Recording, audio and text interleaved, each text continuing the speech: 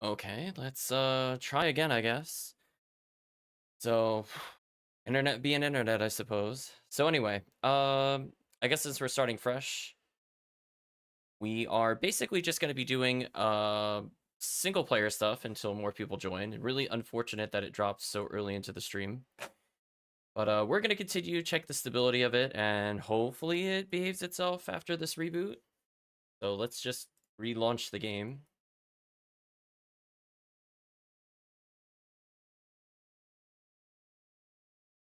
So we're going to start off with the HughCast doing some single player stuff until more people pop in, and hopefully if things are stable, we don't have any weird drops, we'll be able to showcase the new kill counter session info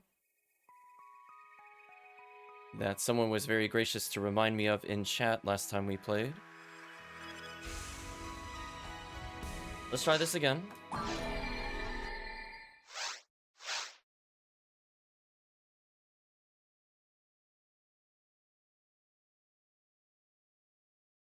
So I think the goal is to just continue to play kind of oddball quests or try to do some of the event stuff to see if I could get any harder than normal to get rares. I figured I'd do some MAE quests, see what happens from there. So anyway, we're gonna go ahead and switch blocks like I did last time.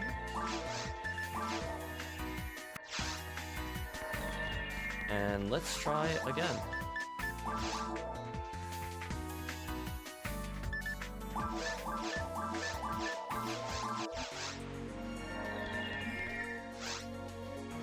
Oh, speaking of which, forgot to see what the forecast was. What is the forecast after it changed? Oh. Oh, it didn't change yet. It's Newman's female still. Huh. Okay. Whatever. I'm not planning on playing Newman female at the moment, so it doesn't really matter. So... I would love to use the Cannon Rouge that's in my inventory. I'll have to put that back in my share bank for later.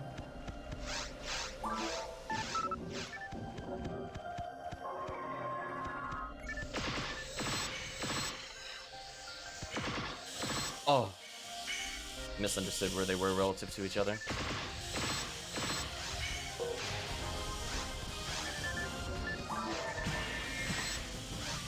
I need, like, a slicer on this character. I'm splitting if I should be wearing 13 with just get a Brave Man or something.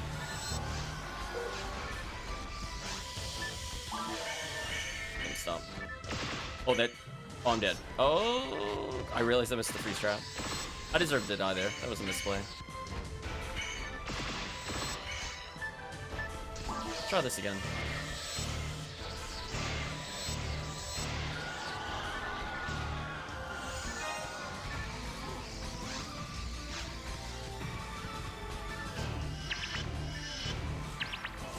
Not bad, not bad.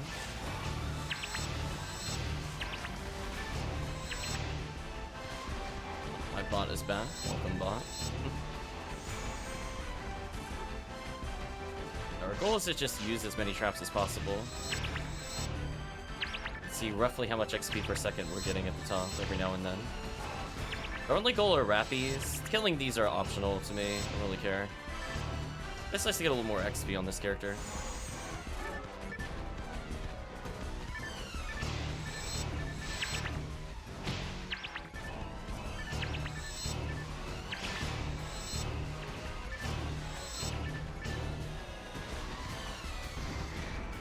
So, the goal with the Rappies, since I think that got cut off from the previous stream, is... Oh, I realized I didn't get any healing items. Whoops. The goal is to kill the Rappies to get a Vivian. I thought about if I wanted to do Pink ID solo, but honestly, I'm not really a big fan of the Fomoral solo here. So I'd rather do basically any other class. That's what I was contemplating before, if I wanted my Humar to be Pink ID, or if I wanted to give him a Boss ID. And whatever Hell Cleave is there, I'll take opinions. Because I think he would be okay as an option for going into, like, episode 2 with Hell. I don't really have a good Hell character either. Yeah, sadly I need to go back. I don't think I could complete the run with this little healing items. So rip my Photon Blast gauge, that's gonna suck later. Well, since I went back, I might as well just get my traps.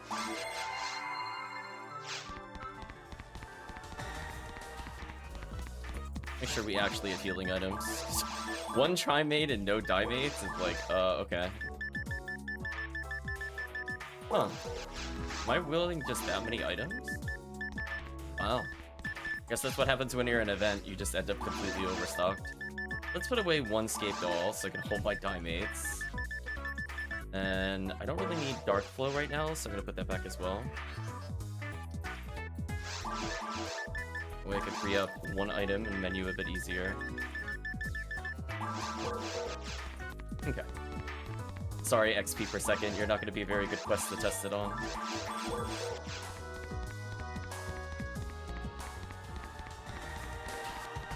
Well, I get to see how much money I just spent. Goodbye, 20k.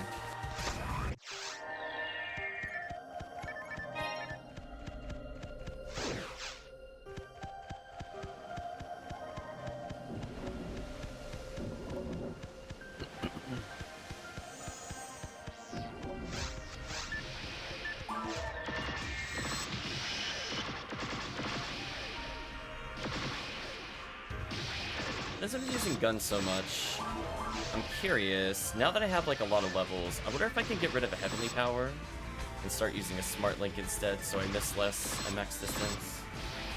I do like gun on this character. Not as important obviously if I'm going like Excalibur, Sashi, whatever, but good to have options.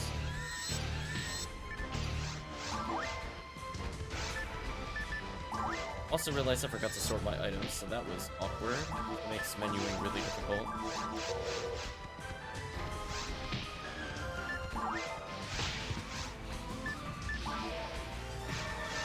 Please.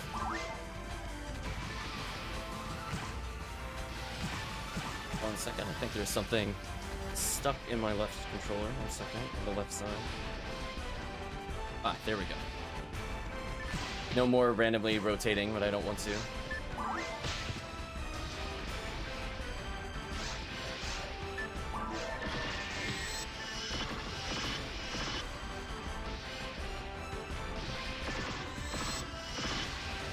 It's a lot of damage.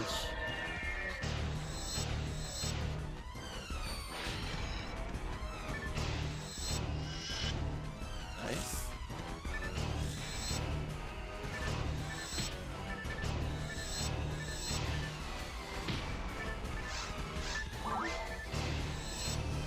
I gotta get used to trying to maneuver with this weapon. I'm used to just having an easy get off me button with female characters. I gotta learn how to deal with them without using traps.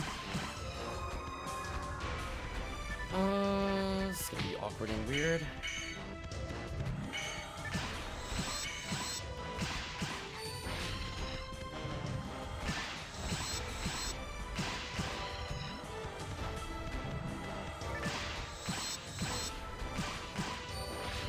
Until I get used to the timing, I'm gonna switch to handgun for a little bit, even if it's a little slower. I want to be able to move out of the way.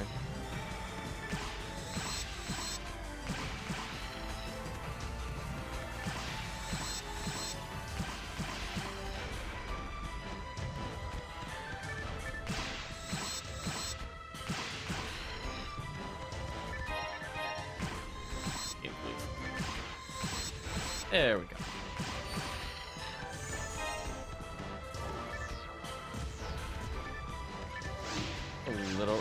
Early on the confused trap. I thought they were gonna spawn around them. Should have paid attention to the minimap. This is awkward. I also don't have a lot of souls. I need to make sure when I switch characters to actually check those before a mission. That does cost me a lot of time when I do stuff like that. Why was it going so much faster than everybody else? Oh, stop that.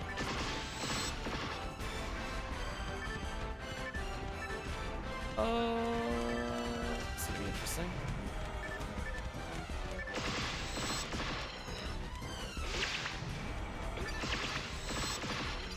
I'll let the Rappies kill themselves. Clean up with the red sword. I do need to actually be able to hit the Rappies though, so I need to figure out a better strategy as a Hue cast. Hit multiples. I guess the Slicer would have been nice here. I definitely need some option to hit multiples.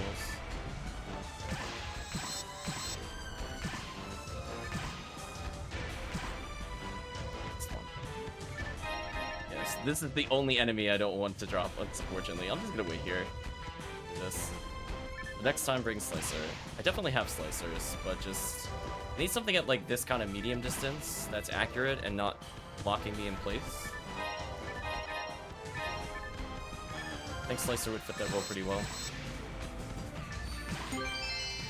Silver badge? Okay.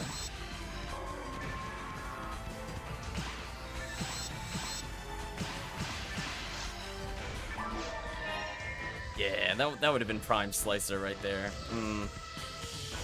Okay, we live and learn.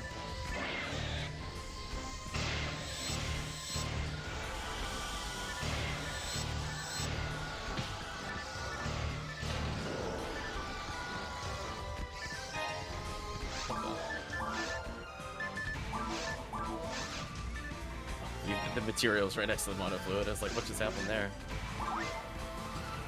Okay. Let's learn a little more about positioning.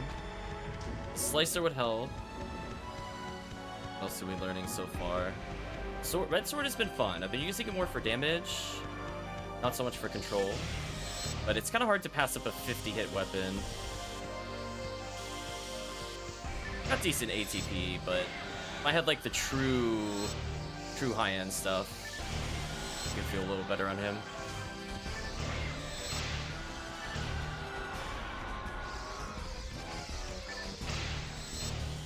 Alright, so sword.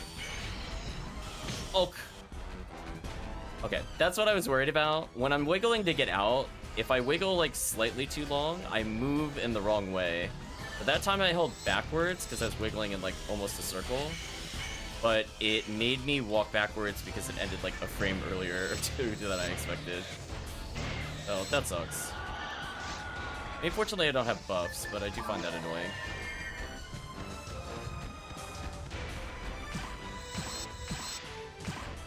Yeah, see, that's what I'm talking about. I think this is a good showcase of why I need Smart Link. I'm gonna equip it next time I play this character. Even though it says like I have like 120% accuracy or 111 on some of these, I'm still whiffing these, and it's purely because of either their animation or just max distance. So let's just eliminate one of the causes of missing that scenario.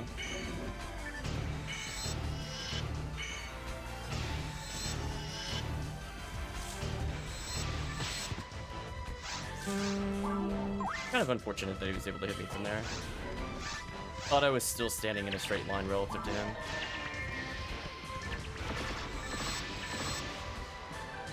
On the plus side, Mech Gun is pretty useful.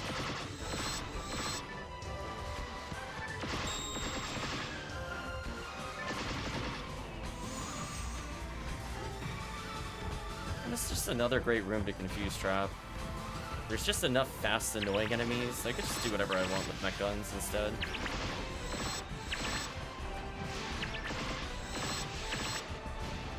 And this stops me from getting shocked, which is nice.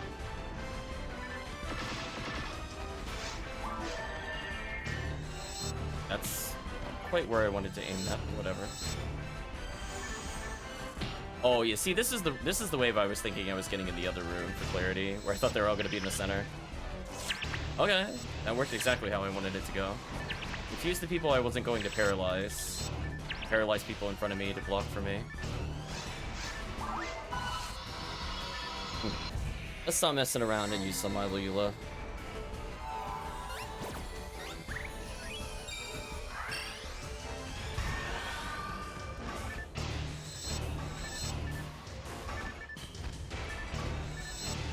There we go. Just a lot of really great rooms to confuse trap. Kind of like this quest. High numbers of enemies, so like spread needle is not the most effective thing ever. And like that, it challenges me a little bit with some of the movement to dodge them. This is good practice on how to crowd control multiples at once without getting hit.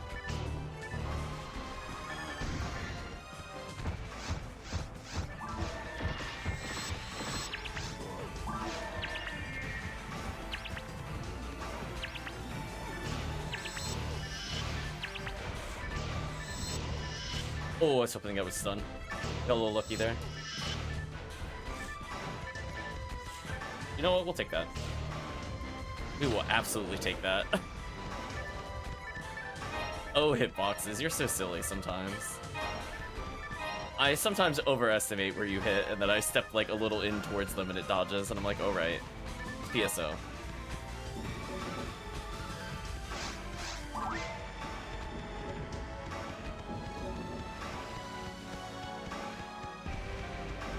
Is this the Quadra Indie Builder room? It is. And rotate like I wanted to. There we go.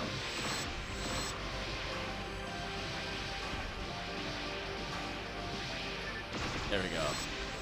The movement. It's a good practice for how to rotate without actually walking forward. There we go. Just little feather taps.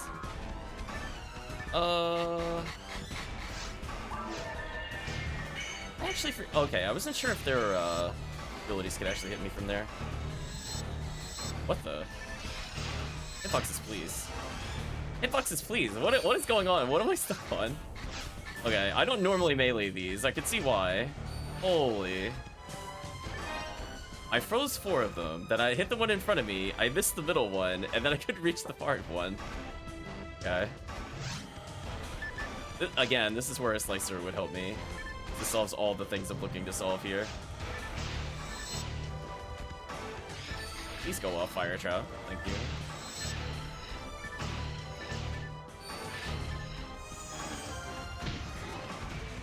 Wow, that Fire Trap did decide not to help me there.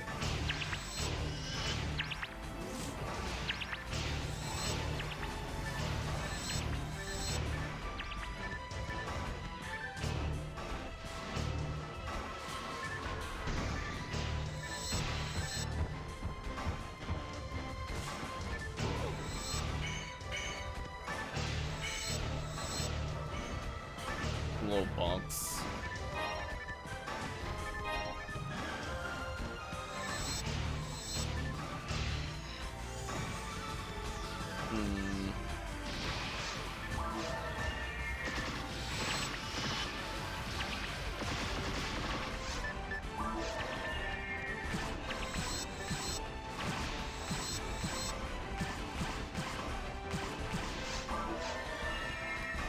Lots of rappies. So I need to make sure we get all these rappies. I'm gonna make sure I don't do anything silly. I just confuse trap them and they all die here. I'm all close. Wow. A crit kills on 2 hits. Oh, Qcast, you're so silly. Just the kind of wave I don't want to deal with while trying to get the rappies, actually.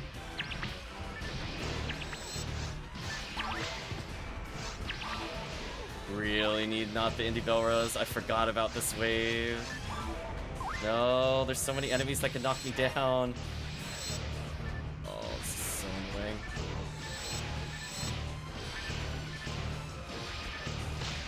No! Oh, I just want to hit the rappies. I got, I think, all but one. Still annoying, though. Again, this is why I need a slicer.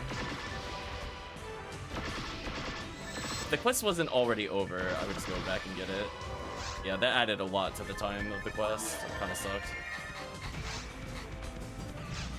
So the only thing I really learned is if I want to clear this consistently, back up slightly, and freeze the people on the sides and just shoot my way inwards. If I bring my Gatling gun, this might actually not be a bad choice, the Gatling gun. Slice is a little risky because you walk forward with it. I don't really want to get hit by the Megid. Alternatively, I could just bring a dress plate. Not a bad idea. That way I don't have to worry about positioning at all.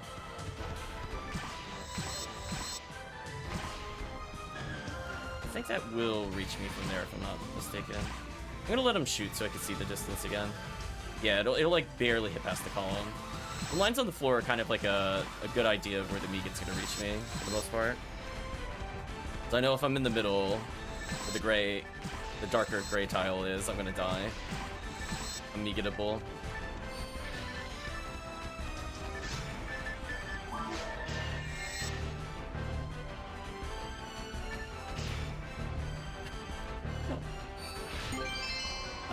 I just love seeing that. I just wanted to see that sword miss in melee range. I just wanted to take that in again. Oh, hunters. There's some things I don't miss about you. It's like, ah, yes. You're being dodged by the lily because it moved upwards, and you have a sword bigger than the lily, and you can't melee it. Like, I see. Interesting.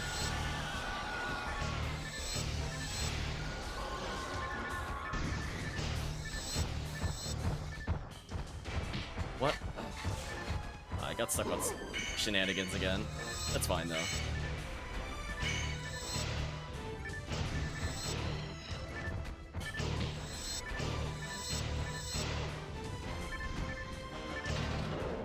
Okay. So that took a little while because I had to go back. I have a rough idea of XP per second. So, a poorly performed episode 2 quest is giving me about 125 XP a second. I'm going to internalize that number as we do the event. What things could I do with other characters that I need items for that I can compare against? Let me think.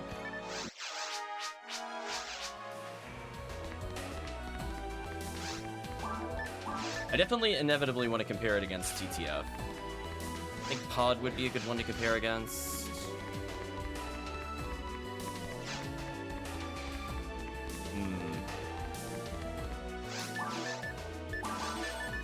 Just have way too many things in this guy's inventory. Go ahead and put all of this away.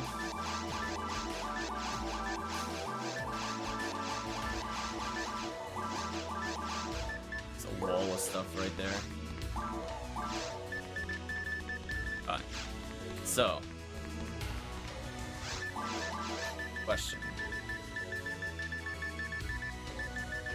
Is my... It's not in here. Where is my Disco Brave Man?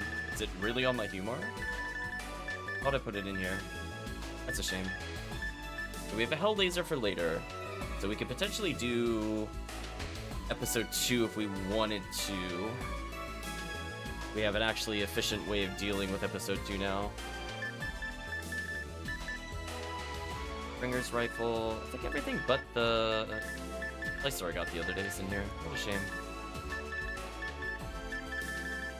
Alright, we're okay, first of all, let me see if he's got a Smart Link in his bank. Before I do anything that I'm about to do. See, he's only got a 15-hit Disco Brave Man. I had a feeling from what I got last time I got a better deal. Yeah, he was only got a 35-hit Saucer, which is not working. There's an attribute wall. No, I don't see what I'm looking for. Okay. So he does not currently have a Smart Link, so we're gonna go ahead and take one of the ones we picked up yesterday, and this will permanently be his. Because I think I'm at the point where I don't need this much ATP. It's still good, don't get me wrong, but I need to make sure I don't miss. Not missing the Vulcan is so much more important to me at the moment. So we'll leave him with the Disco Brave Man for next time I play with him. But I would prefer the Humar not to have a better Disco than my HuCast. It's, I think I would like that extra 15% on a character that could actually take advantage of it. Let me think. Is there anything I could do swiftly while we wait for people? I mean, in theory, I could do Blue ID Forest if people wanted to do Heaven Punisher. Other than that, what do I want to do?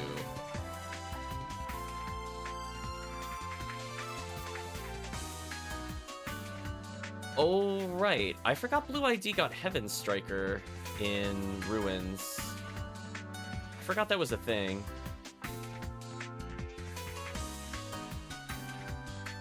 That's interesting. I still don't think I would farm it there, but that's interesting. So you would do like a blue Guardiana farm plus Heaven Striker? I'm guessing, looking at the rares. Interesting.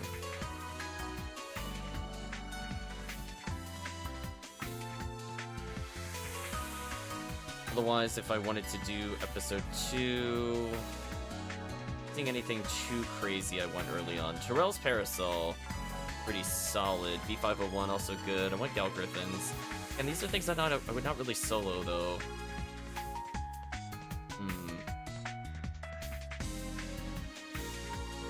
Yeah, we'll hold off on the solo ability. Let's see what the new forecast is, actually. Maybe this will help me make a decision. It's now forces, droids, and males. Okay. That kind of makes a decision for me.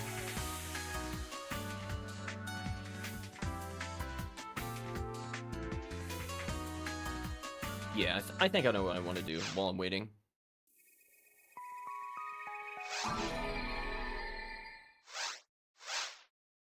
Let's play a male droid. That is not the HuCast. I think he got enough love previous session. He got a little more this time. Time to bring out the character. Play one of my favorite quests. Play some Endless.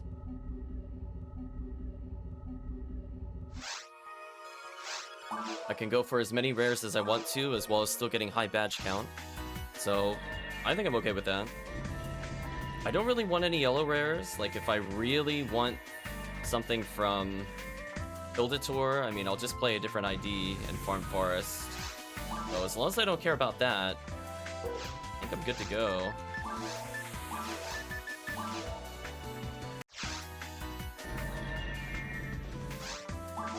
Alright, so we got about, I think I said 120, let's say 125-ish XP a second. I want to see how silly it is with a raw cast in this nonsense. Actually, you know what? I'll call it Ziki Solo so people know I'm playing if they do chat.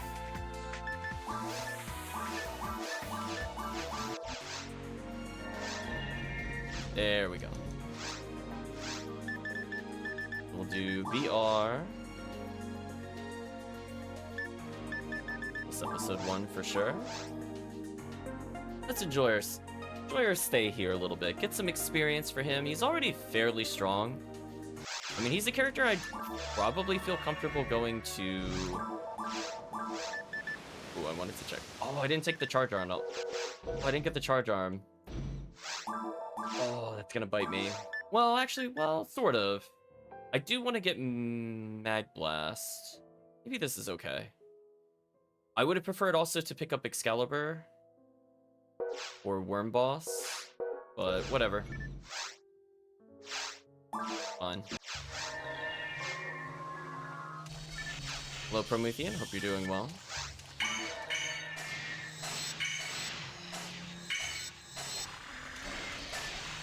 I'm just messing around with some solo stuff until people want to hop in.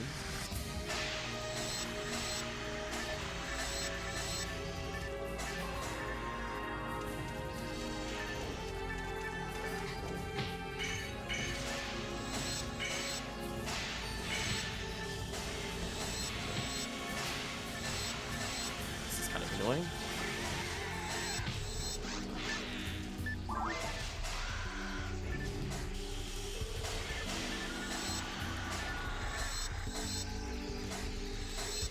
Oh, I hear your son didn't like the game.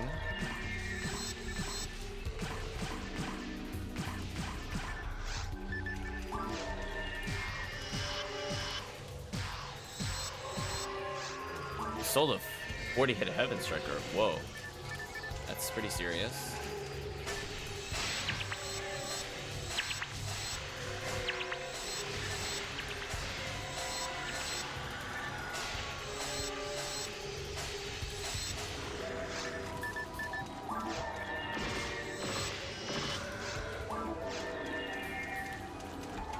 Yeah, avoid taking damage. That's fine.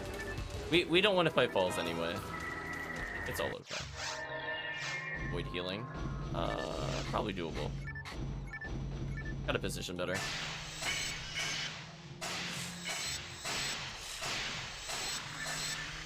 Although, does it count holding still and regenning? I think it doesn't. 'Cause otherwise, you know, a challenge immediately failed as a cast. 13 photon hordes in the bank, though. That's also a lot. But sorry to hear you lost the will to play.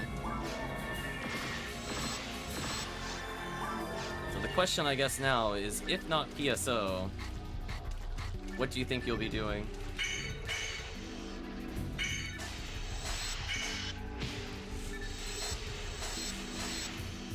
Algebra book game, please. I was definitely holding up on the controller.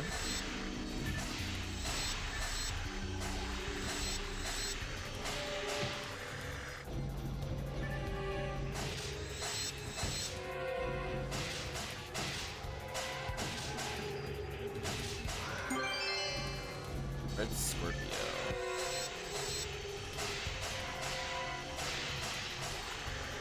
Ooh, you tried Diablo 4? Yikes. Sorry to hear that.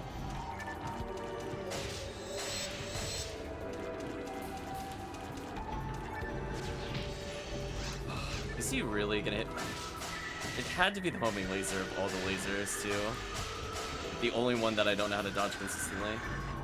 Brutal. Yeah.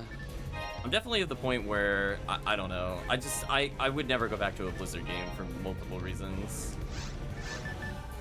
I think anything under that umbrella of Activision at this point is pretty much dead to me as a company.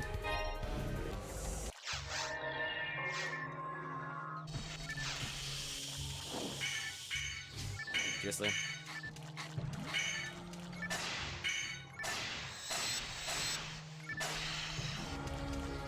I just remembered I don't have dress plate on, so I have to actually care about the lilies.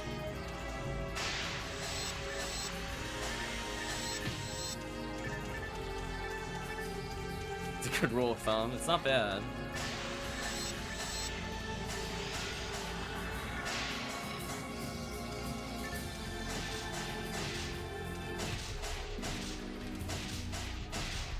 We're just going for the cheesy stun lock. Listen, if it works, it works.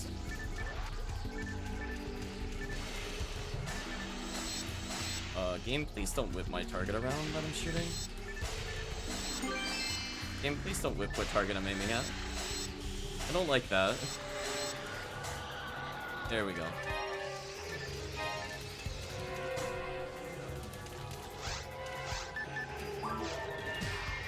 Yeah, so just kind of messing around. Might do serious TTF runs in a little bit. I'm thinking about it.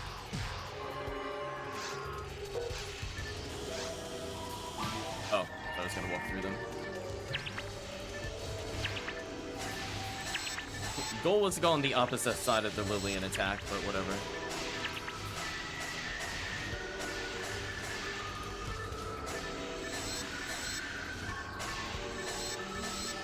The only thing I can think of is I know some people play like Path of Exile. I don't know if it's any good or not. I know it's sort of like Diablo.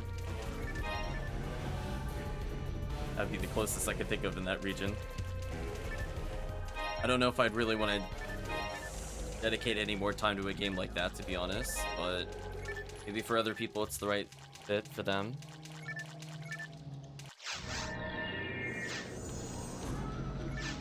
What a challenge.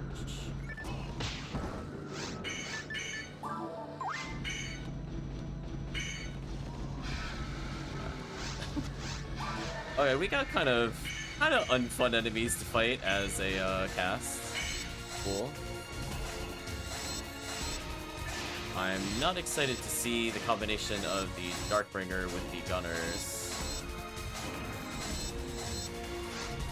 But we're gonna stay pretty far away. I'm able to. That should work. Fortunately, we have Frozen Shooter to deal with some of this nonsense. Used to play that in Grim Dawn. Makes sense.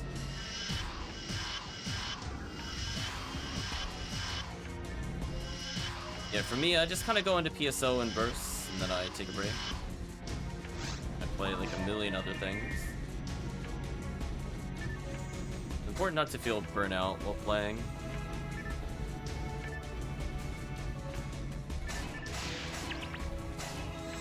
There's a chance at a spread needle, potentially. I would really appreciate another spread needle, actually. doesn't have hit, it's not the end of the world to me. I just need another generic one.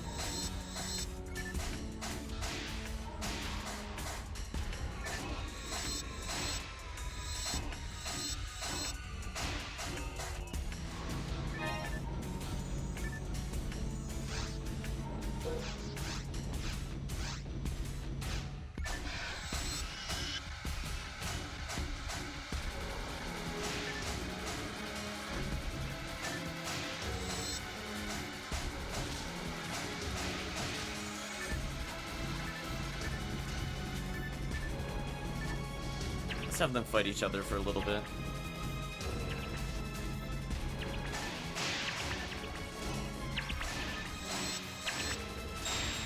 Otherwise, I'm trying to think about what I would want to fight for next. Because most of the hunts I'm looking for kind of require a group. I really like to solo those quests very much.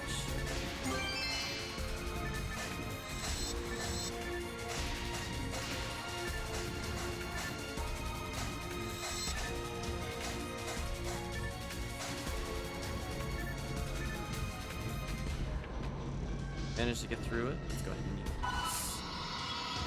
some Mylula.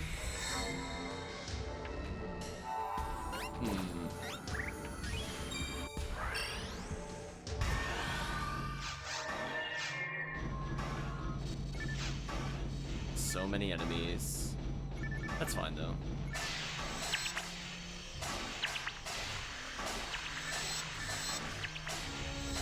Thank you, Mylula. You're gonna help me out a lot here.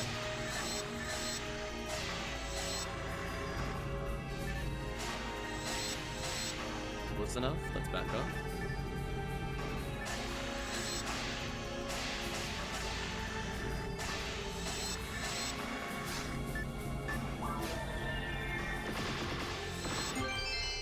Bolt on drop. Nice.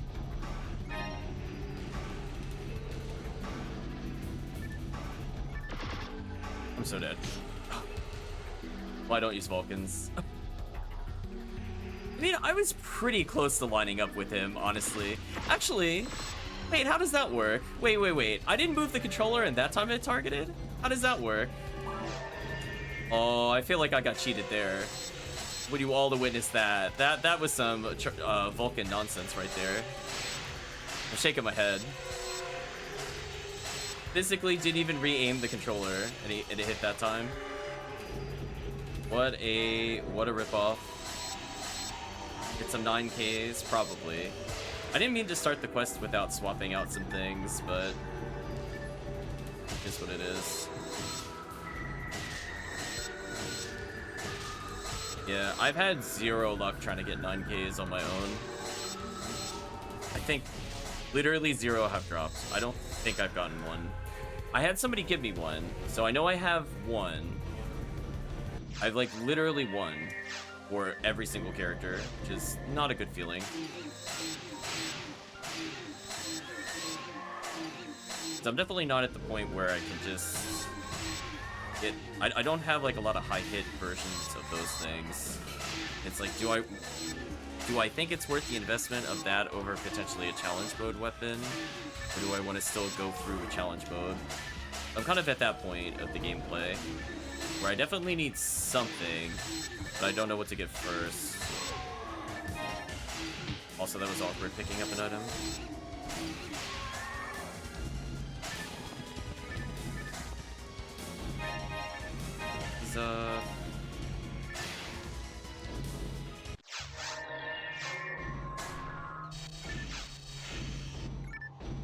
Boss track.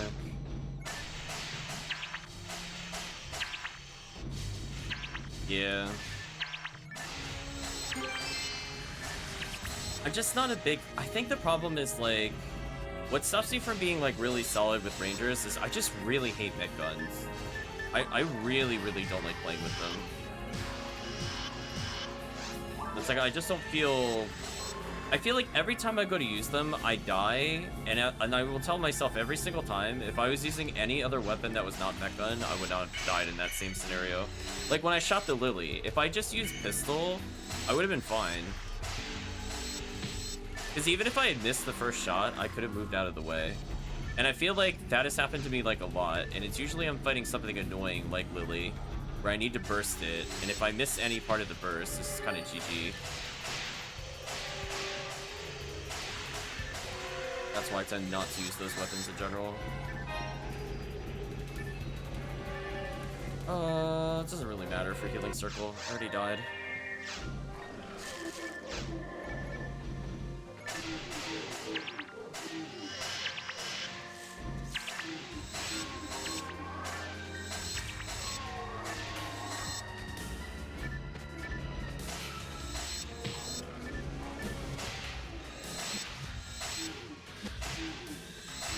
Penguin has found a platinum badge. Nice.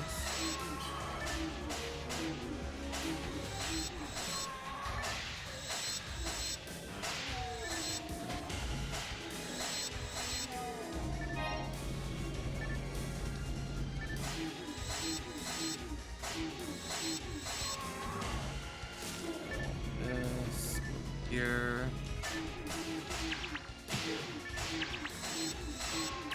It was a bit unfortunate.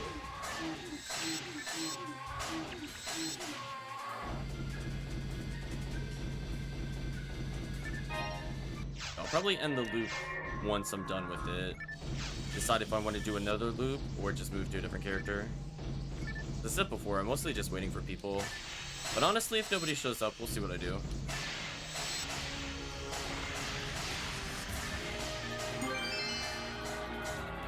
Another photon drop? Sure. So I'm sitting on like about 150 photon drops. If I wanted to get like Hell Needle or something, I could probably start paying towards it.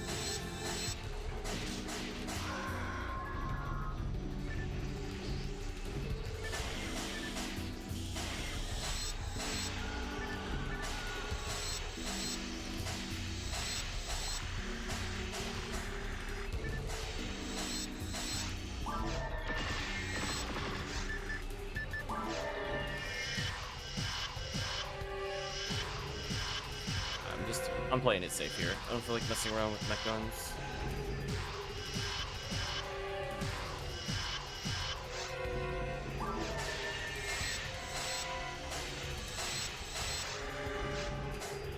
Oh, that's what I'm missing. Is Heaven Striker's in the bank? That explains a lot. I'm like, I feel like there's an item I normally use on him. Where is it? And I'm like, oh, right. That would have been nice to have here.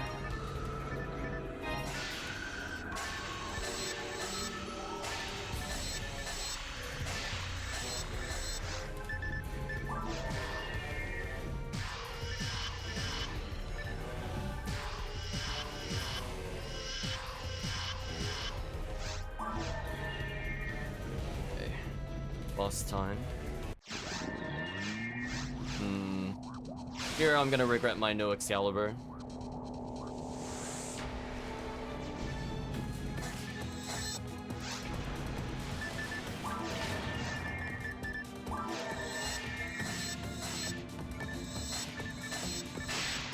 Please don't rotate your target.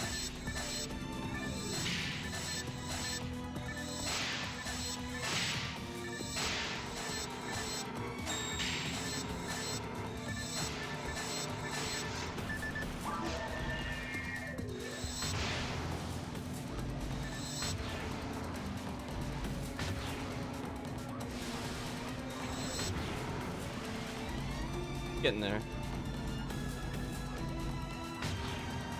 I think the downside is the tail end. I can only hit the tail pieces while it goes to the side.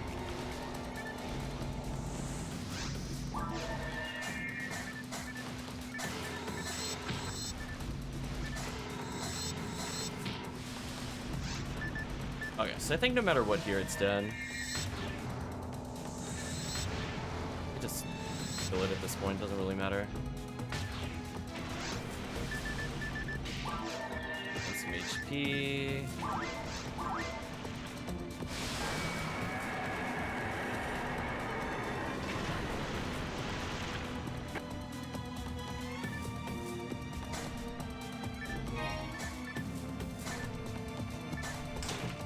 Okay. Pop this before we go further.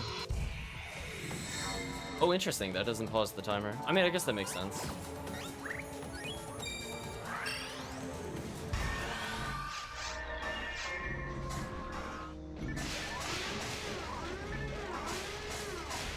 Thanks, game.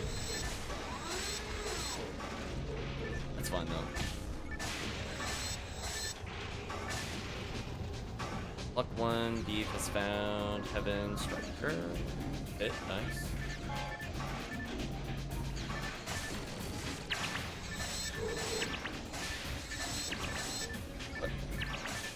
Cannabin, you're confused. Why are you targeting me still? Get out of here, Peter. Bronze badge, sure.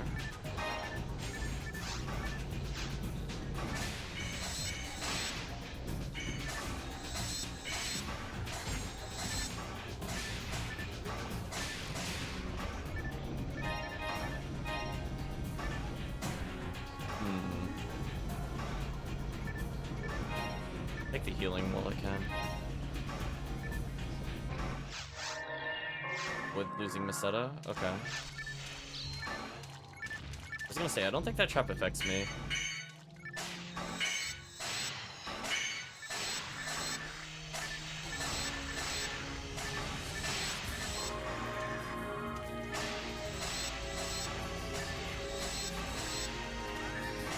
I would ask for a refund because you're not getting that streamer lock. Oh, you mean like at the top?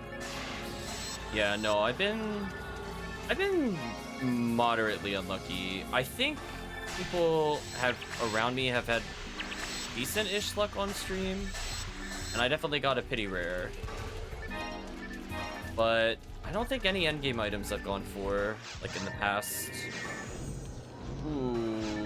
16 hours? I don't think there's a single core rare I've gone for that I've attained. I mean, granted, some of them are like Cycle Wand, but at the same time, it's like, you know, Heaven Striker failed on that one a few times. It was kind of painful.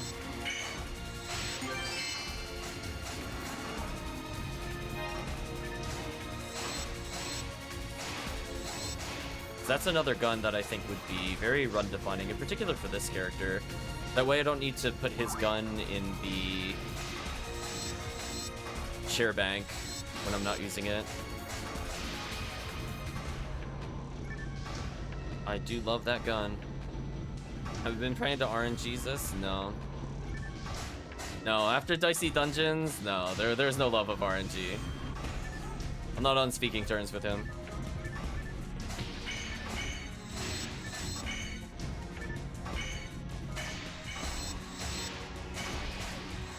I still haven't decided if I want to go back to that game or not. I'm still not happy about that. Imagine losing a run to 1 damage on the final boss. If I had rolled any number higher the entire fight by 1 point, I would have won. And I low rolled at the final part and died. I'm gonna shake my head.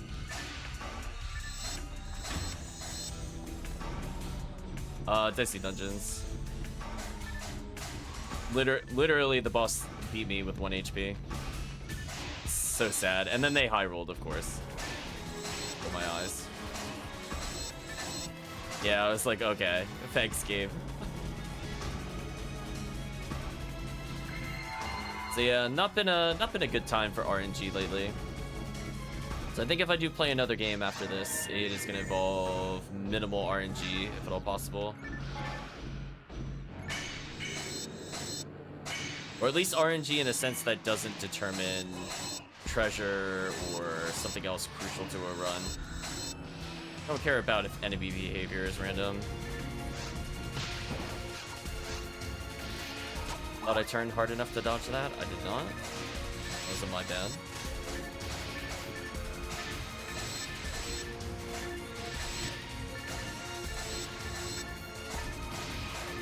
Okay.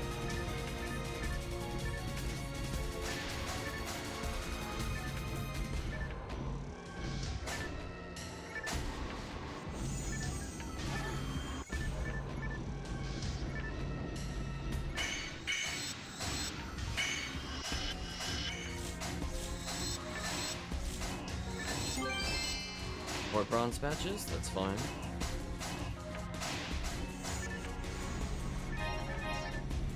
I don't like this combination of enemies.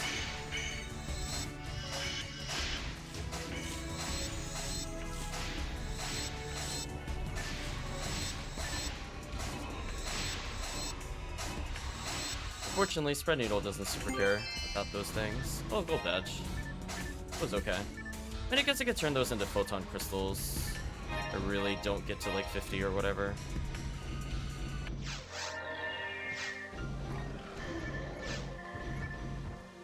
Little micro steps there.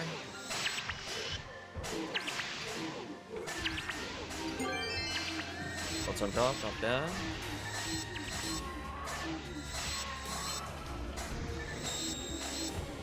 Oh, I had invincibility. I should have waited. Since he caught me? No, nah, it's not happening. I have a feeling it's going to be a very dry session, including tomorrow's session.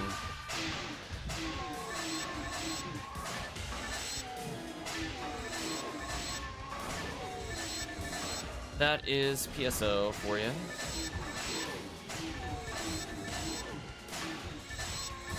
Now I need to care. Let's move slightly.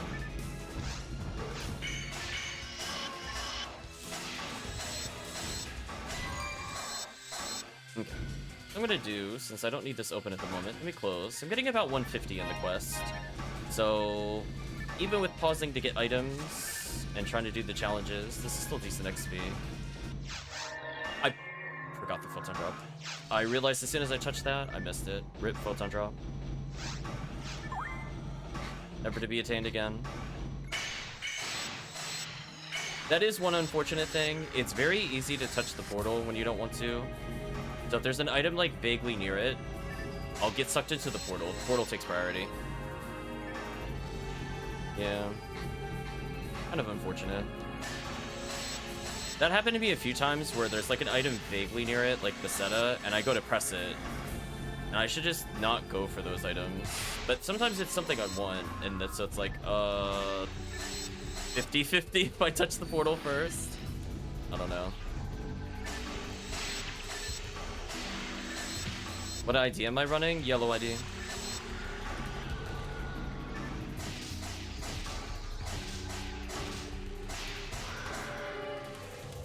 Pretty solid overall ID. It gives me more or less everything I want on any area, so I don't really care where it sends me for the most part. Void Death. Okay.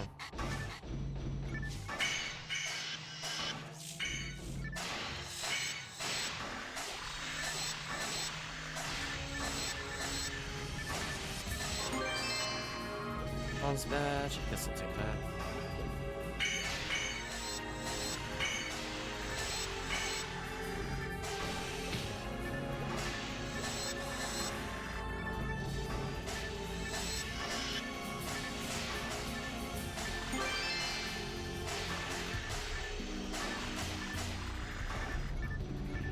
Let's take that without touching the portal.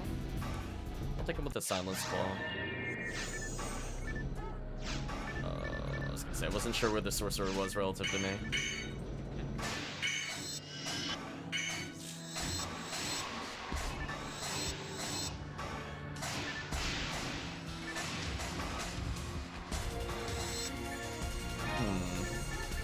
Oh. Didn't see the sorcerer right away. That's unfortunate. Wasted a trap there. I would have led with freeze if I saw that. One chance. Maybe. I mean, it is part of the reason I do yellow, because I'm gonna get Spread Needle. I'm gonna get like all the standard rares you would in Ruins. It's obviously very good in Mines. Forest just is kind of like a dead drop in this quest anyway, so I don't really care if I get Forest rares. If I really want Forest rares, I'll just go play Forest Quest. You know what I mean? Yellow can sometimes give me surprise gifts. Where if it rolls with hit, maybe I'll take some things.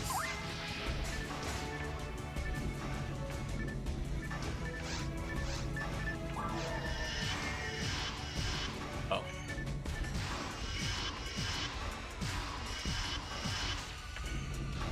Watch that real quick.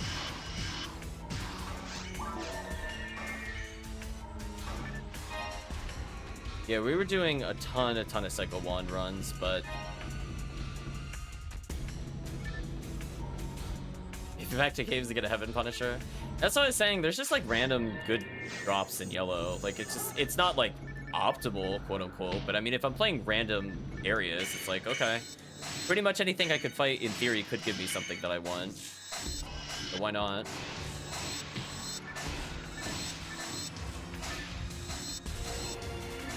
So at least I found a use for the yellow ID. There's not really much else I would do with the yellow ID offhand, other than Endless. Hello, Radish, hope you're doing well. Dodge these enemies.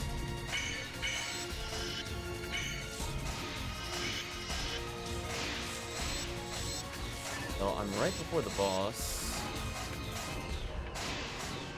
How am I doing? I've been better. Kind of a weird day today.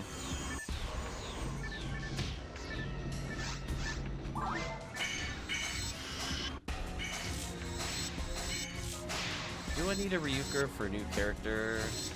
Maybe. I think I actually want the Ryuker. I don't have a lot of basic techs like anti. So if I did want to fix some of my forces, I need to get those. Well, it's either going to be Dragon or Machine Boss. And either way, I don't really want to buff first. Yeah.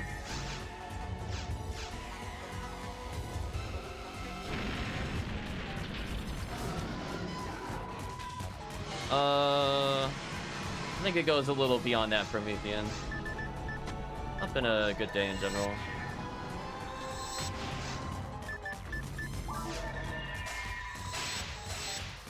I had plans cancel earlier where I was supposed to go on a big trip, but apparently there was some like runaway convict or something weird, and the place got closed down. That was really awkward. So I ended up just like doing stuff locally for a while versus traveling.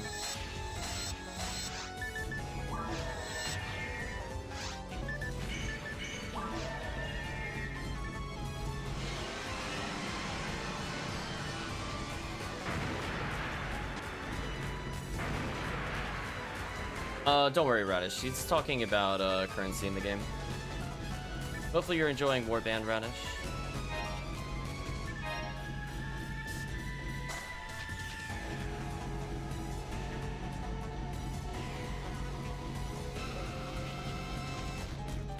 Oh, that actually works? Wow.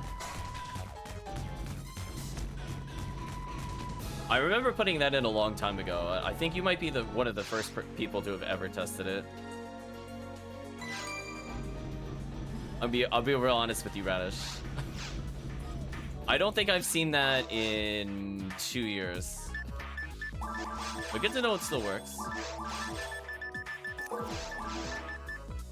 Yeah, let's get rid of these. Don't need these.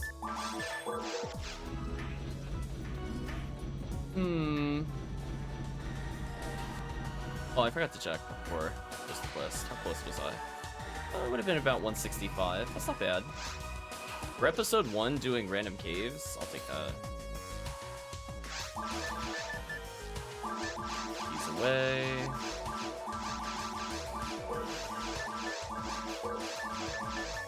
Check our totals here. I'm up to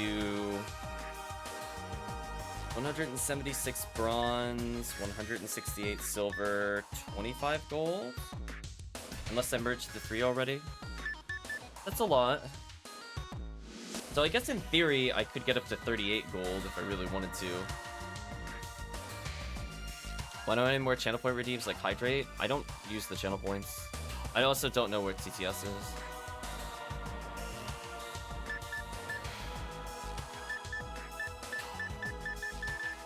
I have like a normal store for that with Stream Elements, so people just use the Stream Elements stuff. Text-to-speech? Oh no, I'm not a fan of text-to-speech. No. I don't want to hear random things while I'm playing games. I'm like, if people want to say random things to me on the stream, they get in the Discord. Then you talk to me in the Discord. I don't want to have people doing weird redeems. That's not my thing. That's a little much for me. There is no way I could easily regulate that. They could just do whatever they want in it.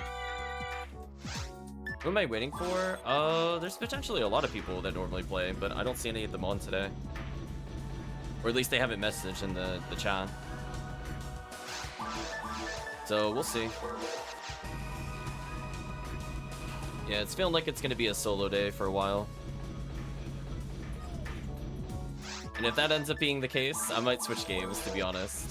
So I'm like, I can play solo anytime, but yeah, there's some games I just prefer to solo versus multiplayer.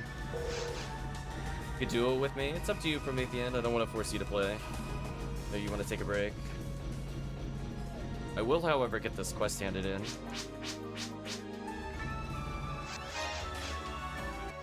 Let's see. What do I want to do now? I completed an endless. My Excalibur should be in the bank.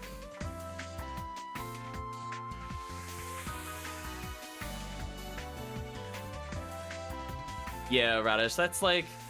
I'd rather people do it in the chat box. Like, people can be somewhat weird in the chat, that's fine. But not in the voice. Not in the voices. That's a bit much for me. Like, I can concentrate on the game, listen to the audio, read chat, off and on. Hearing that, doing some random thing, I don't know. It's too much. Let me think. Who do I want to play? Is there a run I want to do? Yes, there is a run I want to do. Thought about it. There's one thing I want to go for. Okay. So we're going to go for Heaven Strikers because I need more. If I get one with hit, that would be amazing. I don't think I own one with hit. Oh, Promethean, you're actually logging in. Okay. Is there anything you wanted to run in particular, Promethean, or are you just joining in? I was gonna try some... Episode 4.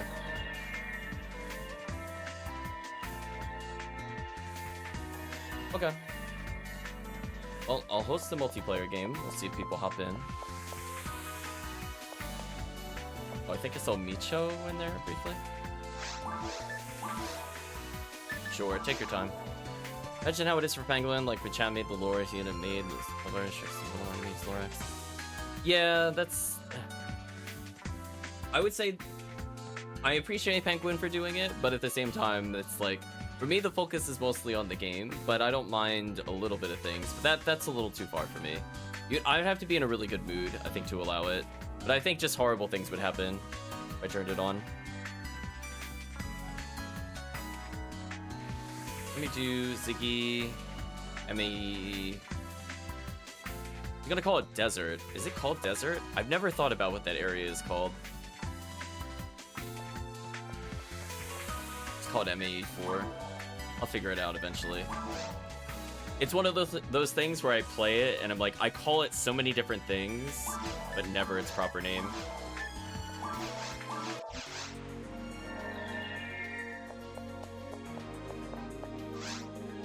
My future reference. Oh, it is called Desert.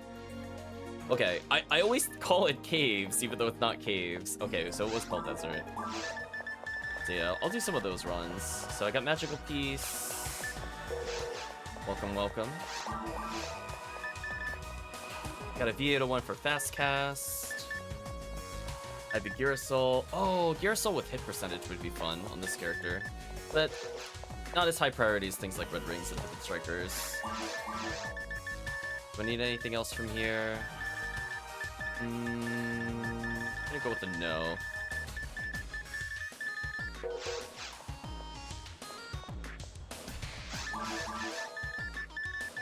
Let's go ahead and bring Bringer's Rifle. We're gonna bring in Excalibur. We're gonna bring in the Foe Emerge. Yeah, that sounds about right for episode 4. We'll start with Magical Piece. V801. Although removing Red Ring does make me a little sad, but yeah, I should probably remove it at points. Some weird would probably ruin it for the rest of us.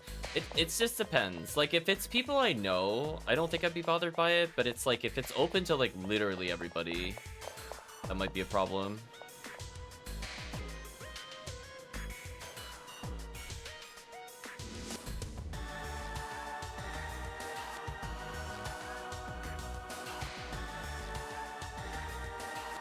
I was gonna say, the most I have when it comes to that kind of stuff is on any soundtracks. I mean, you're just giving them away, I'll hold them. I don't use them very often.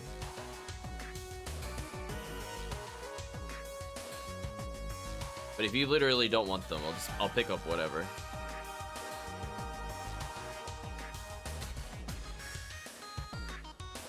You could make it expensive, maybe.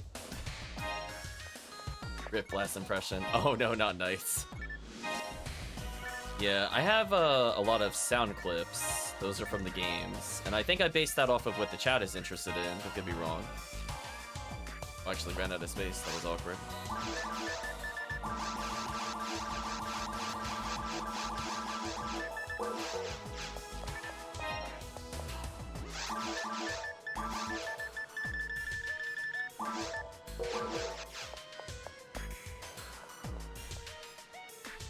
If there was a way to, like, differentiate who should have access to it, I'd probably be okay with it to some extent.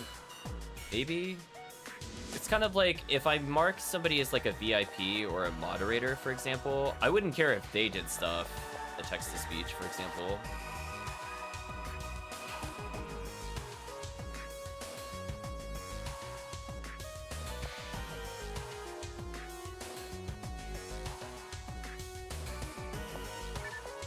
Oh, a spread needle, thank you. That is actually super helpful. I'm gonna go identify this right now. Thank you very much. Did you want anything for it? Now it means I don't need to share. Now I think I have a spread needle for every ranger. So I've been rotating them off stream and that was getting kind of exhausting.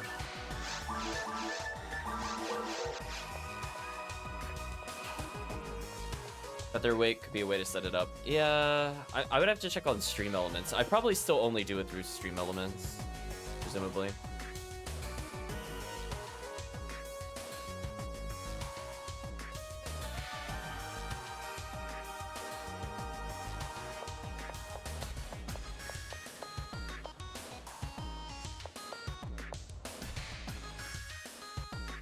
A full over.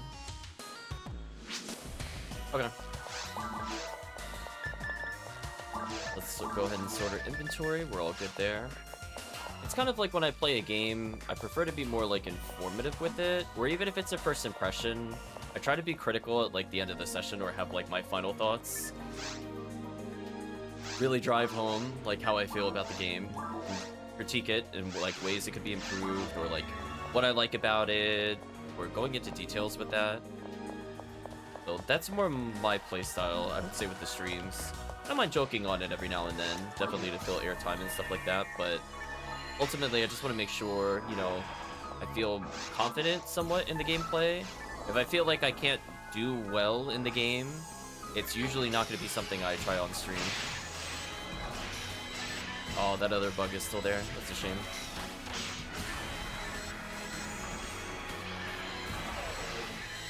That is so sad. The bug is still there.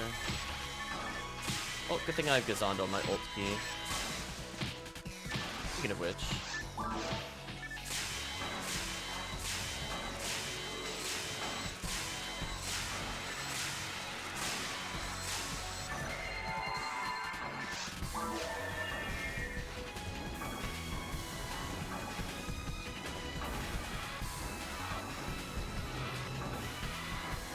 My satellite lizards.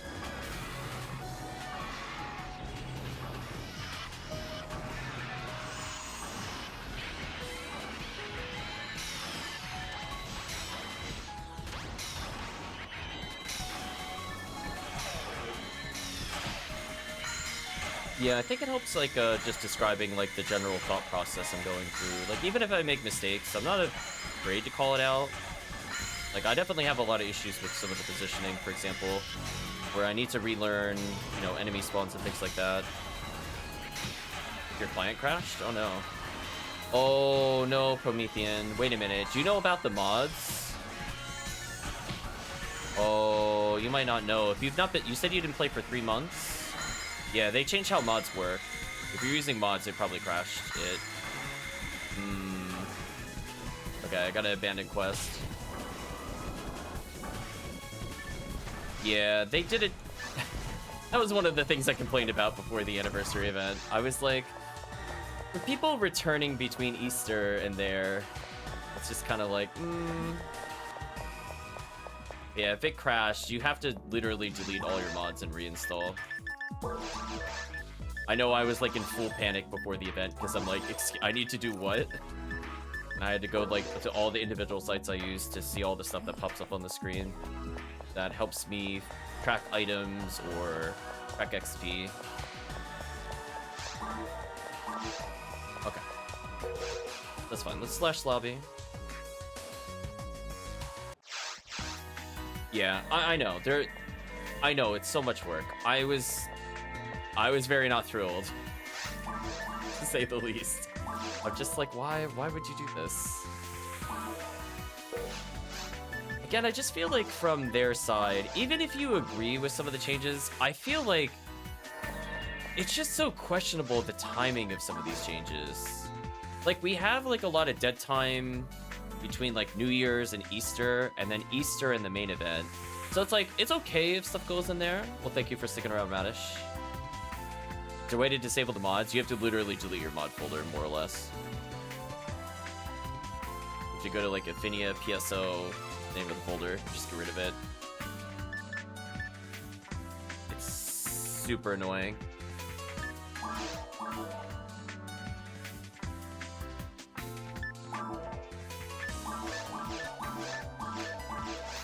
So, what I would recommend, if you want to copy my mods or whatever, you could just, I think I have the latest version minus the XP tracker, if you like the mods that I use. Otherwise, it was the add-ons folder. Yes.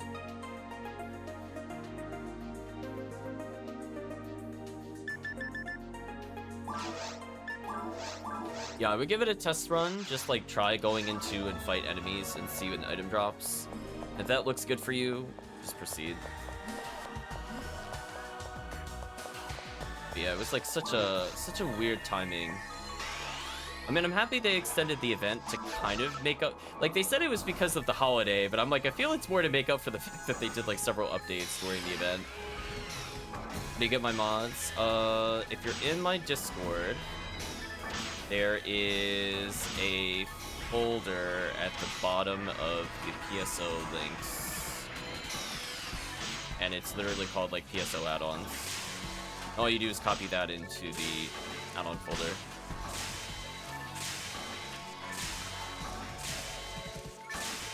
I definitely was like, I don't want to have people go through that again. Just like literally take my mod folder. So I know I got really annoyed because I had like things all out of sync. And it was like, what a nightmare. Trying to sync everything back up again after all that time. It felt pretty terrible. Oh, interesting. I don't actually need... In single player, I don't actually need the foe emerge to kill this thing. I hit the threshold naturally.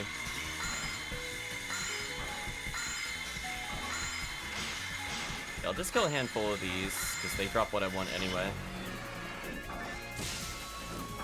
Yeah, there's a read-only... I think it's a read-only form. I forget the name of it offhand, because I don't have it open.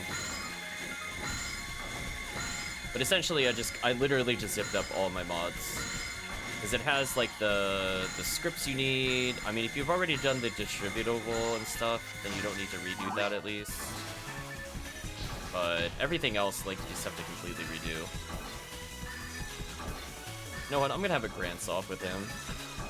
I could use Breaker's Arm, but honestly, when you got the Grants bonus, it's not that much slower.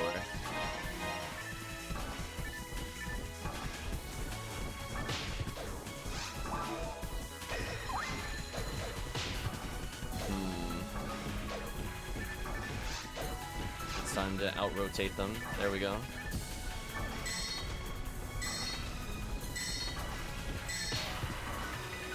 kind of worked.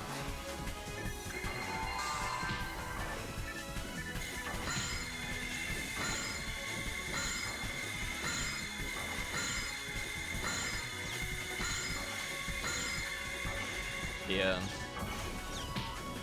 Just a lot of weird decisions being made, kind of like off the cuff. It's like one of those things, like if they want to do it, the proper way a company would normally go through a procedure like this is they inform the end user, right? Like let's take PSO completely out of it. If you're gonna update something, just go like, you know, here's our roadmap. This is what we've been looking to do. And you make it a formal post, like you're already doing with the announcements. Like, this is what we're planning to do. If there's things open for discussion, we'll leave them there. And people can comment on it and things of that nature. But a lot of these things just seem to be like, oh, I had an issue with it, and I discussed it on some forum posts on Discord or whatever, and I guess I'm just gonna change it. And oops, I broke something, I better go change it again. Oops, I broke something, I better go change it again. Like, that's how it appears. Whereas, like, if you have more of like a disciplined release schedule, like these things don't happen. Like I know there's like emergent issues, that's true of like all applications, but a lot of these things that occur are just kind of like, huh? And you like scratch your head. So that is the advantage of things where, you know, long maintained games, you know, they update every Friday, or they update every end of the month, or they update every 2 months, right? Like, you get into a schedule, so you're like, okay, these are the expected release notes. I can look over it. If it changes the meta, I can change how I might be playing, or things of that nature. Like, that's... If they go into those things, I think they would avoid a lot of issues that they're getting into, in particular with Backlash from the last few sets of updates, where I don't even think a lot of people disagree with a majority of the changes. There's just like a few weird points in some of the notes that are, I would say, very controversial. But I think the intent for the most part has been good. I just don't think the execution has been there.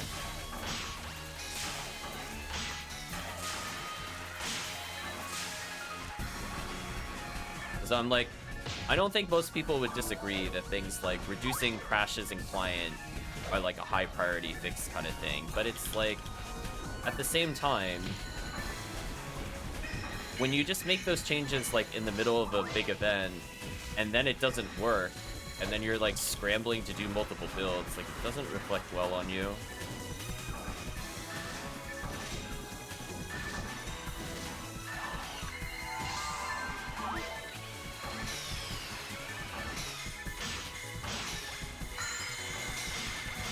Although I still think people are gonna have disagreements over the policy change.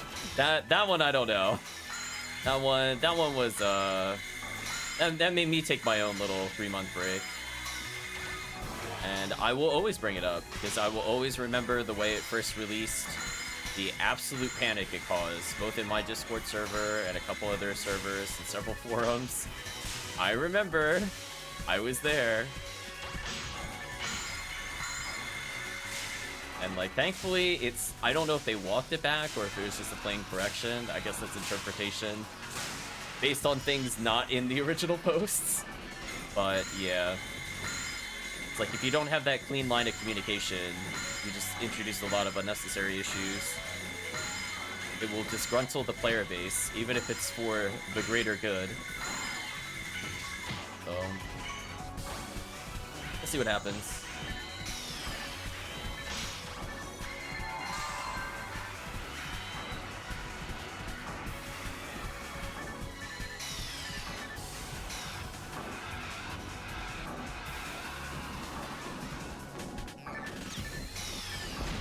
I am kind of curious if they do go through with the Anguish Zero concept. Fireball! Bar is testing now. Hopefully it goes well. Welcome, Chris. Hopefully you're feeling a little better.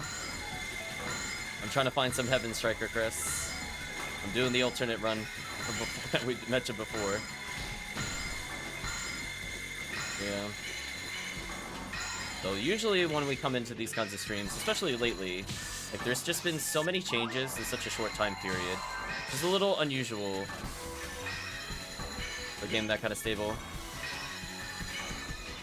Good luck. Thank you for the good luck. I don't think I'll get it, but I appreciate it. Been kind of a weird night so far. A weird day. So if you were curious from earlier, Chris, I don't think that got onto the stream because I cut the recording right before that happened. But yeah, my day plans ended up being canceled due to that convict situation. No crashing? That's a good sign. I think I'm almost done with the quest. So I could probably open up for multiplayer. People that are interested. We have one room left. Oh no. Do you have any idea what you think it is, Chris? Is it like a fever? Yeah, it got canceled entirely. So I was gonna go out of state for it, and it was like, well, there's no point now. So I was on my own most of the day. Took that time to catch up on a few things. Kept it local.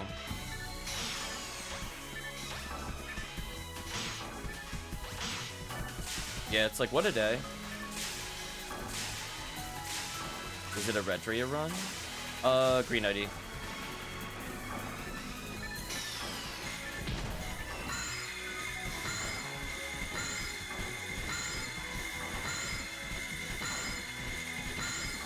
Goodbye, Zeus.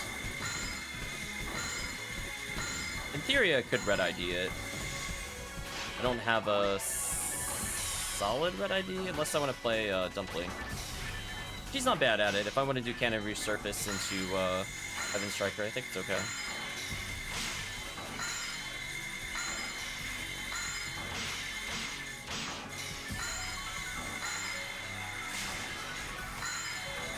Oh, Rabarda. Why do you stun move?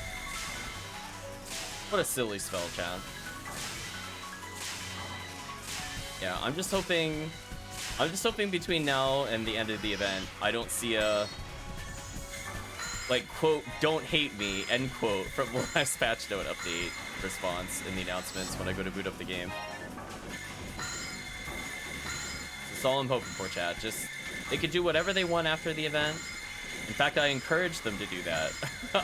I highly encourage they do it. If they're gonna do some major fix, if they do it at least in between those events. But we'll see. Yeah, just want stability. It's a lot of experience. Oh, that's gonna be a lot more experience. Oh, hello. That was fortuitous that I happened to be Gafoing at that time. I felt one of these times I did it, it would result in something good. Did they remove episode 4 drop start? Are you looking at classic? Promethean? They introduced the classic mode versus normal. Because classic doesn't allow episode 4. They did that because they got rid of hardcore or whatever. They introduced another game mode.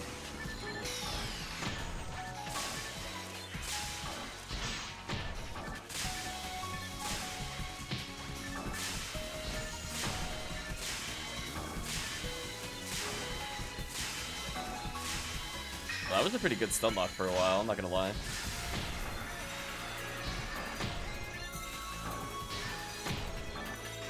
I'm just far enough away, I can't loop him. Let's reset. There we go.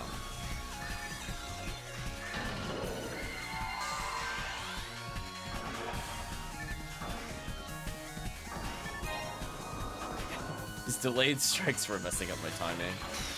Just gotta change my own position if he hits me, and then we're good. You hate all the changes? Wait, be more specific, Promethean. Do you mean the add-on updates? Do you mean the random changes to Anguish? Do you mean the change in policy? Oh, Promethean, did you see the policy change? You said 3 months ago.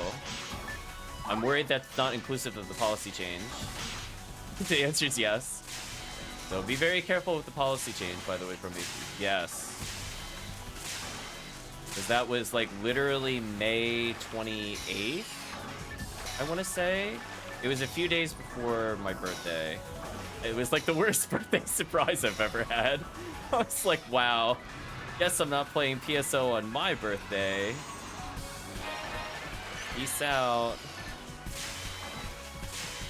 Yeah, they banned a lot of things, Promethean. I don't know if you use them or not. It doesn't matter if you say you've used them at this point, because they're... Just don't do it today, that's all I'll say. Yeah, they basically said, like, all those mag auto feeders are banned, a lot of automatic things.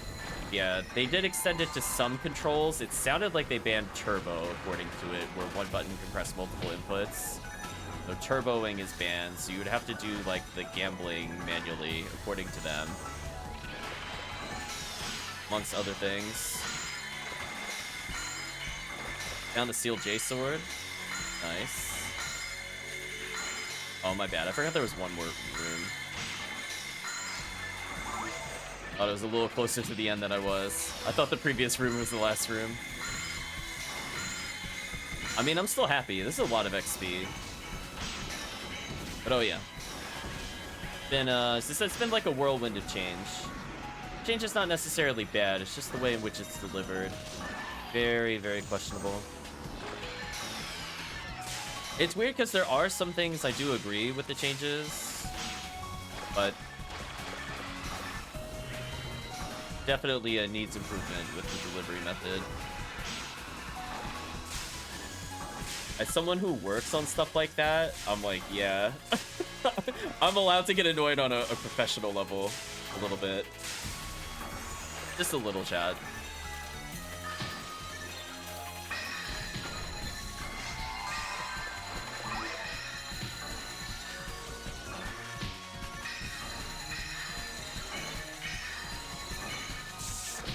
Ooh, I'm getting some Oh my gosh, stop it.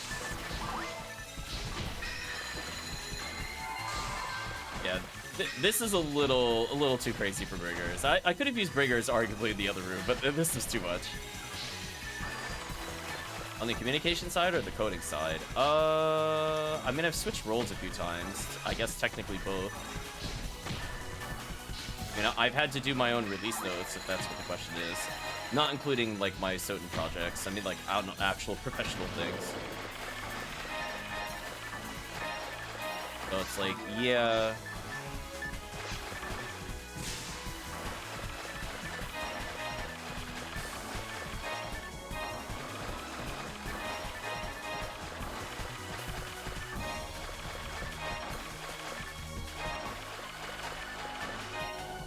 Yeah, so if you're wondering why my patch notes look like a long technical list, I'm like, yep. That's what I do a lot of the times. Gotta be very clear, concise, target the language for the end user.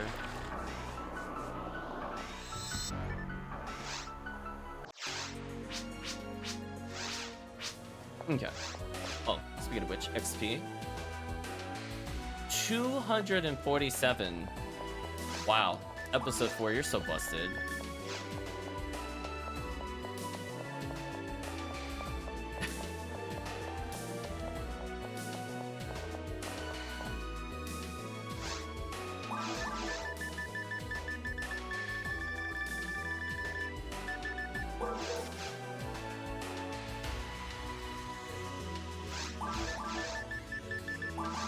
Yeah, my QA testing needs work, but like, when it comes to those kinds of things, I'm just very much used to, you know, like, if I see something, I know it's not been tested thoroughly or not been tested properly, and that's why you don't usually have your developers also be your testers, right? You need people that are impartial to it, that go through, like, the business requirements, right? Like, they have to know, like, this is the intent of the product, it should do this.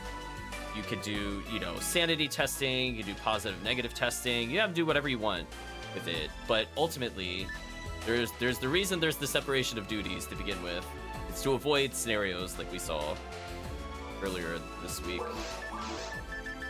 That's why, you know, development companies have, like, you know, their development environment, their QA, maybe they have a load test environment, or, you know, things of that nature. It has to go through a process, is what I'm saying. So if you stick to said process, that's how you avoid a lot of these issues. When you see the big issues where, like, the, you know, production ending issues, it's because some corners got cut somewhere, more often than not. Maybe intentionally, maybe not intentionally. You know, there's always the finger pointing, but ultimately it just comes down to stability. At the end of the day, if it's not stable, people will not be happy. The team just got moved to act as a BA for a dev group that like to whimsically make changes to our production apps. Ooh.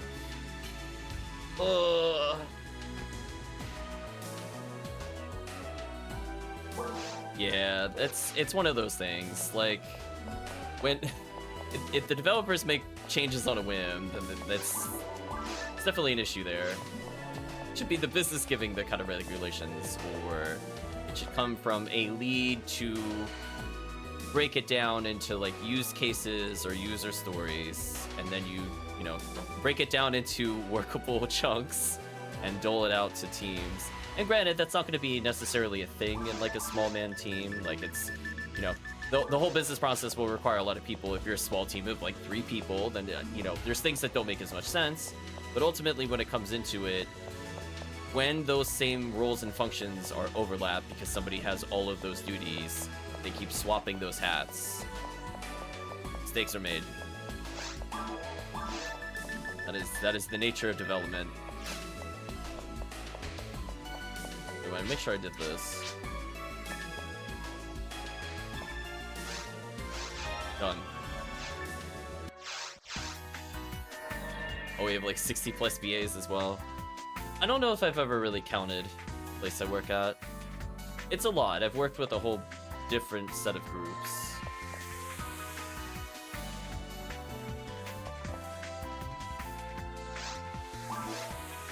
Yeah, I went from like the low level to the higher level at this point. So I've seen basically almost all sides of it at this point. So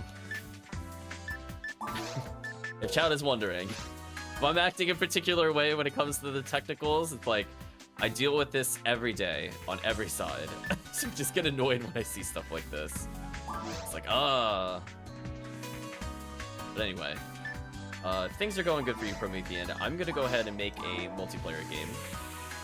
And let me see what other things Green ID can get. Can they get the Lieutenant Mantle? I'm trying to recall. Testing my memory. They cannot. That was Viridian. Okay, that's fair. I was off by a Green ID. Yeah, they could get the Gracia, which I don't need. They just get Heaven Striker. Although I'm wondering, in a point-by-point comparison, I could just bring in my red ID. Actually, if it just comes down to that. Let me just move some items. I'll make a red ID character game. Got an extra Lieutenant Mantle. If you don't want it, I'll definitely take it. As I was saying earlier, I have a White Ranger who probably needs it. Because I don't have any good armor for that character at all. But she's not a level she can use it either. I'm like not in a super rush, but I know I will use it at some point. Put this away. Put this away. Put this away. Put this away. Oh, they found Psycho Wand? Nice. We'll be doing those, I think, at some point. Looks like Ephinea just closed on its own. Oof.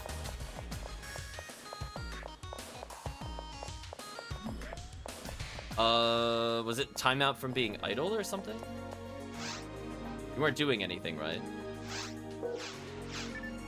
Slash lobby. Oh, I want a slash lobby. I want to slash change character. Bank 4? Ooh. Yeah, I can't say I've had any like moving around crashes lately, so I think whatever they changed for the add-ons did work for me, I think.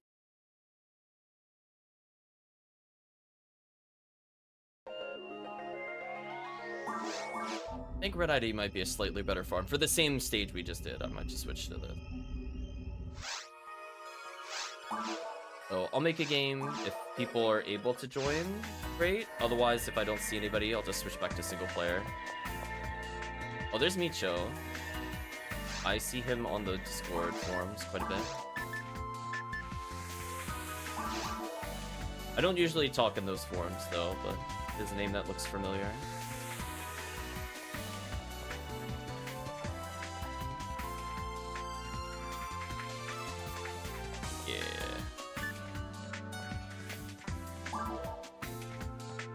Password.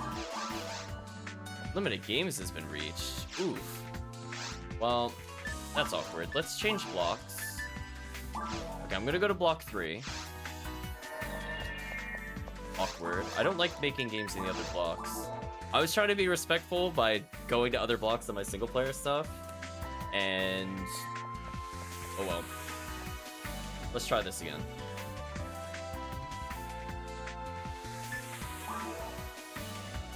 Actually, I'm not gonna put a password. I'm just assuming if people want to join, they'll join. Give them some time. We're gonna go retrieve some things from the bank, and then I'll be ready to go. Did I select episode 1?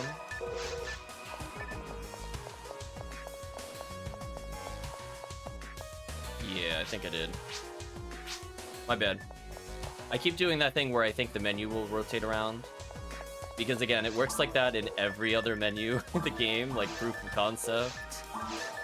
You just go to the bottom that way, but you can't do that in the menu. Oh well, what we'll end up doing is I will take out... what do I want with this? Probably a pure freeze, and then I'll just remake the game.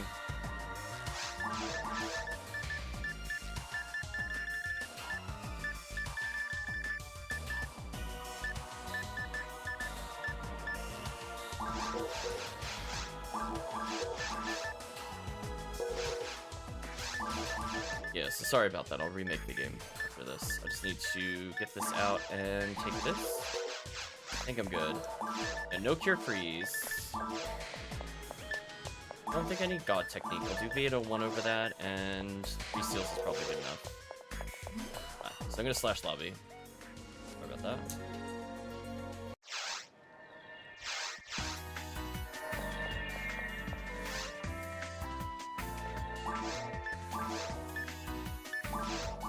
Did slower in the menu that time to make sure I did it correctly.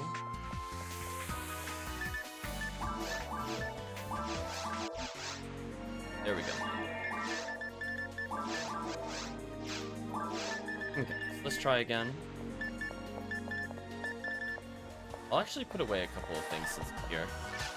Oh. Thank you. Very kind of you. Okay, so my White Ranger definitely has the right item now. My Runmar definitely has it. I don't remember what my Runmar is using. She's using something. It might be Aura Field. So situationally, I could give it to her. I don't want it on my Rocket Seal. I could use it on my Hucast. But it would not be as obviously relevant. Anyway. 40 hit Hilda Tour? Wow.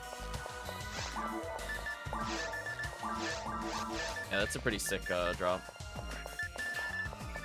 Yeah, we'll do as is. Yeah, 40 hit is insane. I was gonna say, if you guys want, after we do a couple Heaven Strikers, if we go bust, let's say we do like 3 or 4 of these, 600 PDs. Oh, I have no idea how much it costs. I'm not even gonna guess. If we go bust here, I say we just do some episode 1. We're gonna try to get some Frozen Shooters, but in the meantime, let's try to get some Heaven Strikers.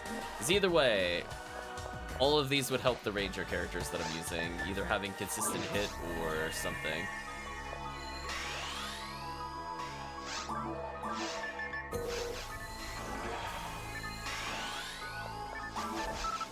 Then maybe we'll do a good old-fashioned Seal J Sword to finish off the night. Or a TTF. Alright, now I'm gonna do my favorite roll as a cast. I do my equivalency of Turbo Fire by rolling my thumb across one button until everything dies.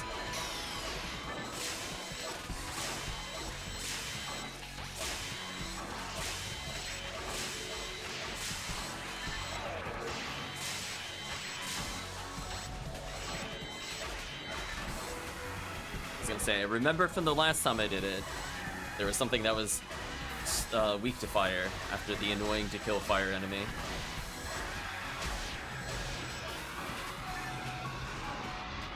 Multi-crystal, nice. Oh, I went to debuff and I got slapped. That's so sad. Oh, whoa! Crit for like 3. I was not expecting to die at 700 health. What is my defense? Oh. True. Rip me, I guess. The downside of the Phonu roll. Only the Phonu roll would die at 600 health in that scenario. Poor Phonu roll's base defense is so bad.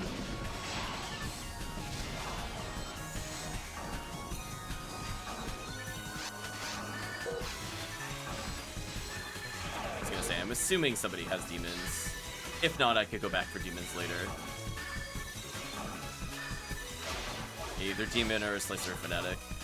Oh no, really no one has it? Oh, that's so awkward. Oh, I literally got paralyzed while going back for it. Let me go back for it. I'm assuming I have bringers in my share bag. I didn't forget to take it out. I do.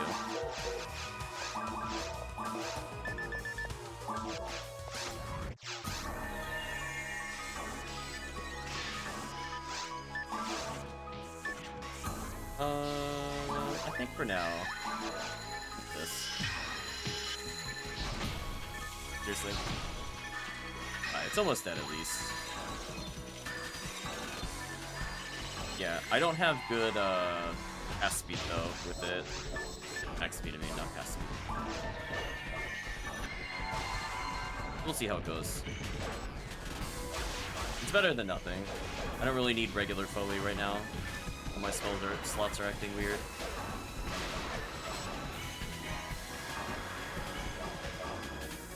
What?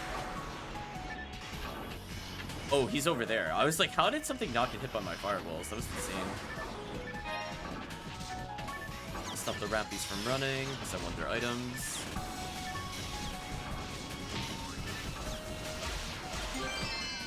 Silver badge, not bad. Yeah, I think we'll do a few of these runs. We'll switch it up so people don't get bored. Doing some episode 1. Then we could just live the dream with CLJ sword runs.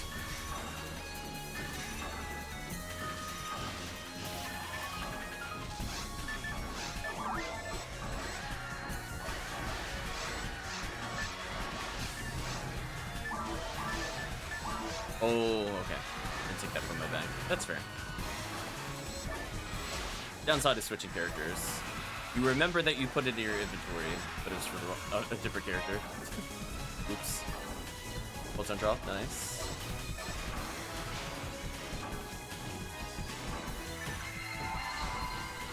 So we'll see. I'm thinking on Monday we're going to be doing a long stream, but I think that's going to be purely dependent on whether or not the internet behaves. Because yesterday and today, it's been acting very strange. It's like not able to connect to Twitch servers. So it's a little hard to do like a 24-hour stream, for example. It just cuts out randomly. So we'll see, I guess. Get some dye fluids. And sure, we'll take a Spare Escape doll. Oh wait, 29. I think I will take that actually.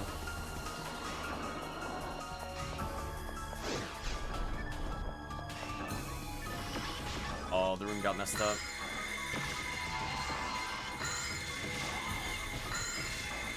This is still my favorite room in the game to manipulate. If you could just go like, you take like one small micro step to the right and then walk in a straight line. Or even to the left, as long as it's not dead straight out of the door. You will always get them to dive bomb.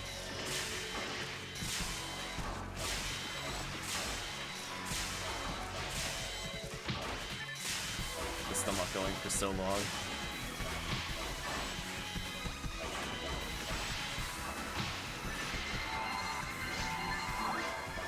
Why, hello there, Marissas.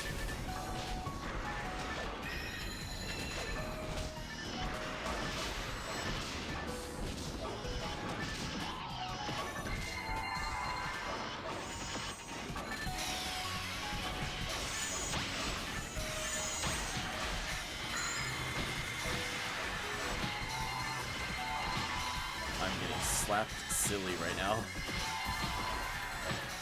Stop that.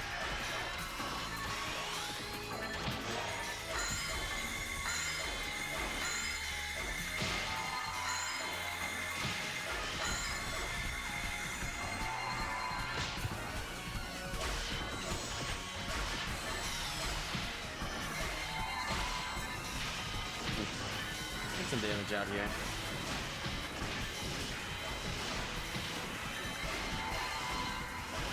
Nice. Vice deleting everything there.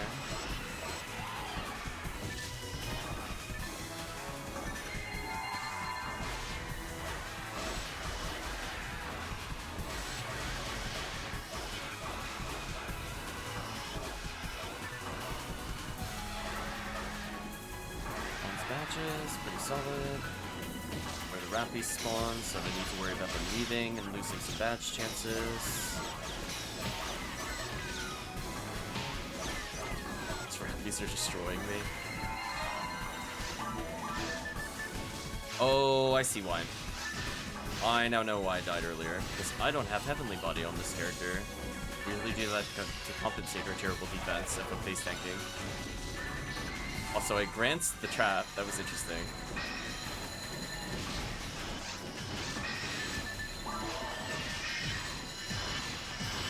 There we go. And not say I did not help with that Gerda Hulu. I took away like 10k health. Let's go. Much better. I love the gun is bigger than Dumpling.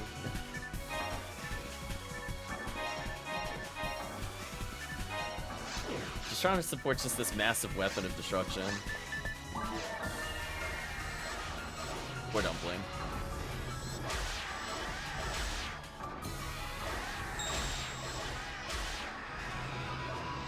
I'm living that beautiful Kapoe life.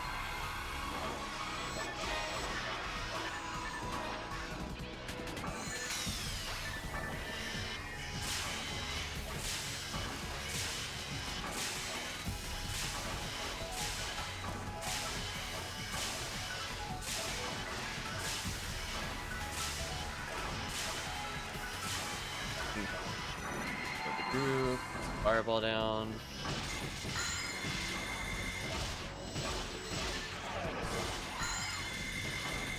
I say about here-ish. I think this will hit the whole room.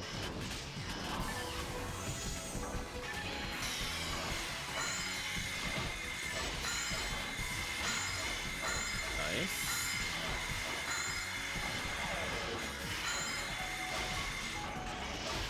I'm gonna set up for the next wave. A little damage here. There we go.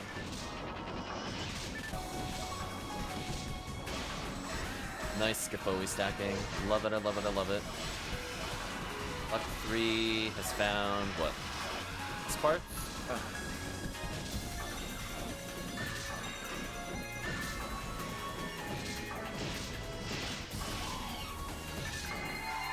There we go. Almost half health to the Mercas. That wasn't bad.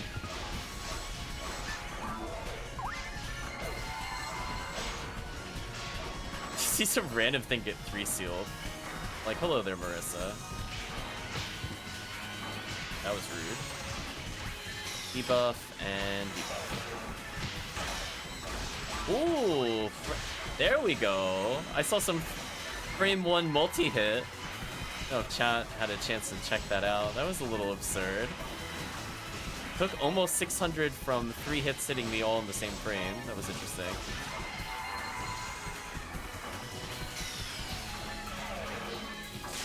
So let's see. I have to use Bringers. I'm the only person with demons.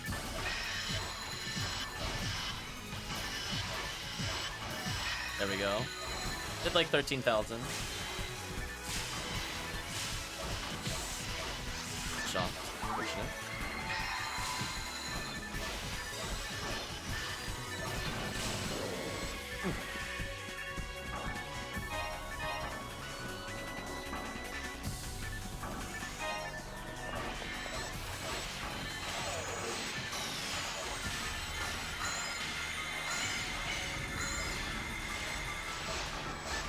Magical piece.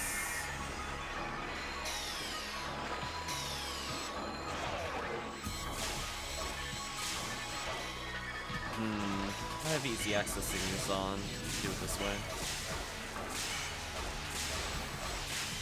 Darn you controller bug. One day I'll figure out what causes that. I think tomorrow I might spend time looking into it. It is pretty ridiculous. I have to reset my whole computer just to get it to fix itself. If there's something I could toggle from like a device manager standpoint, I would love to do that to fix that issue.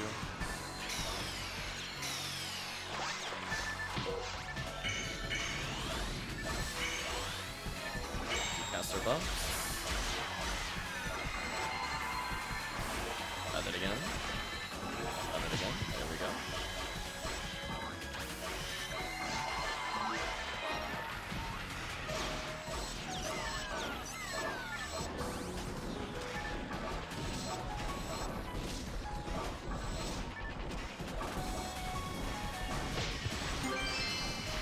Bronze badges, whatever.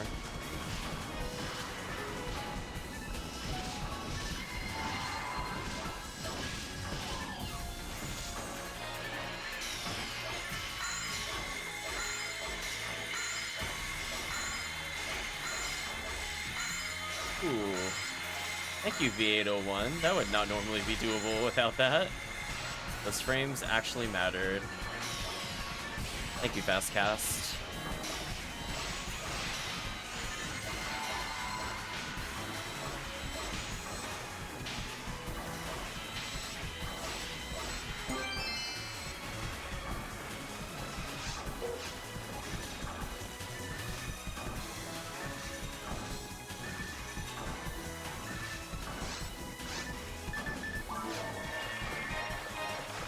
Grab these before I forget about them.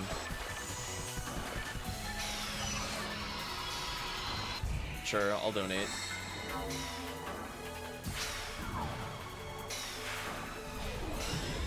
I was gonna say that's classic PSO.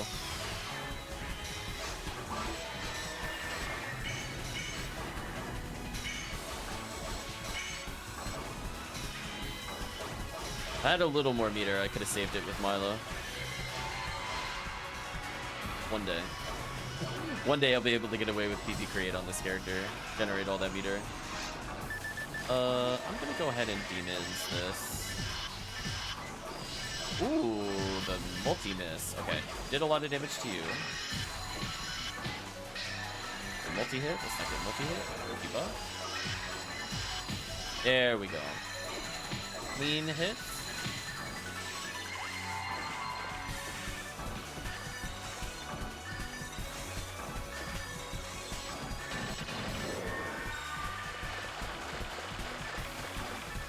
Kill count 225.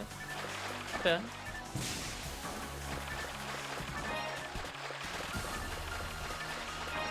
Try fluid.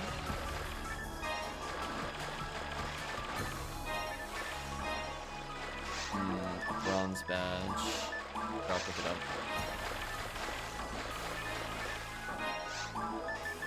What is my max synchro doing? That's actually pretty good. Sometimes I check them, they're like 50, some are like 110. Not bad. Sadly, no Heaven Striker. So we'll say 2 more runs of this. We'll switch it up.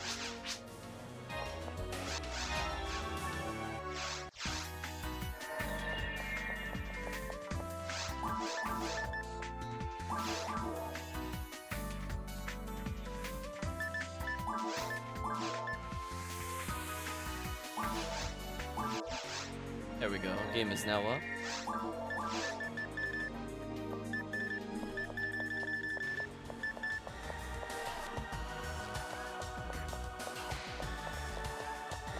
Just need a minute. We'll wait, Chris.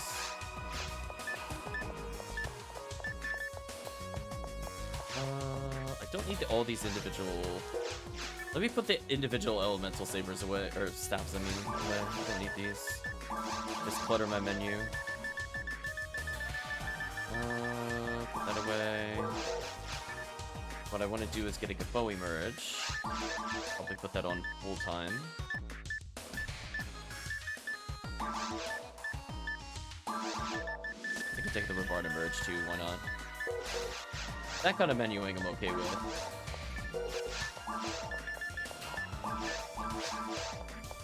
Do I need any other gear?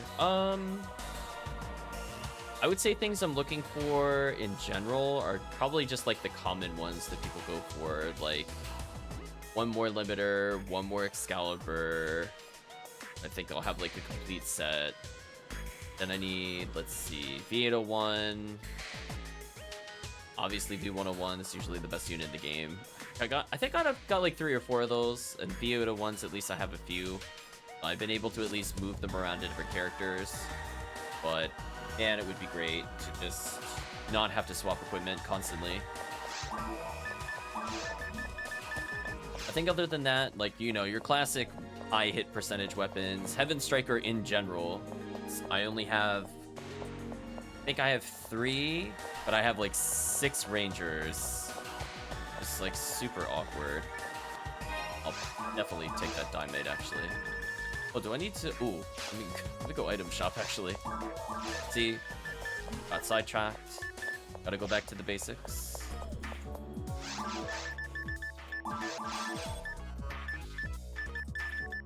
Need any of these?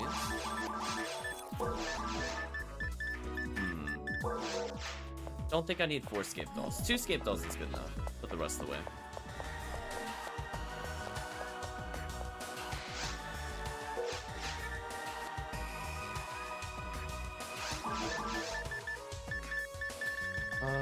Let's see. I have enough to get another Gufo merge, so I just need a red barrier at some point. And I think that'll stop me from swapping those for the most part. Taking a look through my other items. There's my secret gear. I knew somebody had my secret gear. I need that for something else later. I'm actually gonna take this off of her. Find it later. An all zeroed Holy Ray. That is the bank.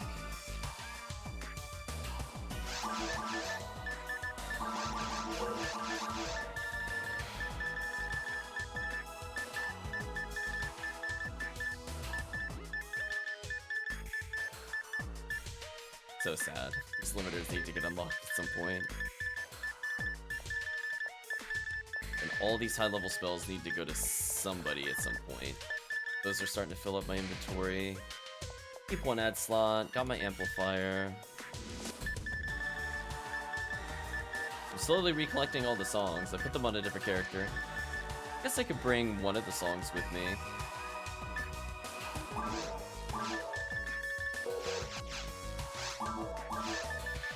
Disorder inventory. Okay, so I can swap through this button, right, for my quick swap? Yeah, okay. See, I also forgotten to use this menu since I didn't need it before. I'm just getting used to the weird changes there, but if I do this, I can quick swap into my shield. Oh, let's see. Movement going on behind me.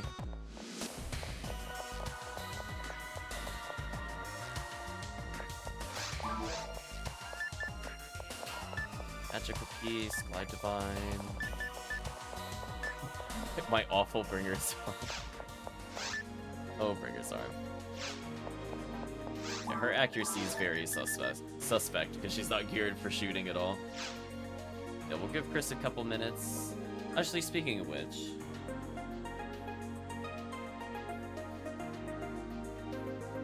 these I'll probably do tomorrow, but I need a reminder. Got your 40 hit Demon Laser. That's a good choice. Scarlet Realm.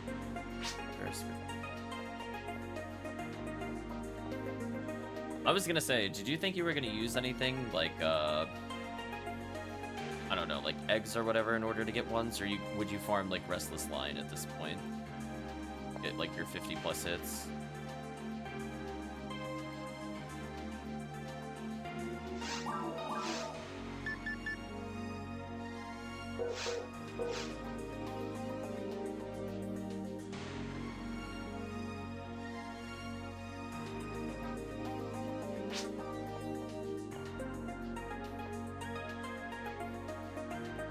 Probably just farm, that's fair. Yeah, I'll probably burn most of my eggs going for that, I think. So I need like a 50 Hell gun again.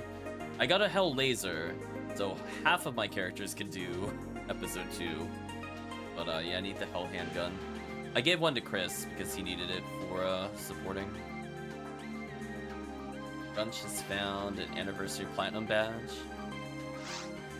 Wow.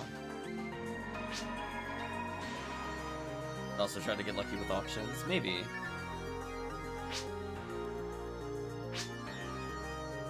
No worries, Chris. Yeah, I'm at the point where I'm like, I could sphere stuff, but I'm at the point where I'm like, do I sphere a 30-hit Excalibur, or am I gonna feel instant regret when I get a better Excalibur? Those kinds of scenarios, or do I sphere the Brand's launcher and then just don't like it? I don't know.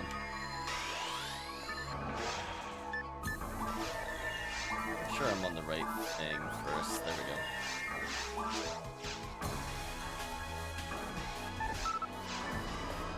Give a 30 hit not sphered. Yeah, like I'm sitting there. Like I have things that are potentially worth sphering, but it's like if I then commit to it and I get something better, it's gonna feel really awkward. And I don't use certain weapons very often. Like I would use, you know, Magical Piece all the time. You wouldn't sphere it.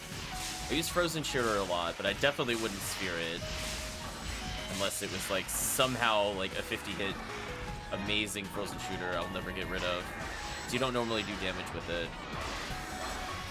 I feel like I'm in that indecision land with it.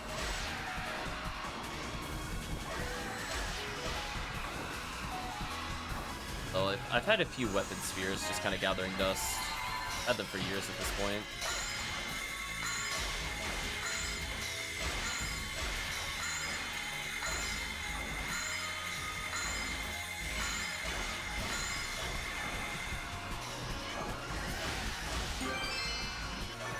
Snake's Fire with it. Not quite a Heaven Striker. I mean, that would have been a sick Heaven Striker. What was it? Almost 45 ABs and 25 hit while teched. That would have been kind of sick.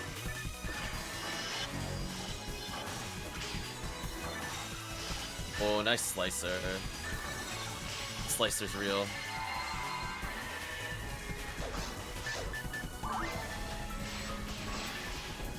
Yeah, I think the Chloe merge makes the most difference on the Marissas.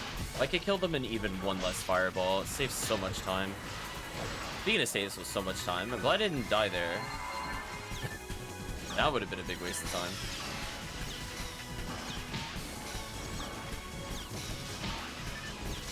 Oh boy, I'm about to get bonked. Ooh. Rappy never skips peak day at the gym. I'm gonna get destroyed.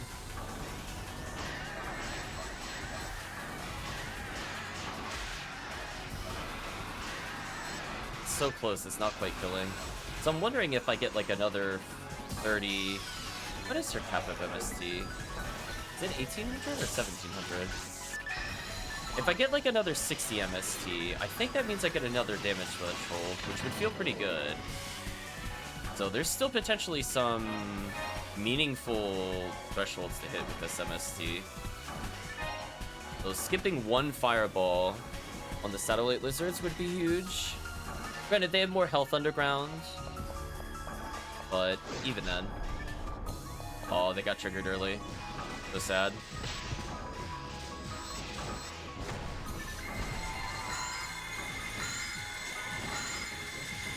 Yeah, I think if anybody teleports here, just make sure to go straight through the hallway. If you wait in the hallway, I think it also doesn't work. Get rid of these. Unless they're just messed up in this quest and they spawn in multiplayer out of order. I know in single player it was very consistent. Oh well. Couldn't support them. Die fluid, die fluid, die fluid. Excuse me, no worries.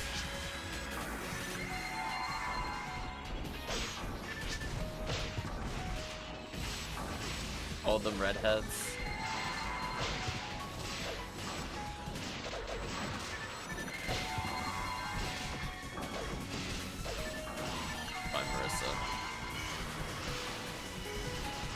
Nothing wrong with being a redhead. Get rid of these things. Kill these people. Come on, get through the satellite lizards. Silver badge, okay. I mean, I definitely have enough silver badges. If I wanted to get something crazy, I could. I mean, since you're bored, Promethean, what I would say is if you have a lot of silver badges, they add to do paint colors to things if you like paint colors. They require 99 silver badges. So if you wanted your red ring to be a new color, there's like 6 new ones or something.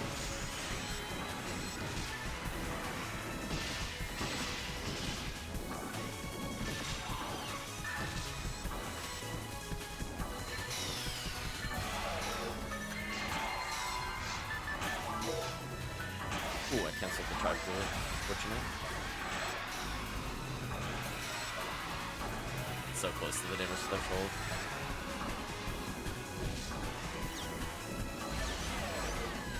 That was actually a pretty nasty amount of damage stacking there. Yeah, definitely could see myself with just like 5 or so. No, not 5. More like 8 or so levels. Potentially really speed up multiplayer. You knocked me down before I could keep up. So rude.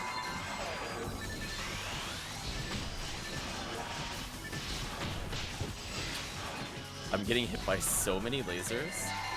Okay, I managed to heal. I managed to buff.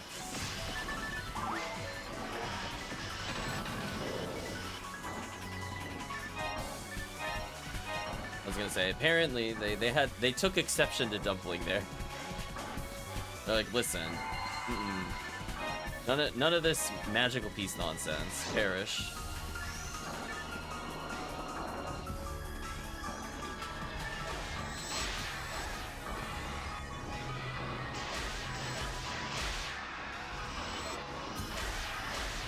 Our material, not bad.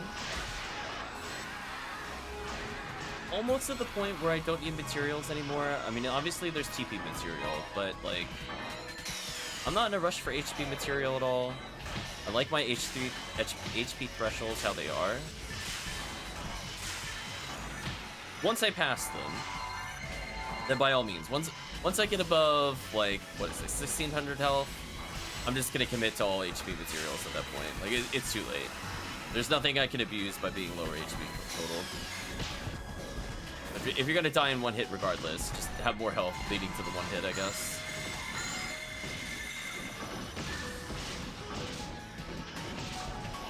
Should be the pyros, right? Yeah.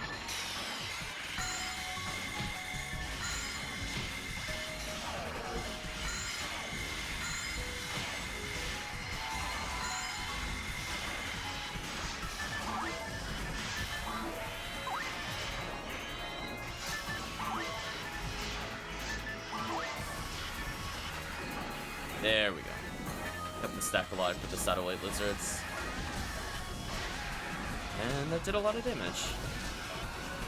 So that was worth it.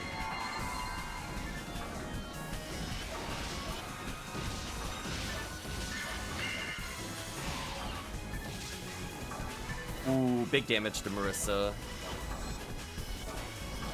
I'm one fireball shy of killing them. That is so sad. Well, at least that'll kill them. See, that time I learned not to be in the corner where they all spawned. I moved slightly out. Learning has occurred. Oh, don't get me excited, Bronze Badge. I will look for that Heaven Striker. This is rude. Okay, now I have Mag Blast in case somebody accidentally Mag Blasts. I've got you covered now. I have taken so much damage, I'm able to contribute. Like a true force.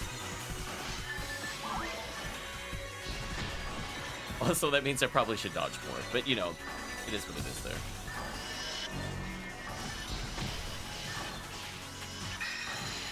Okay, I think between the Slicer and the other demons, I don't need to bother using Ringers. I'll just do damage. Take that. I need these.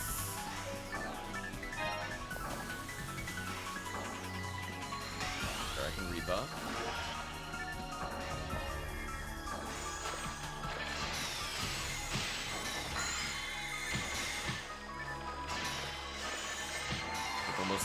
Almost 600 damage there in one hit. Or one combined hit. Stop that.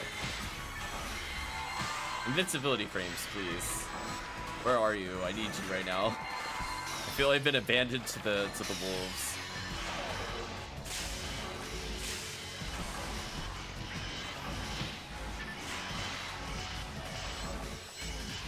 Oh, that is one change I'm happy about now. If I had Mag Blast, I could still use my numpad numbers. That is actually a good quality of life change. I approve of that for sure. Otherwise, in that same scenario a year ago, I would have been locked out of my ult spell bar. That would have felt pretty terrible.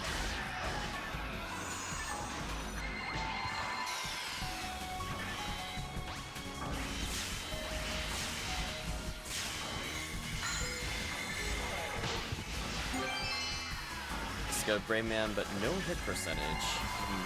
Sad.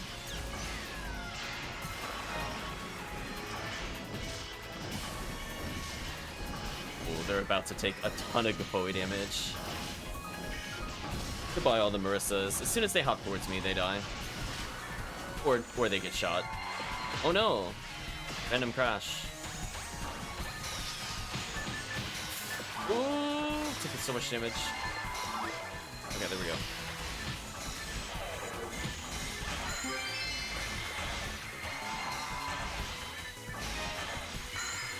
The only thing I could think of is sometimes people, if the mods I think have logs, if it's a mod causing the crash. If it's the game causing a crash, I believe it logs it in Windows. That had come up before on the stream. I'm not sure if it's like an internet service provider thing or if it's legitimately a mod is somehow breaking the game. Sorry about that, Promethean.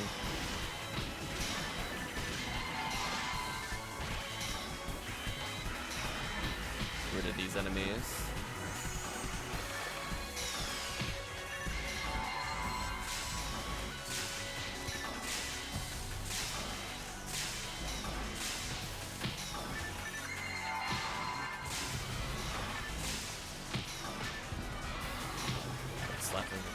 There we go.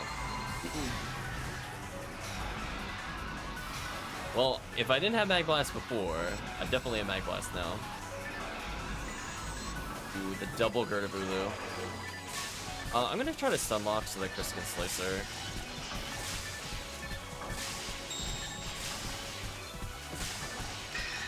Uh-oh. Not what I want, not what I want. Get away.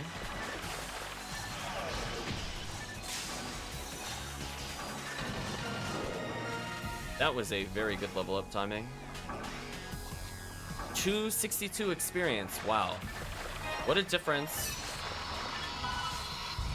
I'll join in. What a difference it made for Slicer, wow. Almost a 40 XP a second difference. That is crazy. Well, if you're ever wondering if Slicer/Demons were worth bringing into episode 4, I think the numbers don't lie there. Also, I forgot to use my music disc. That's kind of sad. How badly do I want to no-hit Disco Brave, man? Would it even roll with any stats? Nah, we leave that behind then. Listen, I do want more Slicers. Not like that, though. I'm allowed to say no to that. Just all zeros. Put away some Scape Dolls, restock. We'll try one more and then we'll switch over to Forest. I'm happy this character leveled. Chat did make this character.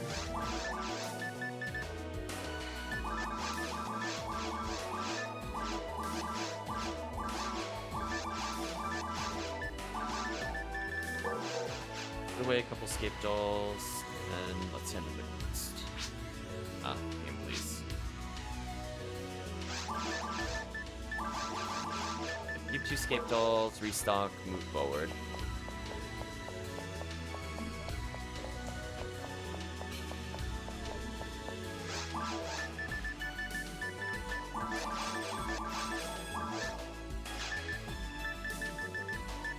That's good enough.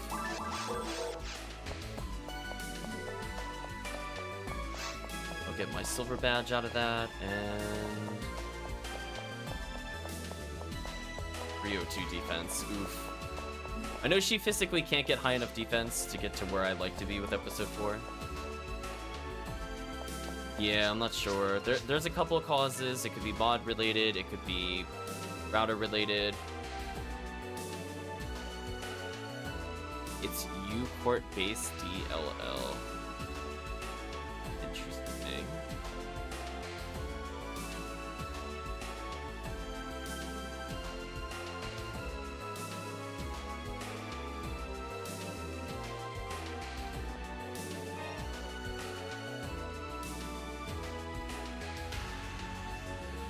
Sorry about that. I was looking up quick.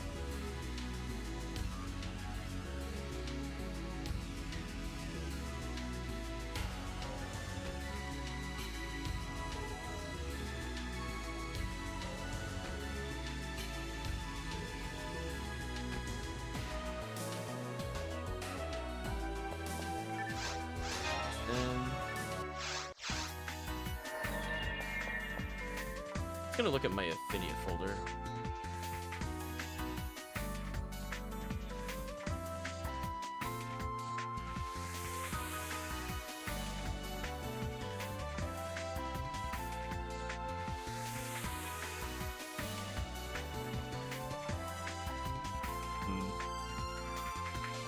Yeah, that's interesting, because I don't see that in the Ephinea folder. What if it's something else that's not playing nice with Ephinea in general? Well, we'll do one more. We'll see what happens. Piggy. Desert. Will be the last episode 4 for now.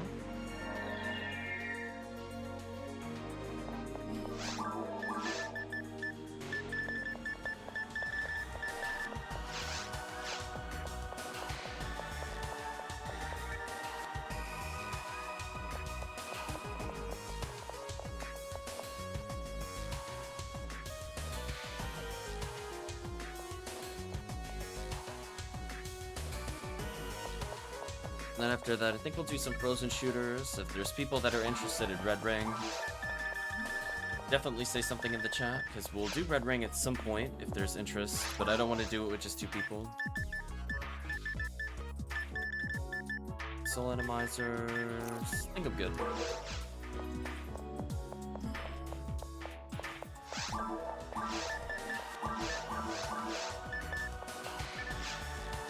Yeah, definitely. Red Ring is always a classic run to do. But I'm figuring while Rare Enemy is there, might as well as try for Frozen Shooter again. I went for Spread Needle a few different times, pretty much all on stream with the Endlesses. That was unfortunately a bust with the 60 or 80 things that we killed for it. Okay, let's start up another quest.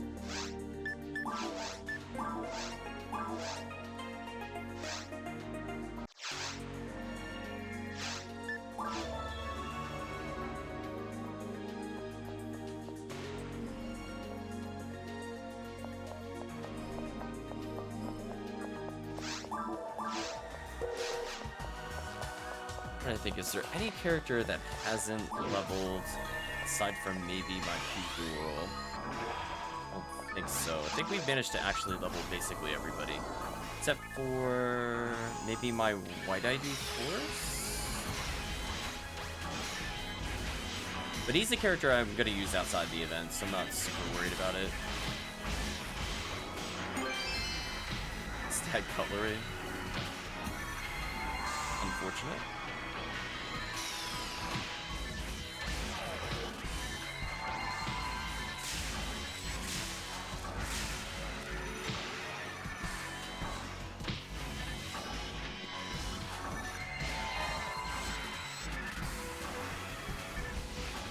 At least on the plus side, when it comes to the drops, at least I've seen people actually getting the photon crystals.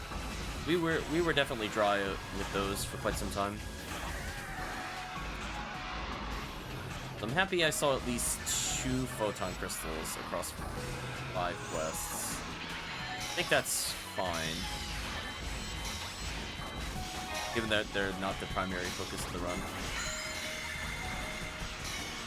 Got one Cannon Rouge. Just looking for Heaven Striker or a Red Ring, because we have so many characters that are just creeping up on 180. And it would be an absolute game changer if they had it. What's on draw? Even my Ramarl having it would be huge. But yeah, it'll probably end up going to my Rocket Seal. She's the only character I basically solo TTF. I even do that over my other choices. I just have so much fun doing it with her. Ultimately, sometimes that's all that matters. Not the efficiency, but the fun.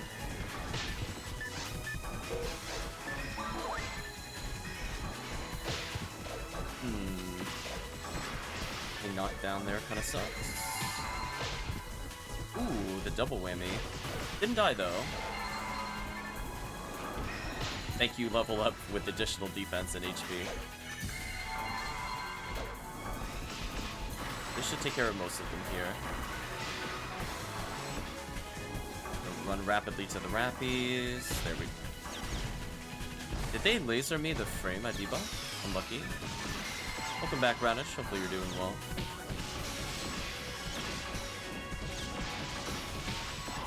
We are just being beat up by Angry Birds.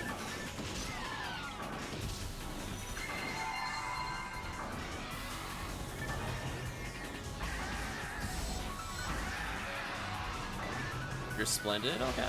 Sounds like so far today for you has been a good day. That's good to hear. I was gonna say, me? I've been much better. Leave it at that. Kill these things. Get rid of the Gertabulu.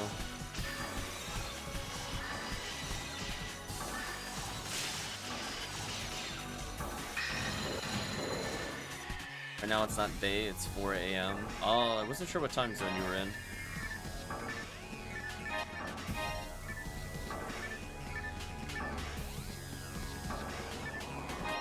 I was gonna say, are you normally up at 4, Radish? Walk us through a day in the life of Radish.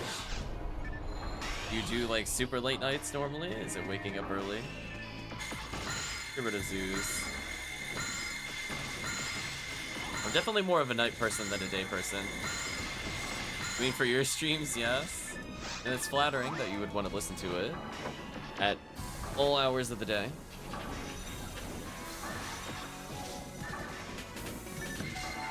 Go ahead and buff.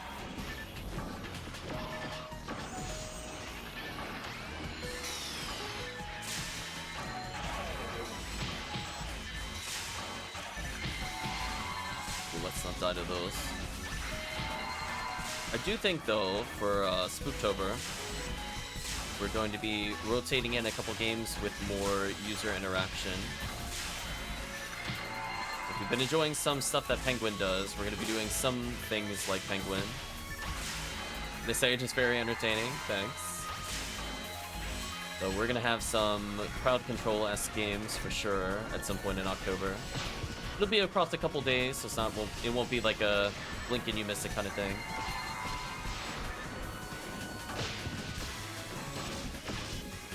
If you want to cause chaos, it will be happening across a few different games.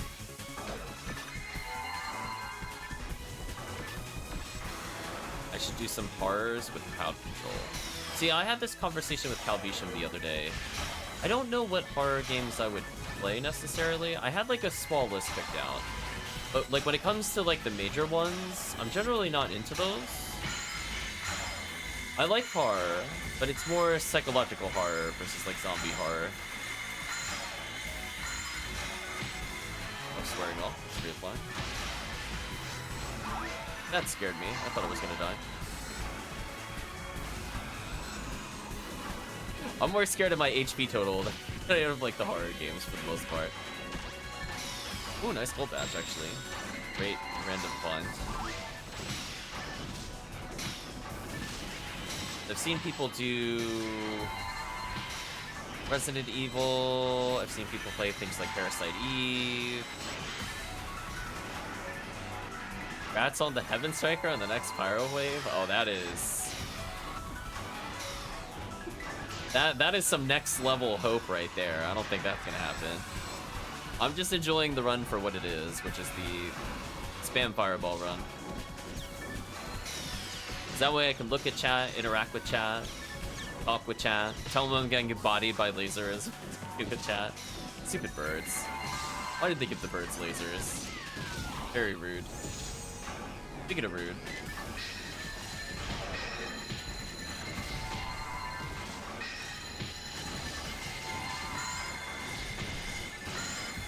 You have an idea for a psychological horror game, but you don't know if it would ever be realized into a game. So I'm gonna say I'm interested. I don't know if it's stream safe. As long as it's like PG-13-ish, you can talk about it on the stream. Rated R, it depends on the content. If you had a general idea, is it like it's stream safe? Is it like... So when I think psychological horror, I don't think of a lot of games, honestly, that are out there that are mainstream. I mean, you have like Silent Hill, but like aside from that, there's not really like a go-to for me. Those kinds of things. Like some people would consider BioShock, for example, a horror game. I wouldn't be opposed to like a BioShock.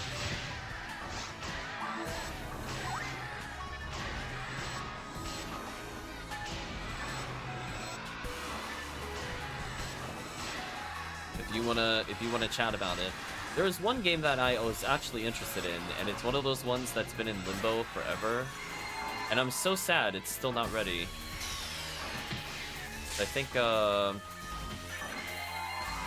the obvious reasons of what happened of 2020 to 2021 in particular, development has basically stopped.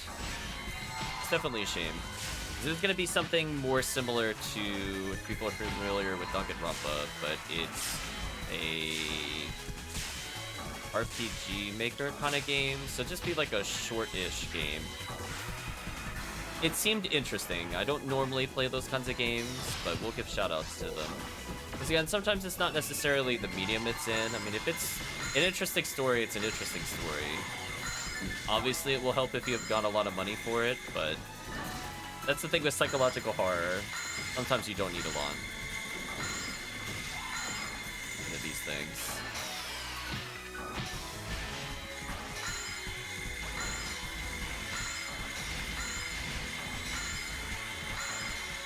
Get rid of all of these.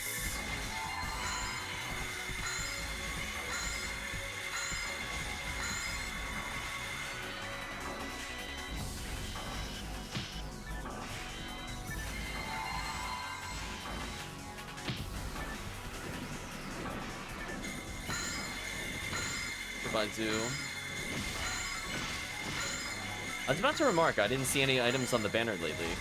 Just, Maybe someone is due soon.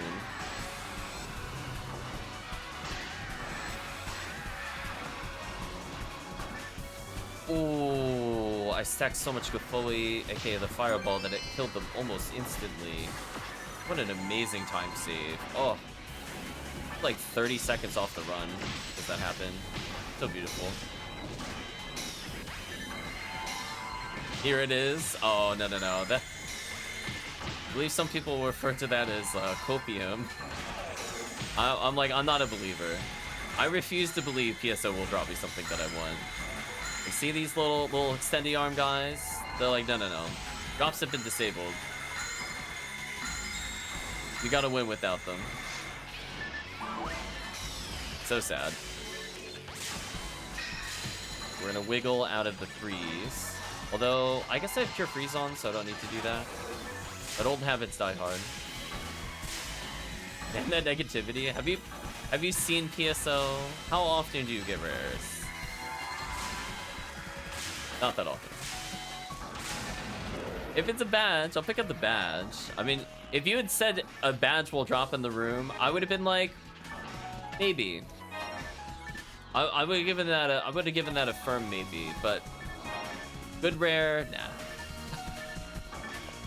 It's like 1 in 400 with 50% rares, or like 1 in 900. It's not happening.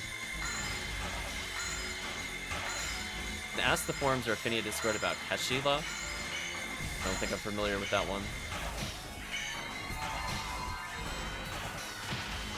I mean, I think I mentioned it on stream before, but my luck is abysmal. Oh, you're referring to your own name of Oni Keshi. Okay, I thought there was just somebody named Keshi. Makes more sense. But yeah, no, my luck is abysmal. I think I said before I was trying to do I forget the name of the minigun. You know what I'm talking about. And normally you get it from Worm, or you can get it from Zoo. And I fought and killed 42 Bazuzu. I didn't get a single one from any of those drops. 0. I did it on Rare Week. I was like, how is this happening? I was in complete shock. I was just like, how have I not received this weapon still? It's like one of the easiest, it's one of the hard part of finding Pazuzu was over. I couldn't get the rare. It was so sad. At one point I failed it. I guess it's going on 3 years ago now. On the anniversary event. And I felt so sad. Oh, that text went by super fast. I'm gonna have to go back. Vanished with the wall of text. I will read the wall of text in a moment. I actually need to look at the other reader for it. Paragraphs are fine, but if they're all at once, I literally can't read it before it leaves. Okay, so I've moved my reader over. Let's read out loud what Radish has to say. Basically, you need to put a speaker in every room in your house. Also needs to put sensors in to connect your phone or PC. You need to put your schedule so you would lose the game when you're not home. And the goal of the game is to protect the still beating heart of ancient god while his minions try to take it. So whenever they show up, instead of having them make the rest of the game, they create notices to your house and random and untold times. You gotta complete rituals, make them go away and rely.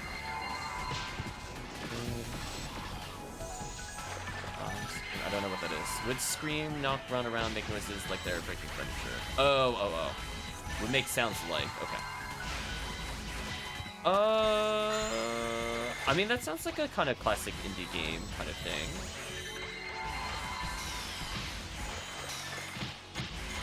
I don't know if you can get them to run to specific points of the house, but that almost sounds like,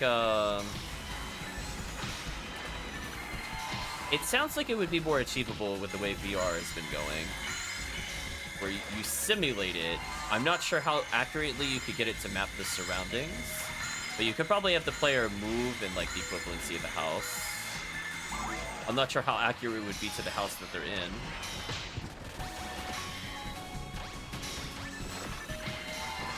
But trying to stave off a ritual, that is a classic kind of horror element to it.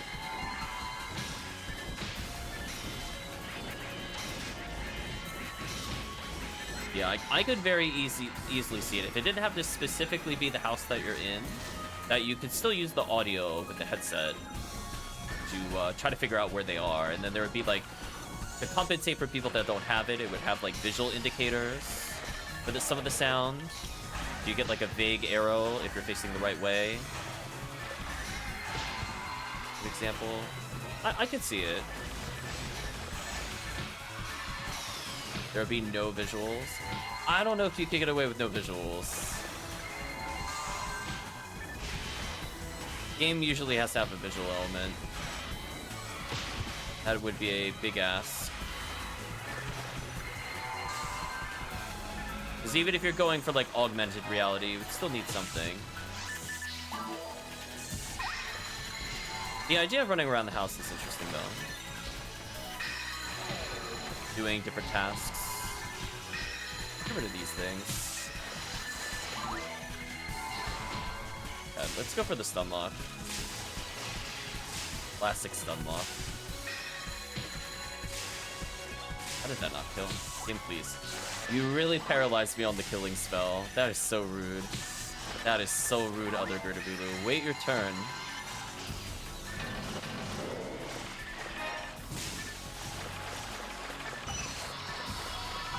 I'll do it for Chris. So, yeah, I mean, like...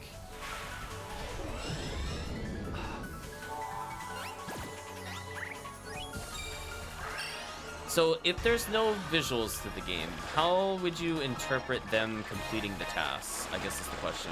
We go from there. If they're not interacting with a simulated house or like a mapped copy of their house, what would they be doing as the player?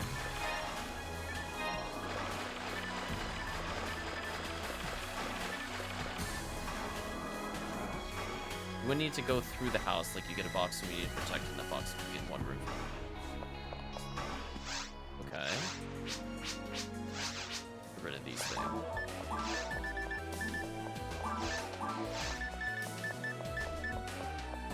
I did not live and learn again. Shame on me. We need to do a next quest.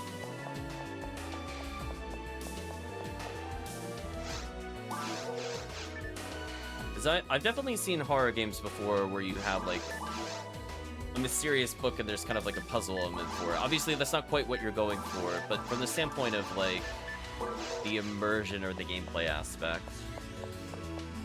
I think that would be tough to have no visuals, even if it's just augmented reality.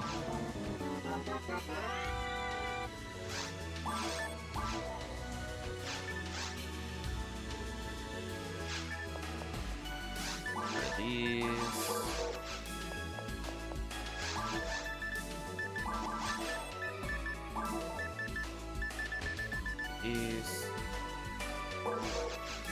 That I have to update EG Voodoo.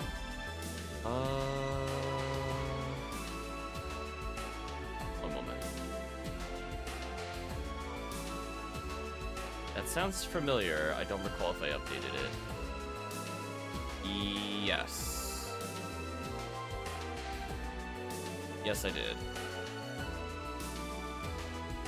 I have DG Voodoo was updated. I have a D3, D9 from... No, it still says 2022. No, never mind. I thought that said 8/7/2023, but no.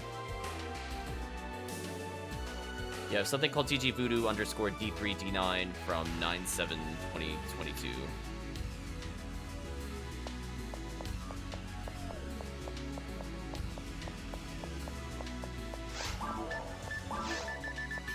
Oops, I put the song away.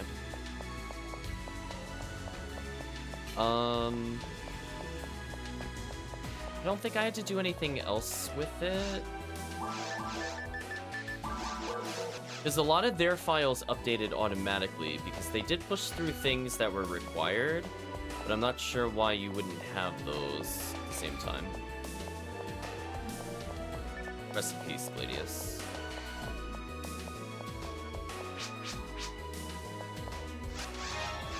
Oh, okay, so you're saying instead of like augmented reality, it's like literally the plaything is a box.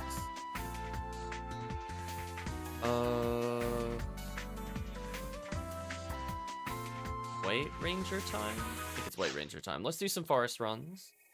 And we'll close the night with some TTF.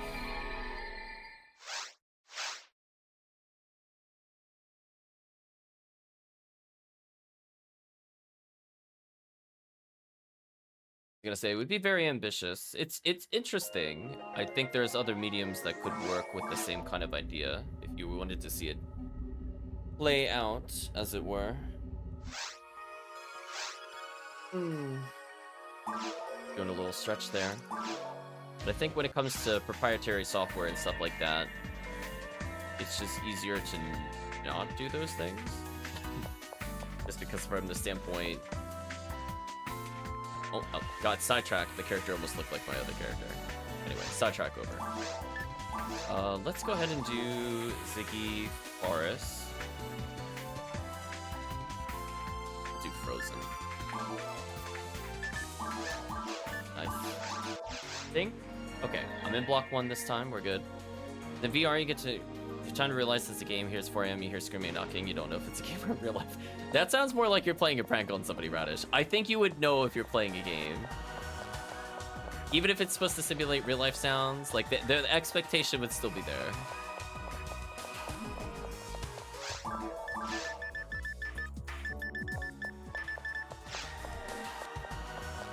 I mean, you have the classic, like, knocking on the door sound effects that could confuse people.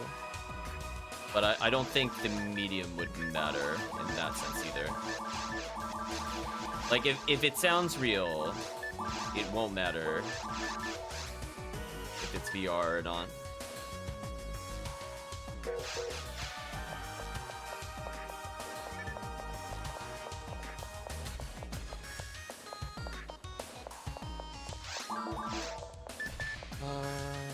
Rand's launcher, Ellen.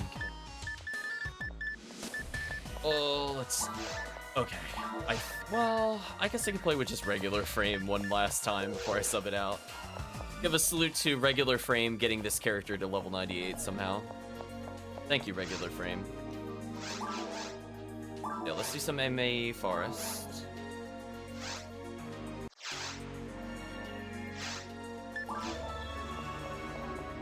You'd wake up? Radish, why would you... I don't think people will go to sleep with the game up. I think we're transcending the game, Radish. It sounds like you're playing a prank on somebody. I can't imagine somebody just going to sleep and forgetting to... I mean, I guess in theory somebody could leave the game on by accident, but again, I don't think most people would just wake up at that point. Radish pulling the big prank on people. They don't know they're all game testers.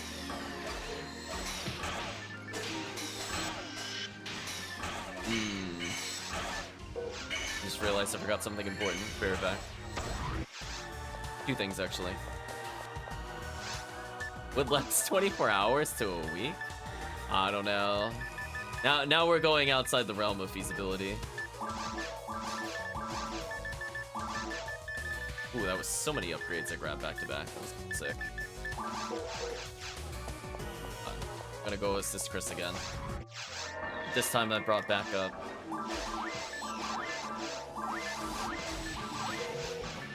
There we go. There's my debuffs.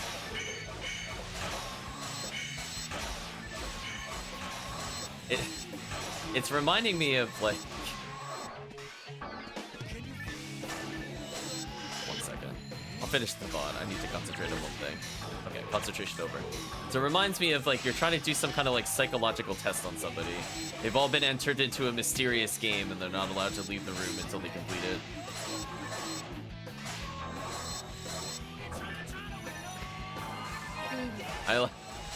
Promethean made me laugh on that one. That was, we'll read out loud what he says in a second. So he says, imagine a game that seems like PSO where you're gonna overdrop it every time you get a hit, there's a chance to lose it. I mean, people were playing hardcore mode of this game, so I'm sure that happened to somebody. I don't know if it was on Uber quality tier, but you could bet they died with rares.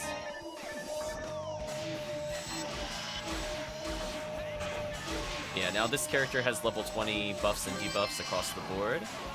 This character is going to be a lot more useful these kinds of runs going forward. And eventually I'd like this character to be MST'd high enough in order to do some pod.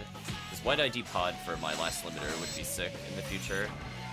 Of course I could do pod anytime, but if I could have this character gain XP here, this is also good.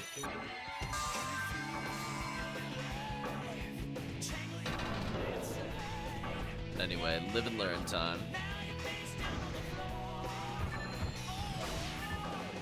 Just picturing Radish going around going, would you like to play a game? Or something like that. The week-long games. Again, that sounds more like a social experiment. You could get people in a social experiment like that. If you remove the context of it being a game, I'm sure you could convince people to do it in a study.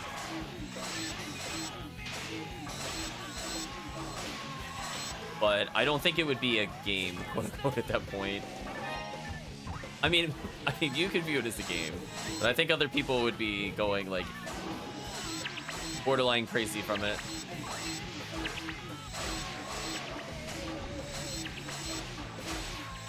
Oh yeah, people do all sorts of weird things in tests.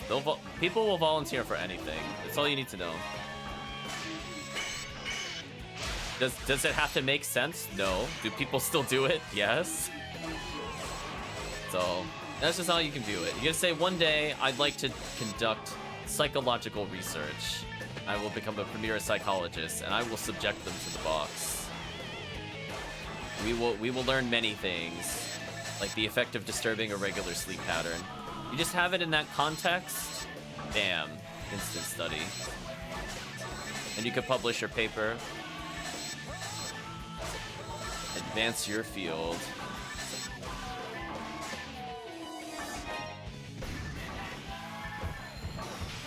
For Promethean out there, what do you think the odds are we're gonna find a Hildator? I believe there's close to 20 in this quest. Potentials. But we're seeing a few of them die already. It's gonna have a classic 6-person arena right at the end, as a reminder.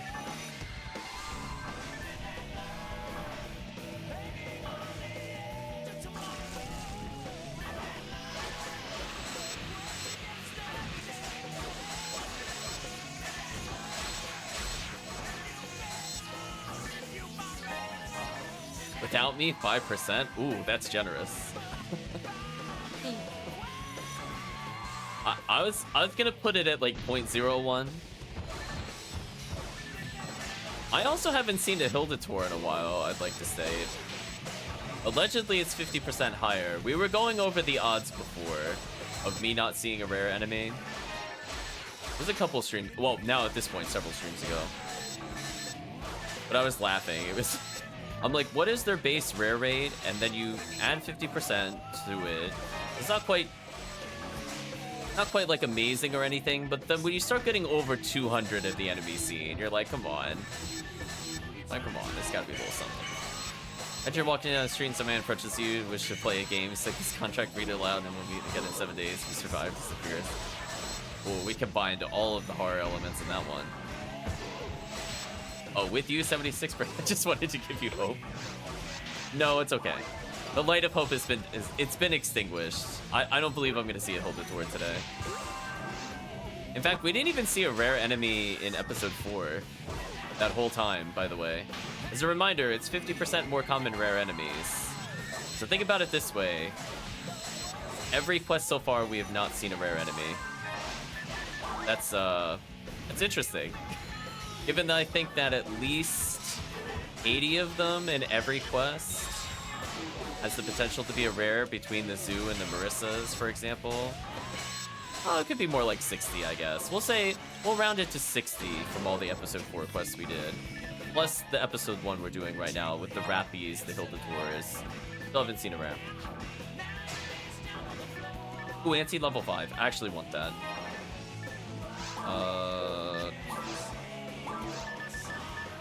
Oh, I do have it. I just never assigned it. Oh. Okay, never mind.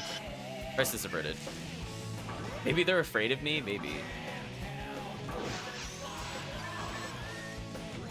I mean, if rares are gonna spawn, it's gonna be in this room. Oh, I got PB, by the way. The Photon Blast.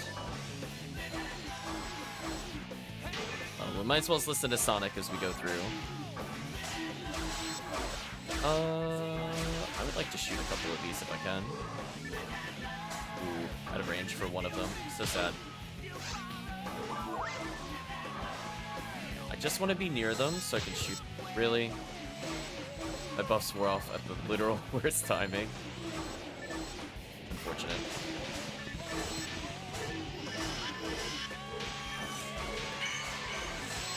Okay. We defended the base. We're playing with our shooty pew-pew gun. As long as I just stand around here, I should be mostly fine. So those two big brutes can be the rare enemies. They are not rare. We'll know instantly if it's a rare. Purple is curious. They'll be blue. Just blue in color. We'll call them Bluators. The purple Ranish. If we see giant red beasts, not quite right.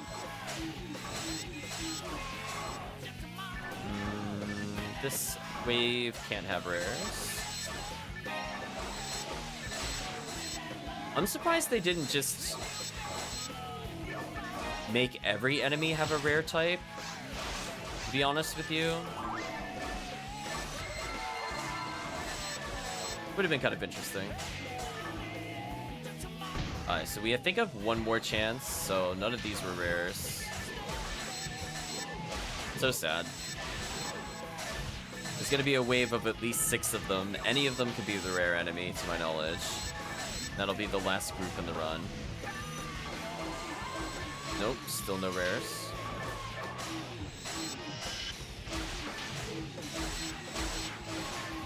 On the plus side, I'm earning my alternate benefit of doing this quest. And that's leveling up. Ooh, accuracy up? That's actually pretty huge for me. Accuracy in this game is insane. Like, that 1 point is 1%, but then on, like, the heavy attack, it's like 2, and then it's like 3-ish. So, potentially getting 3% more accurate a level is kind of silly. In fact, 100% you saw a dinosaur in real life.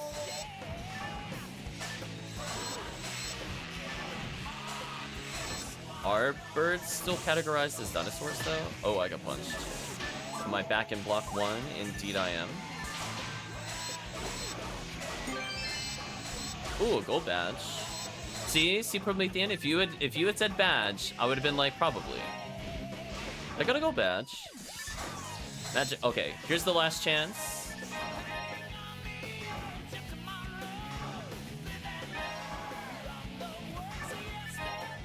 Big sis. Oh, no rares.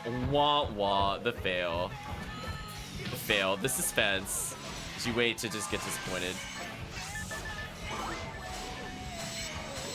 Will they evolve from them? Yes. I was thinking you were gonna go more for like. No, that wouldn't work because you said the word dinosaurs. I was thinking if you're gonna mention something like something as old as the dinosaurs, and then mention something like a megalodon or something weird, or like the many million-year-old bacteria they revived from the ice recently.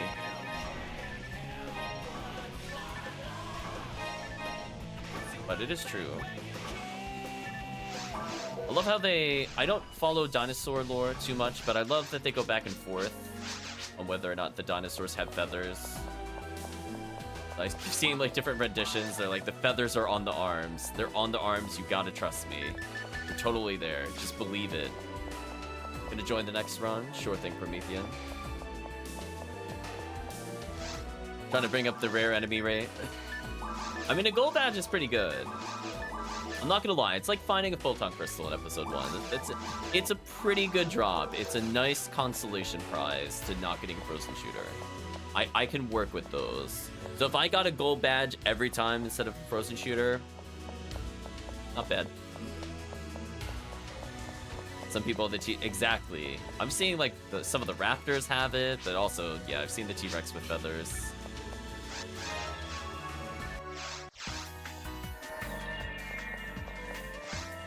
Let's try this again.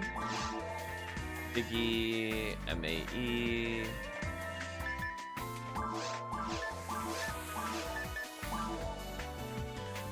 Actually, I could just say... Yeah. I might just leave it with no password. It should be easy enough to join. Okay. So I should level again.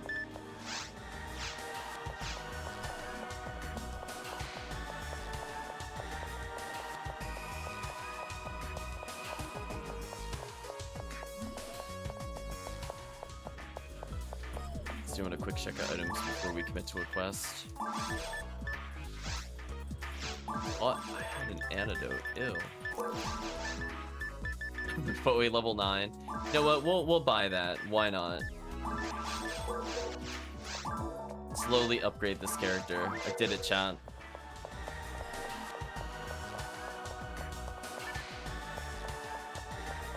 T-Rex and Venomous Mike is with the like meat section, so you think I run and stuff like that.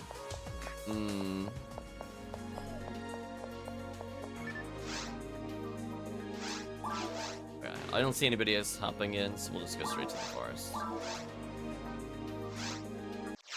There's all sorts of nasty stuff that people do, either to each other or like animals, just due to like toxicity of the mouth, as I was just pointing out. bad, bad world when you get bitten.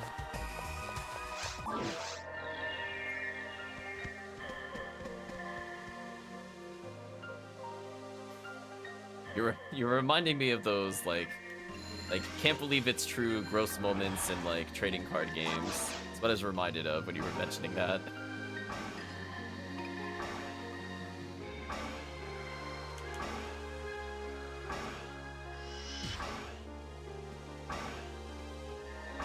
Although, how much of that is true versus just, like, the urban myth, I'm not entirely sure. I know some of those things, in particular involving Yu-Gi-Oh!, were definitely true. I'm not sure if the Yu-Gi-Oh! Friendship side of things was true or not. What do I mean by that? So I'll give an example, Radish. This is common across multiple games, but I'll give a specific example for Yu-Gi-Oh! So sometimes in card games, there are cards that force you to, like, shake. Yeah, see, Chris, that's what I'm talking about. There's cards that force you to, like, shake the opponent's hand.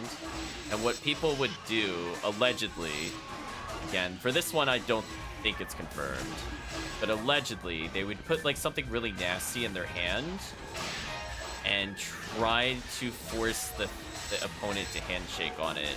Like, they would spit or, like, cough and sneeze in their mouth and then give them the handshake to try to get the other person to forfeit. Either that they don't have to touch the hand, or that same hand doesn't touch their cards afterwards. And depending on the game, there's always a variation of it, but that one's more specific to Yu-Gi-Oh! The Yu-Gi-Oh! Friendship card. I know, for example, there are wild but true stories where Yu-Gi-Oh! Did not have a deck size limit, and somebody decided that it would be funny to show how stupid it is as a rule to come in with a deck of, I think, over 1,000 cards, and they had to have somebody literally carry the deck over their shoulder with them, in addition to them, and bring it around the tournament, as an example. And what they would do is they just stockpiled it with random cards and hope that whenever the opponent or they had an effect that shuffled the card, that the whole purpose of it was just to waste everybody's time as they shuffle this massive, massive, massive deck. They had, like, a special container it was into, because you obviously can't hold it in your hand. It was like almost like wielding a 2x4, but it was just solid cards, if you can imagine. There's images of it online. That one was definitely real. But there's all sorts of weird things in those histories. People are either cruel or extremely nasty. That is the story. Moral, I guess I'm trying to say. It just boils down to every time. What people will do is very interesting. Either to troll or to win.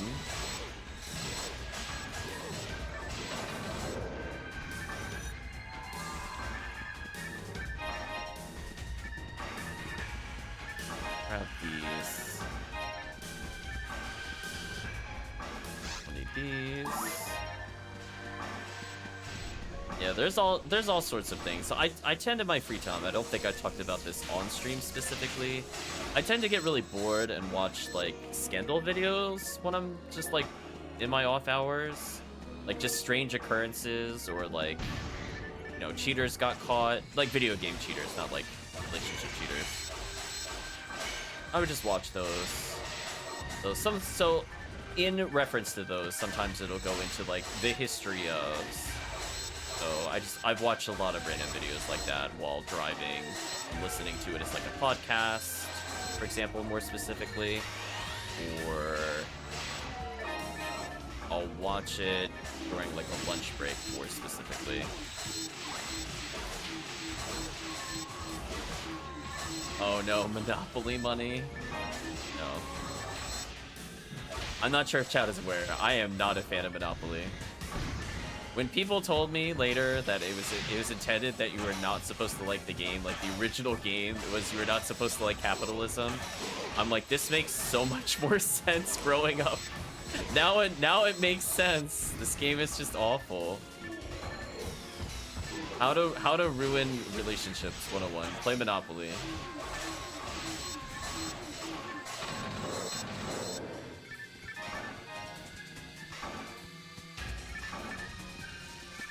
But man, oh man. how popular trading cards were, I would say, growing up. I would say... I don't really remember many. There were some, like, random one-offs that I know I got. See, ugh, there we go. The Monopoly horror stories are coming out now. But... yeah, like, I remember, like, not really understanding trading card games. I know I've had trading cards. Almost got divorced on that one? There you go. You love Monopoly? This explains a lot, Radish. Very sadistic individuals enjoy Monopoly. It is literally a game meant for suffering. That is its primary purpose. You slowly whittle someone down until they have nothing. You showcase the power of a true Monopoly. Oh, a Red Saber? I forgot Red Sabers could drop on this ID, but that makes sense. Didn't roll with anything useful, though.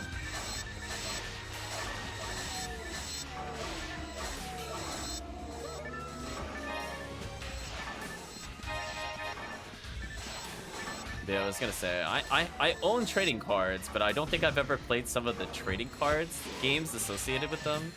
Like, randomly, I have Digimon trading cards. How do you play the game? I have no idea. How did I end up with them? I don't remember. They're there. I'm sure I have, like, first edition stuff. I don't know what it came from specifically, but they're just sitting somewhere.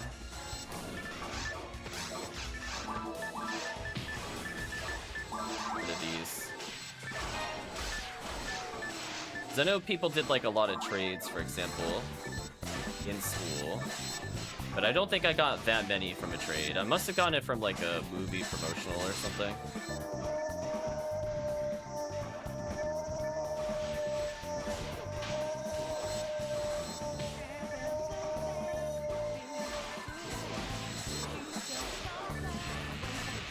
Yeah. I don't know. Monopoly is just, it's a sadistic game. I feel like if you're looking for ones that are more fun, there are definitely a lot better options. I'm definitely with the anti-Monopoly camp. I remember distinctly playing it one day in like an after-school program, and I'm like, this game never ends. Like, it just hours of going around the board. If two players are like equal, it never closes. Like, some people will fall off over time, but I'm just like, after about like an hour and a half, I'm like, yeah, I think I'm good. I think I want to touch Monopoly again. Yeah, sadly no rare enemies. But hey, that was a quick clear. Take some materials for sure. My consolation prizes. And we'll do a couple more of these.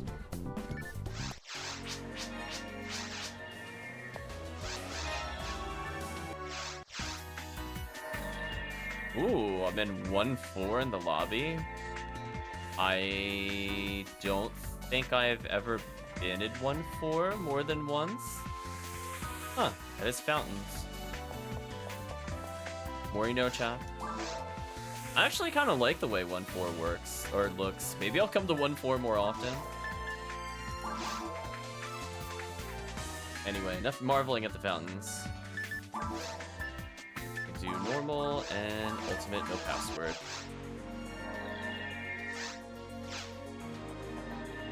Halfway through, I go full New York mob boss. Again, it sounds. Again, it's revealing a lot, Radish. Oh no! Oh. Oh, deleted. Poor Chris. It crashed. Rip Chris.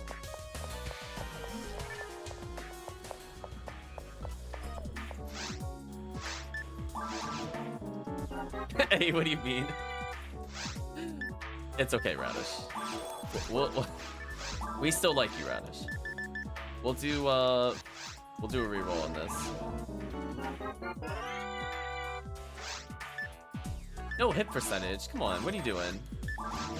Come on, game. Give me a little something here. Are you, are you being serious with me? Why is this not re-rolling? Listen, go to 15% hit. 15. You could do it. 1-5. You could do it, random identity person. No, that's 10%. No. Chat. No. Bad. No. What's going on? Chat, what is... Okay, there we go.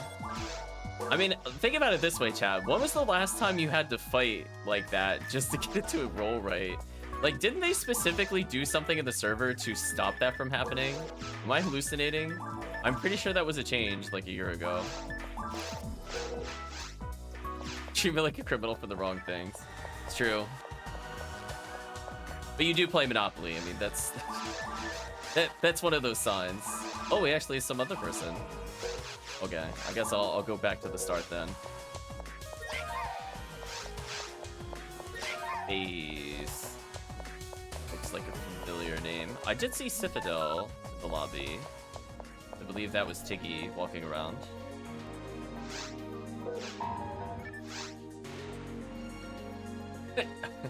Okay, I love the little give icon.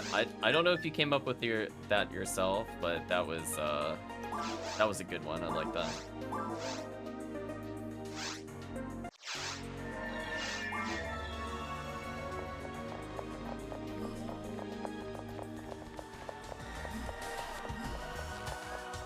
Oh yeah, I'll be buffing. At least now I have shift to D-band 20, so I could say I can at least contribute something here. There we go. Now to get carried. Or Radish.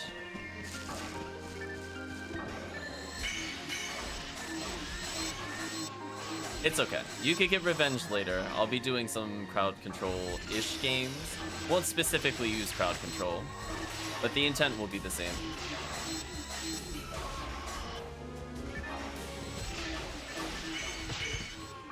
What do I think about Uno?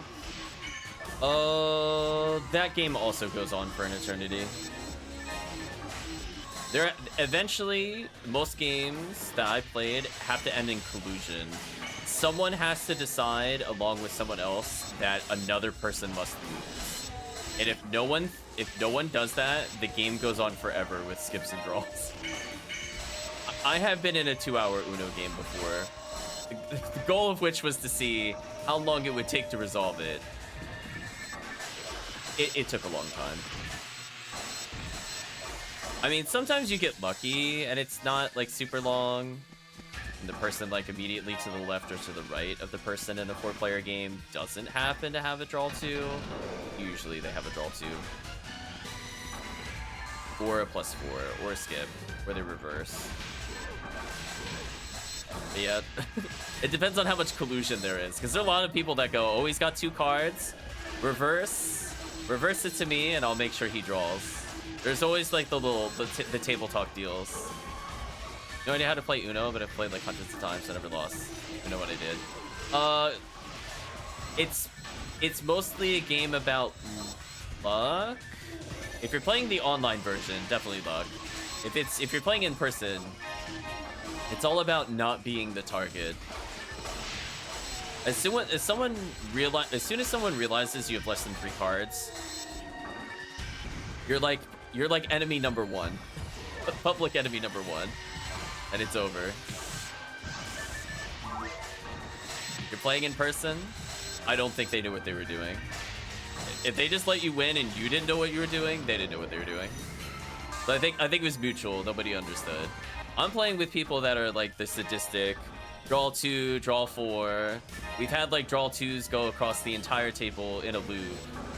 I forget if it's normal rule or house rule. I don't remember. I've definitely played it before where if somebody draw 2s, you could draw 4. I think that was a house rule. That was also a terrible mistake. Don't do that. That does make the game take forever.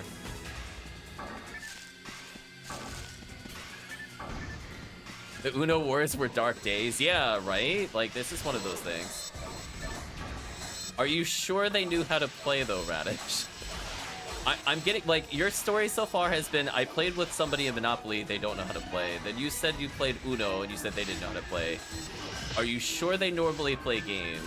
Because I know from my experience, they know how to play, and that game will never end. They will make sure it never ends.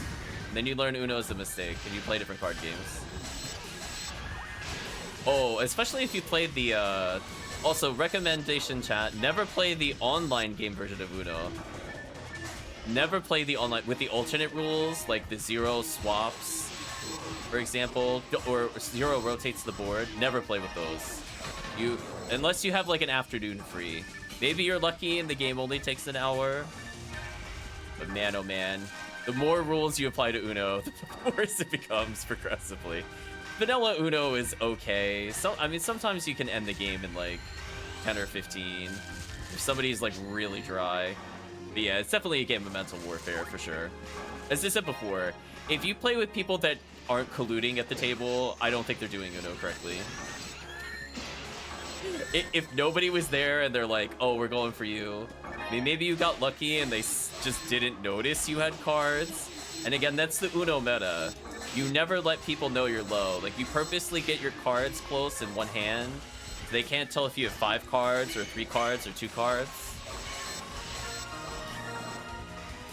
You gotta play like you're dealing with like card sharks. They play with people literally explaining in detail. There's also the theory that even if people know how to play the game, they still don't play the game well. See games like poker. There's other elements beyond knowing the rules for playing the game. It doesn't sound like the people you played with knew how to play the game. Like, in the social aspect. Maybe they had the rules down. But man, oh man. Again, if there was no negotiating or bargaining during your Uno, you played some easy Uno games. I'll put it that way. I have sat with people that are like, yeah, we want to win Uno because we bet money on it, so we're going to do whatever we can to make sure that we have the day free, and we're going to waste your time. And if you don't concede at Uno, you're going to miss the thing you have to go to. I've played in games like that before. Those were some high-stake Unos, chat. I have been there. Those games do not end. If they don't want it to end, it will not end. And again, sometimes if they get focused on like people that they're with, sometimes they go against like, oh, I'm gonna pick on this one friend for it. And if you're in those scenarios, that's also pretty lucky. As long as you're not that friend. And then if you are that friend, I'm sorry. I'm sorry if you were in that position. Yeah, there's some dark days with the card games. I guess that's what I also do when I'm really bored. I watch, yeah, no rare enemies. It's fine. We'll just be sad all day. It's nothing here. But yeah. I mean, in theory, I could play more like tabletop games. I do watch a lot of people play those. I used to play them more in college, but I haven't really touched it since. Do I need to hand anything in? Not really. But let's go to another one. Yeah. When it comes to card games, when I peeps to go off familiar, just they could like draw 2 and the other person could draw 2, I refuse. People are bribing you at the table?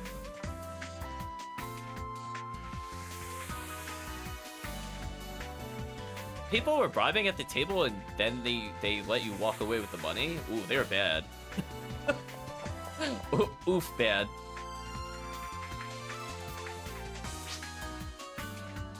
I was gonna say, you only bet on those individual cards if there's a large pot. Did you have some kind of like some crazy pot going on or something? Like what was the incentive that they would pay you on an individual card basis? Unless they thought it was gonna win them the game in like 2 hands or 2 moves. I almost called the game Tiggy.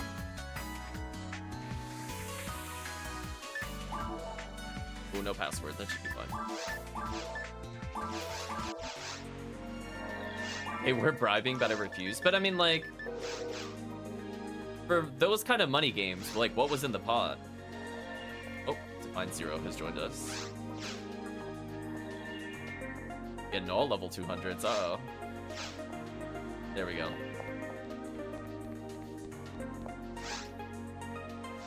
There we go. Ruby Legs getting power leveled.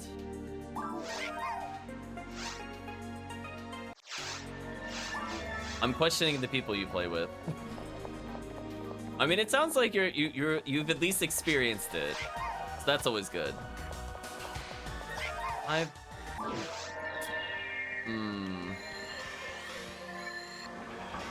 Okay, I mean, I guess depending on where you are. $5, I looked at that, I'm like, ooh. That's a good start.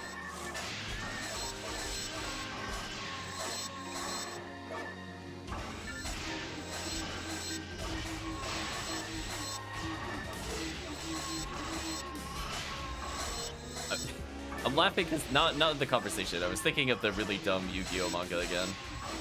That pops into my head at random times. I can't help it, chat. Whenever we're talking about games taken to like an nth degree, I just think of like the really dumb yo-yo arc in Yu-Gi-Oh where they were threatening people with yo-yos. And also Mokuba had a submachine gun for some reason. You know, that's fine. There's just those things. You just remember them at random times. You can't unsee them once you see them. So bad at a literal rule sheet. What? You need rule sheet after the first? You need a rule sheet for Uno? I'm now looking at you, Radish. You mean just mean for the first game, or after the first game you still need the rule sheet? Yeah, I know like how to. Yeah, I know like how to play the game, right? But you played more than one game with the rule sheet? Why? I'm now concerned for you, Radish. Unless they were doing some super crazy house rules. Let me kill some up. I mean, hopefully you know how to play Uno now, presumably after a couple games. Like, again, first time you play, it's like, yeah, most people have to look at the rules, but, like, you're betting money on it. I hope you wouldn't need to look at the rules. You still don't know how to play Uno? Oh no, Radish, we gotta teach you. Also, how did they let you win? That's madness. You remember them, kind of? Oh no. I was gonna say, that is not a very complicated game. Gonna break it to you there. Got punched for winning. I wouldn't recommend physical assault, but I would be mad if you won with the rule sheet in a money game. If you won while just normally playing, I don't think it would matter. But I'd be like, seriously? Come on, guys. What are you doing? Had a little bit of a jump there.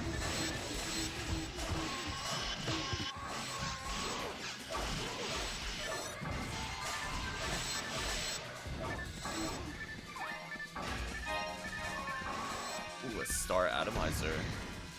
Nice. Ooh, nice levels.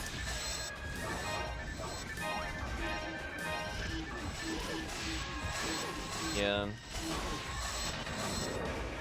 I coached people through games like Blackjack before, and like in like a money setting. I don't just mean like just play the game. I haven't gotten them like huge earnings, but they generally went positive.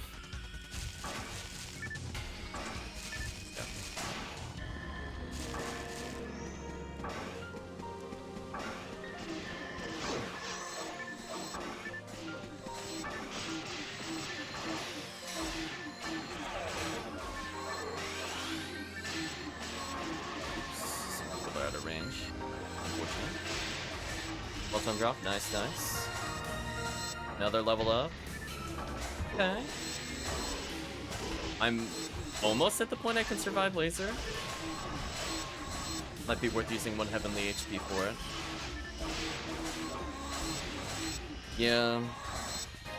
I've had to learn a whole bunch of card game stuff, because I play games like Yakuza that require you to play them for like achievements and stuff. Like, I self-taught myself Mahjong, for example.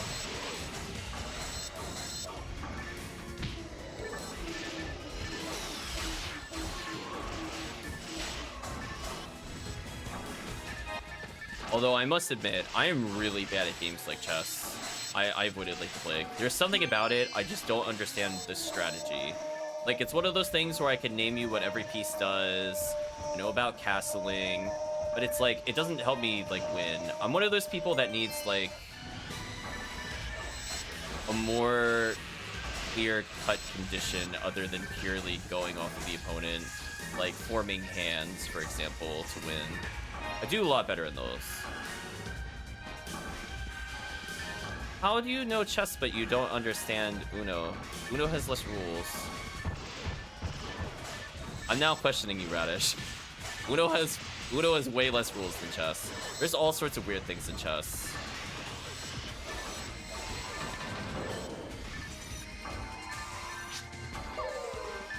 Sadly. No rares. Chess is easy, but Uno is easier.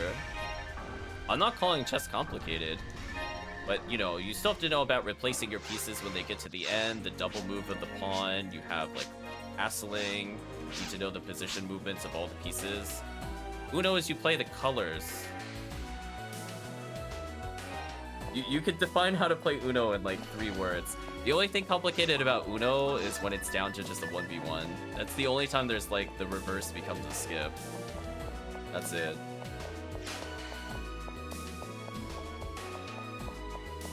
About making the best possible move in a given position. Yeah. I just don't get the theory behind it to win. Dive before now to swim, maybe. Yeah, it's one of those things. Like, I'm good at, like, Advanced Wars, which is kind of like a version of chess, where I'm allowed to potentially build pieces in symmetry, and the opponent can do the same thing, and I can counter formations with it. But chess itself, I'm not good at. Or, like, shogi. I'm really bad at shogi. I just learned that if the games want me to play shogi, I'm like, I'm out. I'm just... I don't understand these pieces. I don't know what it wants me to do with them.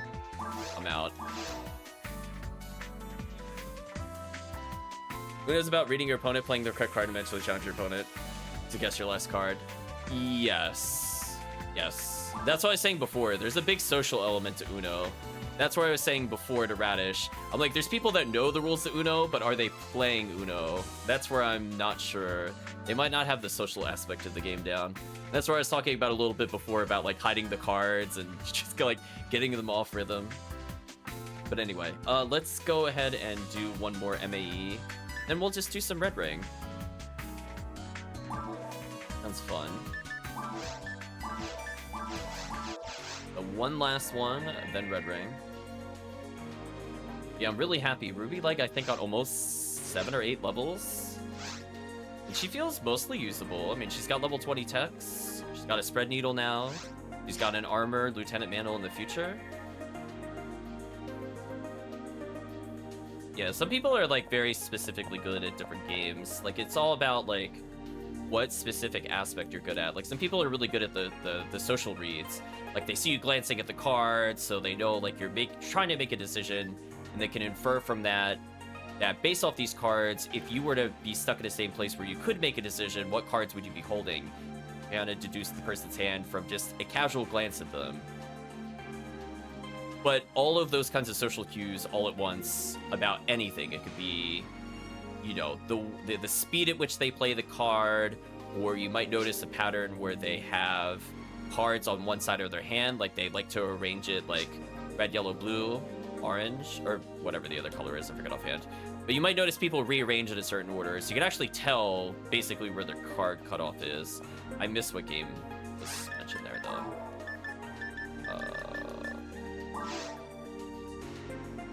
Heard of trap words? No. Okay, I don't think anybody else is joining us. I don't think I put a password. I'll clear in case I did. Yeah, it all depends. But as I said before, it depends on like the skill level of the people. Some people are very technical with it, and you know, that's great for things like blackjack for people that like to number crunch. So like for me, that's a card game I'm good at in general, because it's more relying on statistics and math. I'm not fast enough to crunch the numbers in something like poker, for example, for it to carry over. I know how to bluff in poker to fake my hand if the player is of a certain level, but I'm also not super good at reading some of the social cues. So, like, game of poker I'm okay at, as an example. I could play it, I probably won't win a ton. I get that I need to, you know, show weakness sometimes, or pretend I have bigger cards. And essentially you have to be willing to do a call out at some point. But some of the nuance there, not good enough to do it in like a professional setting for sure. Just imagine cards fighting each other as an army. Interesting. I think I'm also in a in-person disadvantage because I have glasses. So I'm like, I would never want to do something where if knowing my hand is a problem, I wouldn't want to play. So people would be able to look at my glasses nowadays, and they would see what my hand was. So I would not trust myself in like an in-person, as an example. I probably do okay at online. In person, I probably have people looking at my glasses. My whole hand would be revealed. GG, it's over.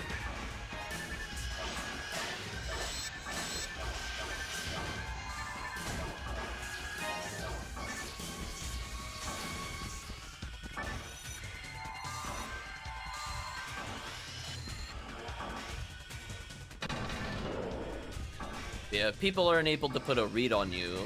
That's also a talent. Whether you're doing it intentionally or not, that's all up to you.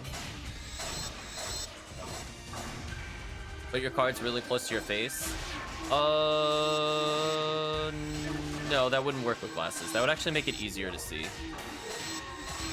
Normally to circumvent that in like a professional setting, that's why people put the cards flat on the table and only lift part of the cards to take a look.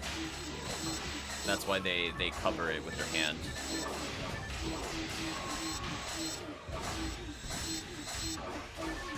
Put them up against my glasses. That wouldn't be good because at some point I'd have to put the cards down. And also you need your hands for calling, raising, or betting.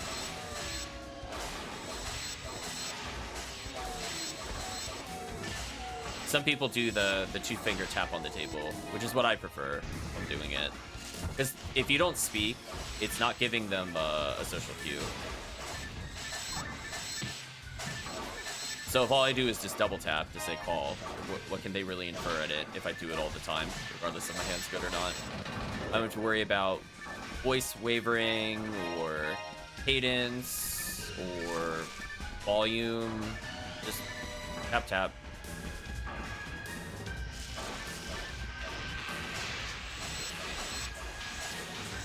Some people tap differently on the cards. Well, if they do, that's unfortunate for them. It's always tap tap. You could, you could fake social cues with it. Like you could do like tap, tap, say like you're not enthusiastic about it. But again, we're going into next level social cue mind games. Yeah, but if you're consistent with it, it doesn't matter. That's what I was saying. It's less to read than a vocal cue.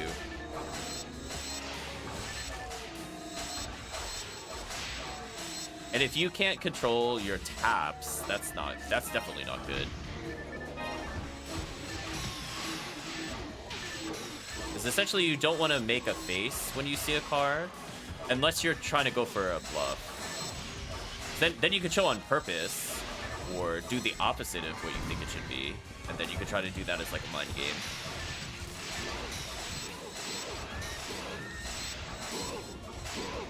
Which would... What if that would put you at disadvantage with cards against your face? There are people that purposely cover their face. Like, so if they, for example, think that their lip is twitching, which is a common one, what people will do is they'll actually keep a hand up to their face in general to cover their mouth. So that way they don't, like, accidentally smile if they're bluffing, for example.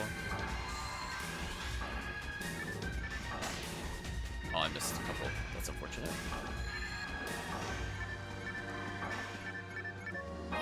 Yeah, it's all about, like, yeah, poker ends up being more of like a body language read, and like it's good to know the odds. Like, you know, you can know to play like pocket pairs or like connecting suits, and then like you can infer certain odds. Like if you have 2 clubs and you see 2 clubs on the table, like inherently you would know the odds of getting a flush are higher. As an example. There's like some implied odds, but you will never know like the pure odds necessarily, because people might have folded some of the suit, for example. But you can have a rough estimate.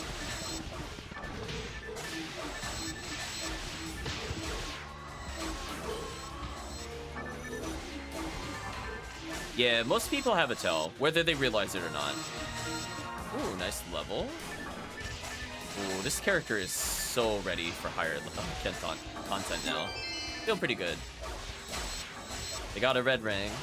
Maybe we'll get one on stream to end the stream. Yeah, I find it interesting. I watch a couple of shows with friends where people try different board games and things like that. And this doesn't come up as part of that, but I find it interesting taking that knowledge from watching like professionals play and then applying it to either casual settings or other. Phone keyboard doesn't make the little vibration. Oh, I missed the physical. Anyone want a 20-hit red saber? Sure. I struggle to identify the 15 one. Let me struggle to identify the 20. Oh, it even has native. That's fun.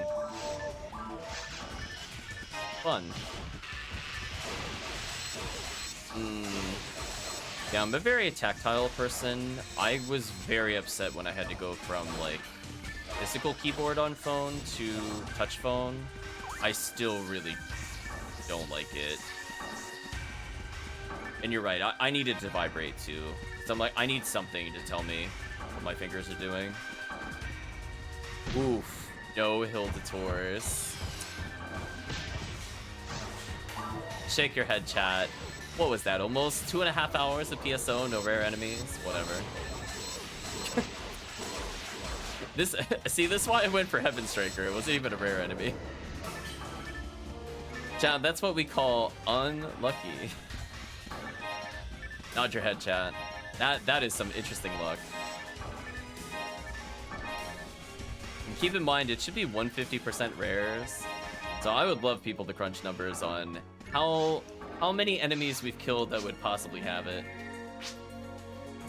My unluck trumps it? Oh no, I have bad luck. There's a reason I don't like pure RNG. I am a huge advocate of player agency and player control. RNG takes it away. RNG did bad things to me, chat. That's all you need to know. It just was like, It was nice to me for parasitic gene flow. And then it's like, no. We gotta even the odds again. Oh, I capped on something. What did I cap on? Oh, 99 mind materials. Your eyes are in extreme pain. Did you sleep?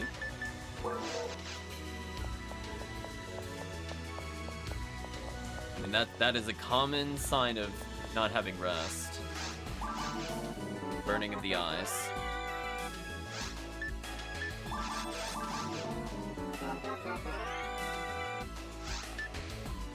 Oh my gosh.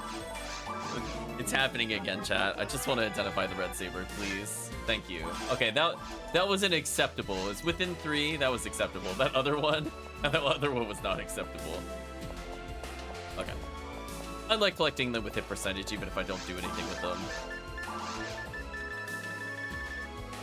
Alright, so we're capped on my materials due to doing so many forest. Actually, that's sad. I've done so many forest runs. I went from 0 mine material to 99 before I got a frozen shooter. That is actually kind of sad. That is actually maximum unlucky.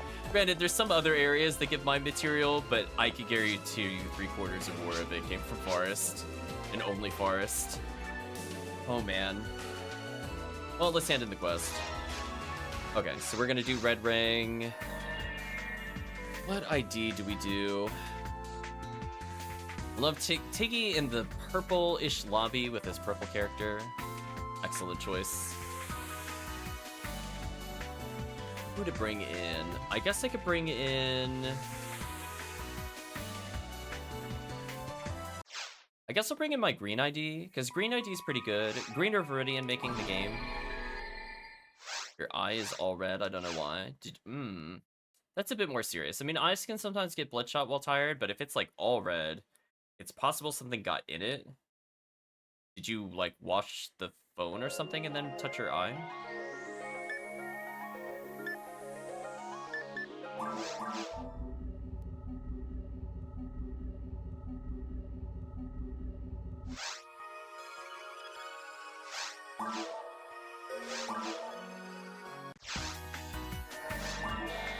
Okay, so we'll do... Let's see, TTF isn't very long. We'll do at least 2, maybe 3 attempts. We'll call it Ziggy TTF. We'll give it a password. We'll open it up once the usual crew joins.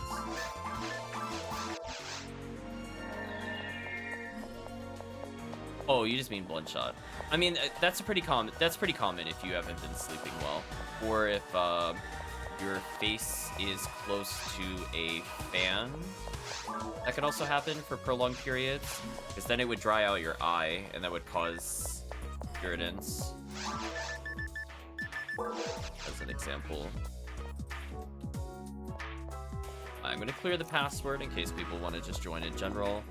But I'm gonna go ahead and get my Excalibur and my Bringers, and then we're gonna hopefully see something nice. We'll settle for V101. That's a good little side rare to get. Excalibur. Uh-oh. Where's my Bringers? That's annoying. Did I really not have Bringers in here? I might phone new rule. I mean, I can play without it. It's just, I need to think about it. Which weapon has the cast animation that I need?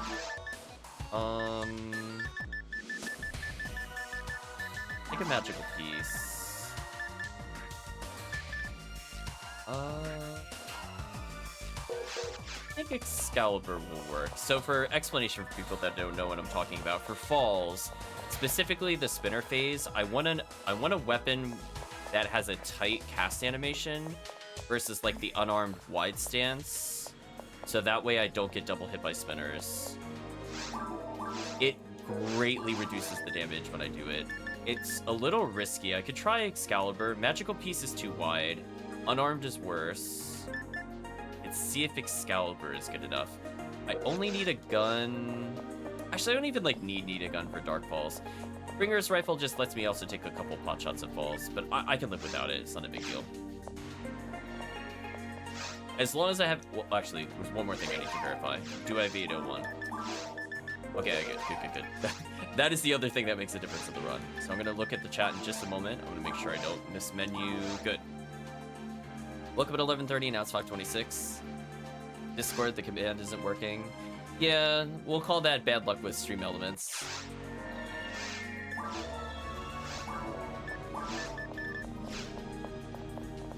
I'm telling you, I have bad luck. I have really bad luck.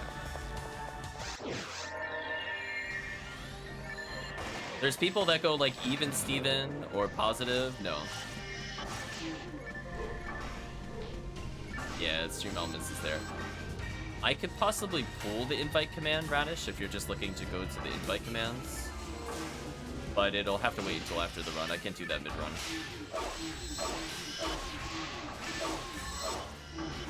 Also, I love that I'm willing to be risky, but only on a Homar. I don't know why. Every other character I play a little too safe. Okay. Oh, I was going for the frame 1 freeze. I didn't get it. Oh, well.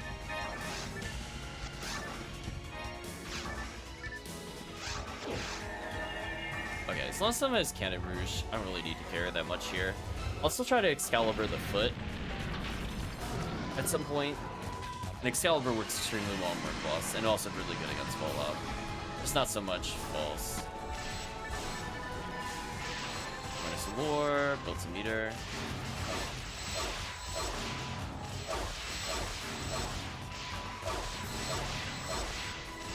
Yeah, what I can do after this run, I could paste it in manually, because I can open Stream Element, copy the link.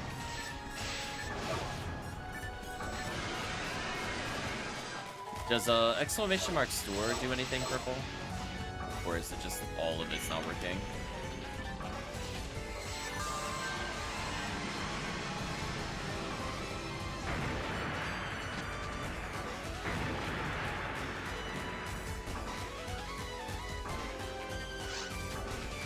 Not fast enough.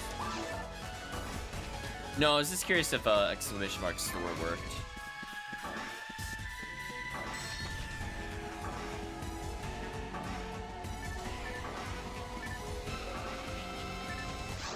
No, that's Discord. I meant store, like S-T-O-R-E.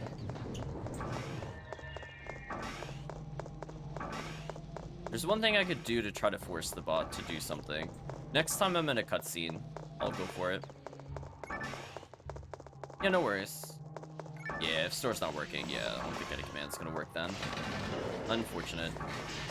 Well, let me think. Well, I'm gonna go first in the room. Hold on, we're doing the first ever Fomar. Let's go. Squeezing in.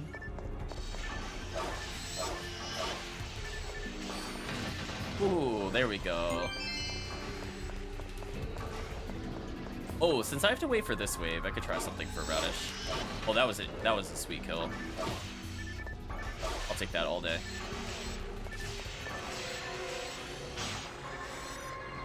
Let me try something for Radish real quick while we're in the middle of a run.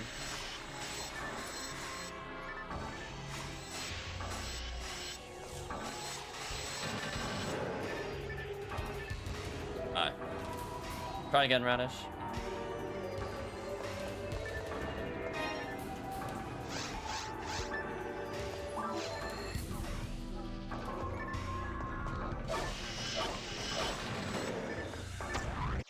Take my own telepie.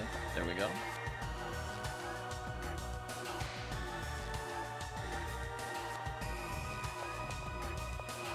Oh, I hope somebody I hope somebody TPs because I'm not walking. Nice, both work. Uh-oh. There we go. I got scared. That was a long delay. Yeah, I was like, I'm not walking back.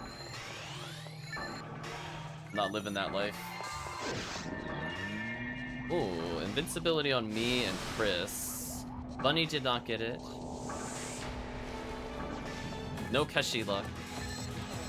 But maybe we'll get a random Holy Ray? I think Holy Ray's in green.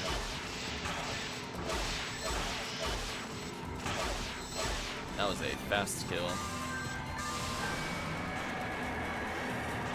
Yeah, they've been having a lot of problems with the custom bot lately. Like, a lot of problems. I'm sure chat has seen, like, almost every other stream, it's just, like, died at some point. It's not on my end, as far as I can tell. Like, I've re-authenticated, I've redid updates, given permissions, just nope. So sad.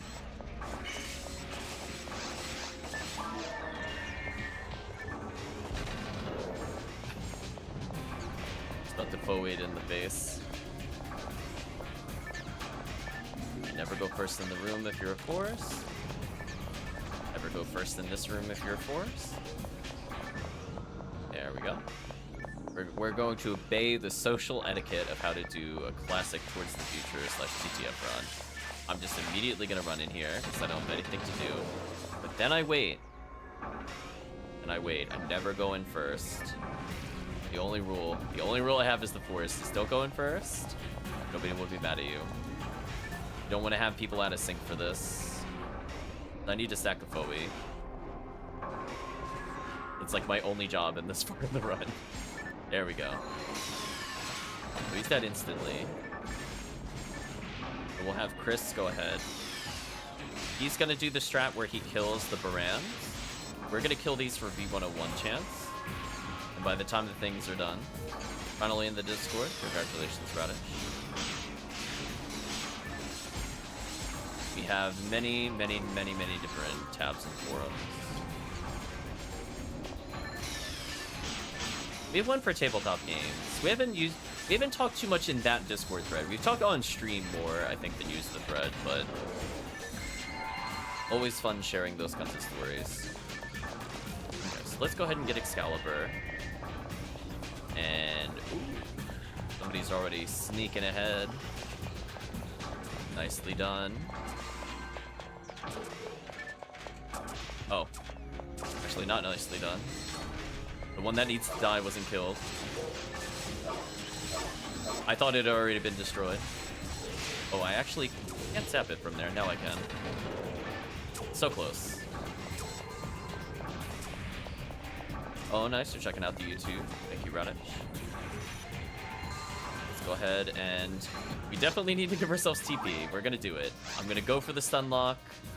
Wish me luck, chat. I'm gonna go for it. The classic Excalibur stun lock on this boss.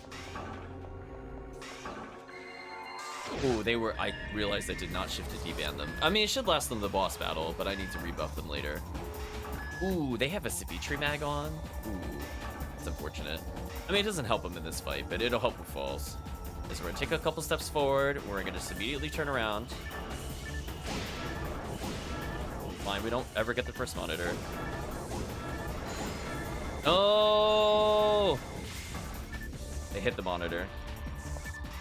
I hate when people do that. Please don't hit the monitor when I'm doing it, because it messes up my whole rhythm. Please don't hit the monitor. Please stop hitting the monitor. Hey. Yeah. I'm like, someone just slicered it. Come on, I had the stun lock. No, it's now taking forever. There we go.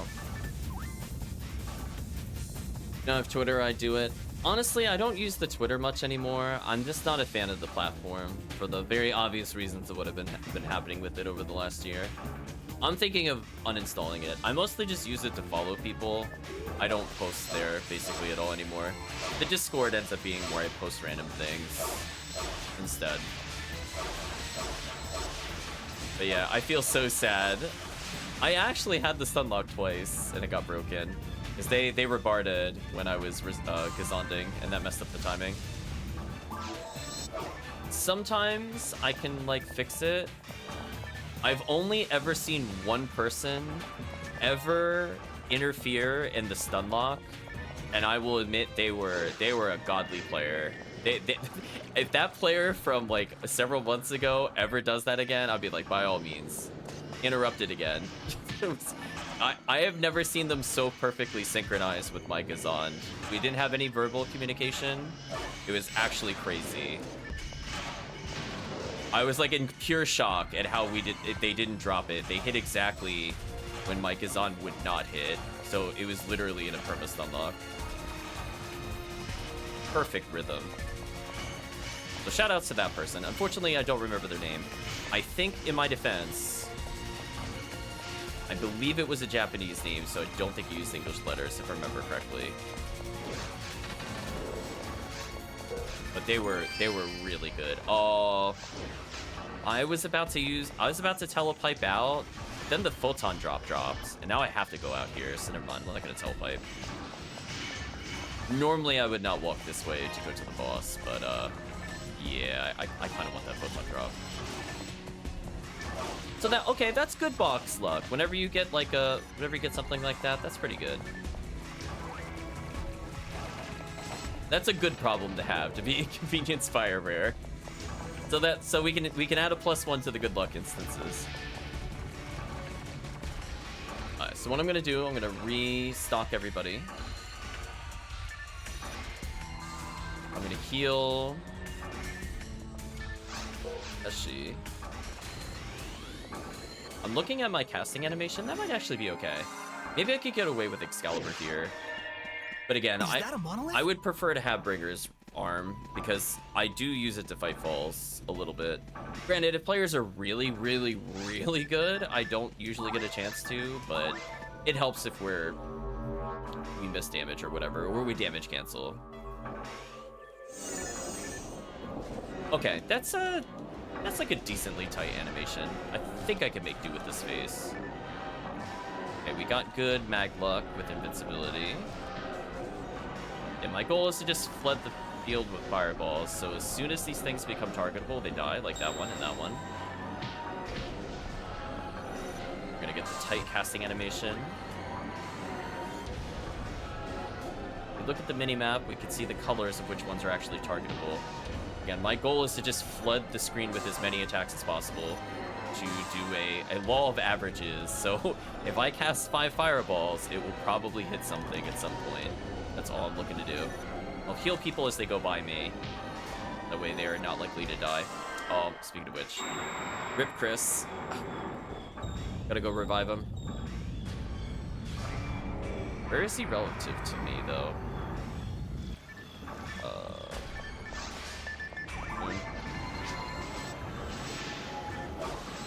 I'm actually gonna Excalibur for a second.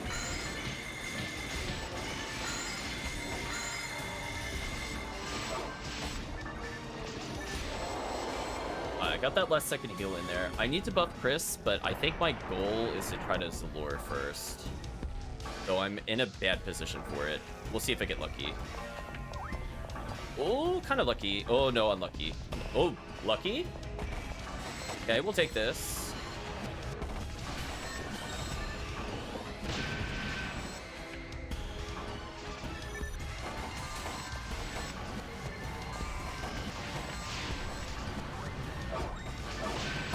I did one thing of damage. Oh no! It got away. I almost got the kill with Excalibur. So close. Got robbed.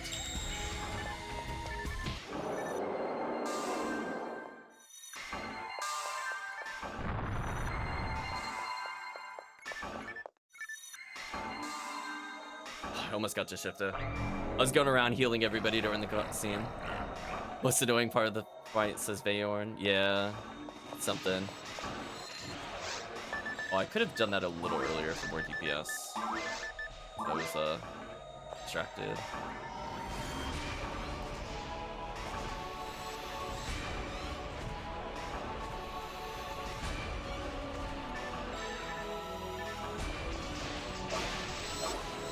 I was gonna say rare opportunity to melee the boss with Excalibur.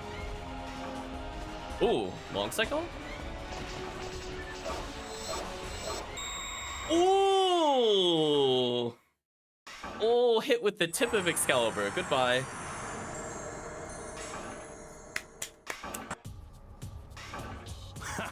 Dead already? Rip boss. I'm pointing. I'm like, that was the boss. Past tense. Moon Atomizer.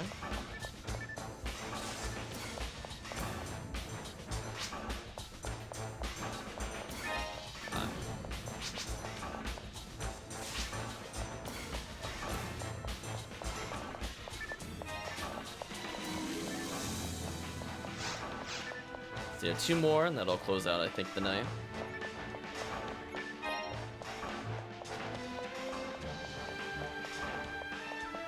Ooh, wait a minute. Hold on. Wait a minute. Where is it? Chat probably sees in my item list what I'm looking for. Where was it? Oh, he's missed. Oh, it dropped on the previous floor. That's unlucky. Oh, it must have been like, it must have been after. It must have been after I went to the portal it dropped. That's unfortunate. Oh, unless that's it here. Somebody dropped it. Never mind. I was gonna say, I don't remember seeing a DBN 30 on the list. I absolutely want the DBN 30. I will put that on my other force. I know there's a force that is missing the 30s. Okay, so... do I have a backup? Do I at least have a Holy Ray? I'll take a Holy Ray with hit. We'll look real quick. Okay, I got a Holy Ray with 30 hit. Thank you, Chris. Yeah, I saw it said miss, so I know it wasn't on the same floor as me. Okay. Okay, I got Holy Ray as a backup, so I can at least hurt the boss at a distance now, if I want to. It's slightly weaker than Bringer's Arm, by like only a few ATP. Its accuracy's okay, but it's better than just not hitting at all.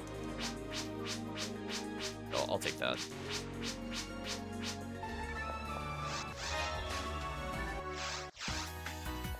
Okay, so let's do 2 more. The TTF, the normal, ultimate, go.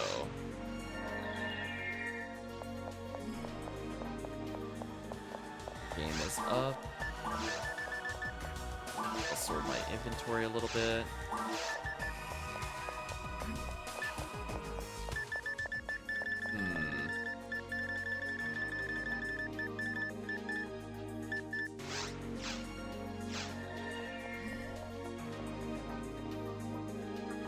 Is there any game from whom I'd accept a sponsorship?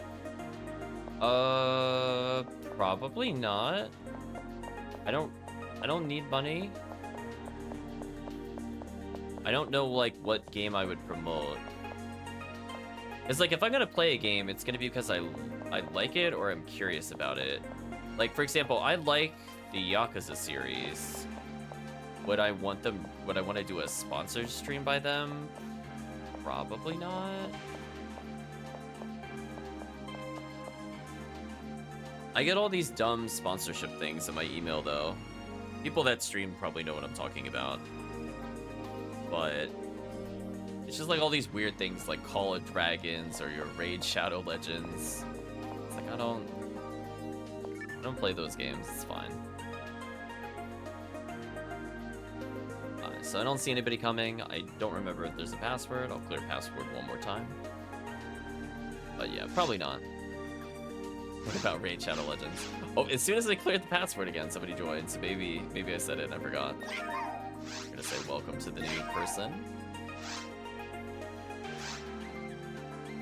I always like when we have a new team, I look at the first letter of everybody's name. So we're Team NROM. Let's see how the team does.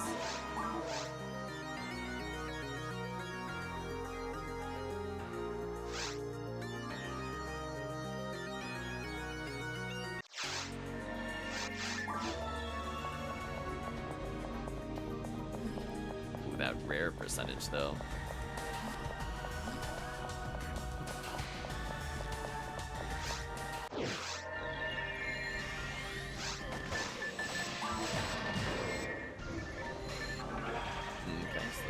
Forward.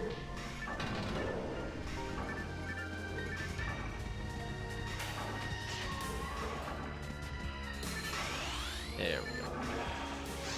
I say we're leaving no buff behind. Well, actually, as a reminder for people, not for my stream, let's be clear. You don't have to do it if you don't want to. But I'm sure you've seen it if you have the PC version. But for people that only view on mobile, the Twitch did start the September thing, so if there are streamers you like, I would go support them for it. What I will say for people that are looking to become partner, which I'm not, just for clarity, I know they weirdly only count personal subs and not gifted subs. So I think like the tier of the sub matters to them. So if you see anything where it's like when I say it's like the triple P for like the paid partner program, I think if you see, that's what it's in reference to. Just an FYI. If you happen to go on the streams and they see that. There's a couple of people I watch that I think are doing a big push for it since it'll be cheaper to resubscribe, for example, this month. And if you happen to do like a longer term deal, I would say if you're looking to save money and still support people, this month is still pretty good for it. But ultimately, if you're looking to give them money, I will say ultimately, it's still probably not going to be Twitch subscriptions that get there, but donations. So just be aware of that. For me, I don't care. You can do whatever you want. I have a lot of emotes. People love the emotes. I try to make them as cheap as possible with the Twitch channel points. So if you do like them, you don't really pay that much for them. If I could, I would put the price at 1. Twitch literally won't let me do it. Just want you all to be aware. I literally tried putting 1, 2, 3 as the cost. It didn't work. Sadly, I can't go lower. Otherwise, I would basically just make it a free service for everybody watching the stream.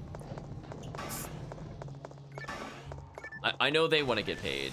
Me, I don't care. I'm like, I have another job. I sleep soundly and safely at night. But if you like the emotes, do whatever you want. One thing I was thinking about though, Ranish, because you were talking about Twitch channel point things. I was thinking about if I wanted to do any like incentive things on it that people can put points into to like have it interrupt normal streaming. The only time I do not want to do it though, sadly, is probably September, October, December. I think any other month is good. I think like January to June, I think is like really great for it. But I think maybe next year I'll give another purpose to the Twitch points. Right now they don't do anything other than they look pretty and they let you modify the emotes. Yeah, as I said before, if I could, I would make them free. I tried putting them at 1 point, but it's like no. If you're wondering why the prices on my channel look weird, it's because I tried entering the bare minimum. Although maybe I haven't tried this year. Maybe they've changed it since then.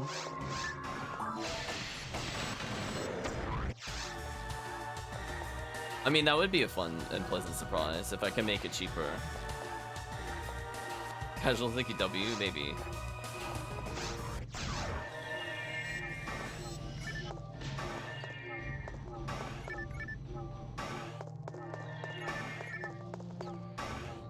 Heal everybody once they get close. One thing you have to be kind of mindful of, though, I mean, it doesn't look like this player has it for the obvious reason they're a ranger, but I always do the double check. I'm like, are they using Dark Flow? Are they using Dark Flow? Don't heal them. Don't heal them. They'll hate you so much if you heal them. All they want to be is at low health, or else the sword doesn't work. And then they feel really mad and sad in that order. One thing I need to learn, though, from personal habits, I know there's a way to disable the targeting of healing so it only heals yourself.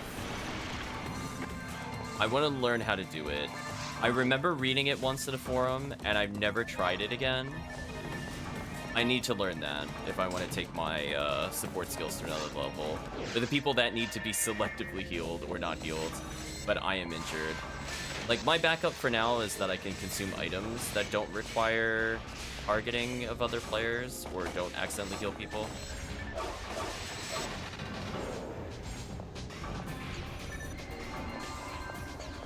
Yeah, there's little texts, even though I played, like, a lot of Force in this mission a lot. There's, like, little nuances that I can only really pick up by playing random games with people that have been playing for longer, or by like diving into forums or watching old videos and comparing to like, especially like quote-unquote world record videos. But you don't see too many with groups like that. Usually it's like individual records. Yeah, I'm a big advocate for looking for like the informed sources. You will not see me like, you'll not see me go like when we're playing these kinds of games to be like, hey guys, it went on to Game Facts. Like, no. I try to do like legitimate research. If I'm gonna play like a research kind of playthrough, I go deep again. So you'll see me go through and touch like speedrun forums. I'll look at like world record videos. Of course, only with the intention, like I don't do it for games I'm looking to try for the first time. But definitely, we've gone through East, where we play through the games, and then we've literally done, like, mini speedruns afterwards. I like that kind of style of playthrough. I just like learning about the mechanics if I like the game, learning how to break them.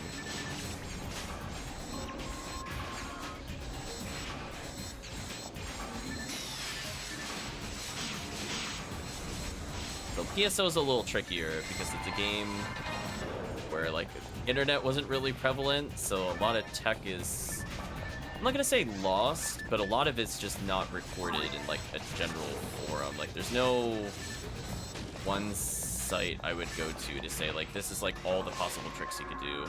Some people are kind enough, and they link, like, in forums to different videos where that's true. But yeah. Breaking game mechanics is the best part of the game. Oh. Radish, if you ever get a chance, East is a beautiful series to break. Excuse me. That game is so beautifully broken. We were swimming in the ground, Radish, at several points in the game. We clipped through walls. We sequence broke. We skipped bosses. We beat the game in 5 minutes from the start of the game. A beautiful game. No. Why do they do this to me? No, stop. I have it. No. Stop. Now I don't have it because they destroyed the monitor. It's so annoying. I can't type to don't do it because I'm using spells. Yeah, you need to let them sunlock. I kill so... Yeah, because now we're in, like, the long cycle. This is so sad.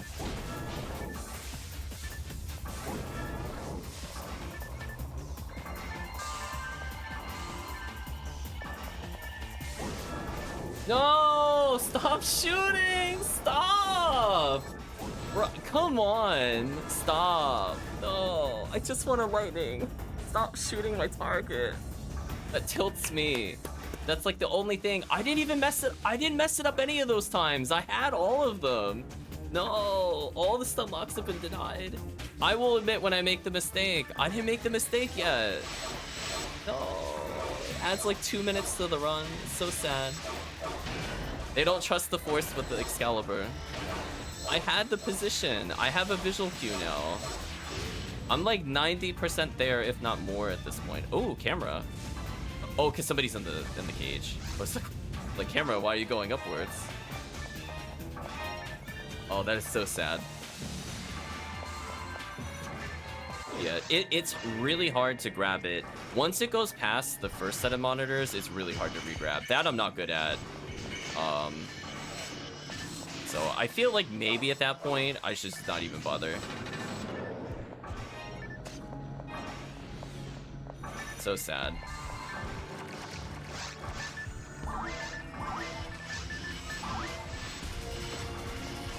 I'm gonna go for the secret.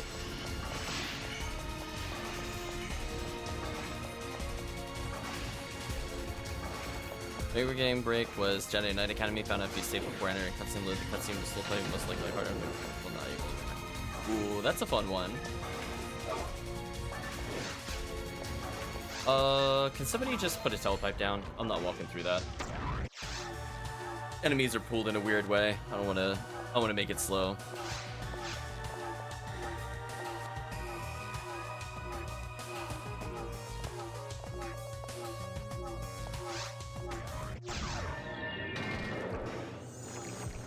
Oh, what the?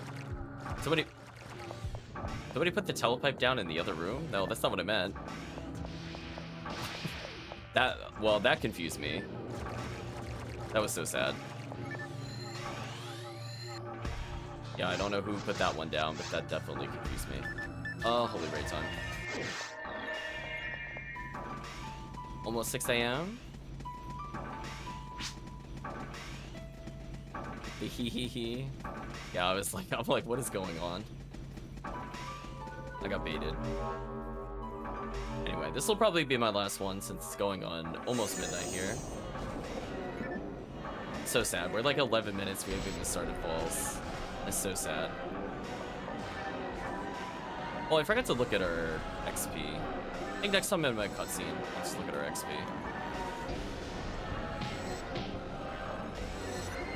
Yeah, Holy Ray has just such a tight cast animation compared to everything else.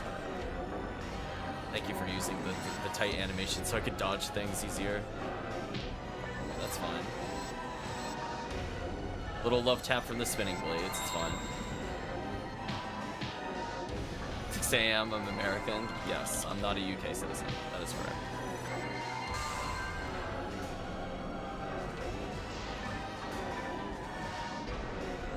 Buy all these enemies.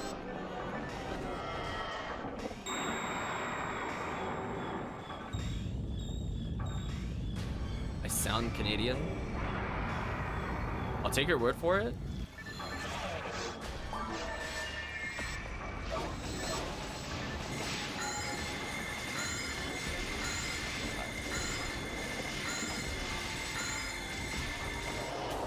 Move slightly to the right instead of up. I should still be fine though.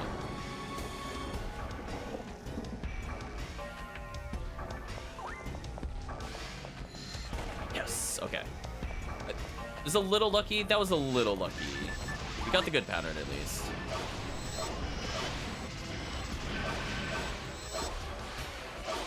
Oh, I actually got some good Excalibur in there. Ooh. So rare. Okay, that was a pretty good falls pattern.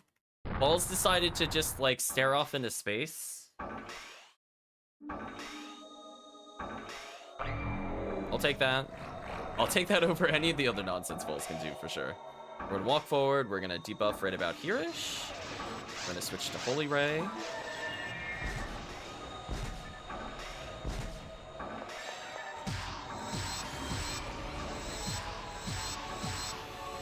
It did, I think, 700 if I was looking at that correctly, damage on the shot.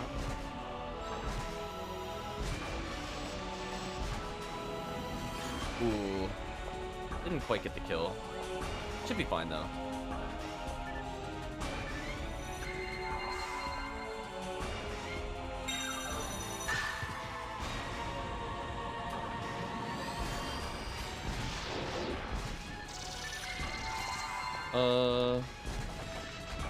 No, Nakashi.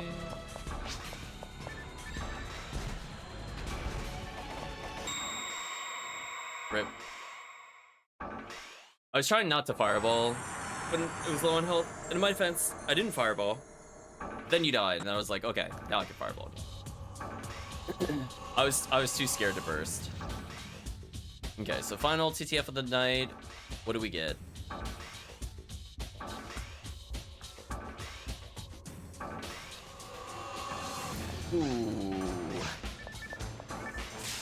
Ooh. Gave me Gafoe 25. That was... That's a choice.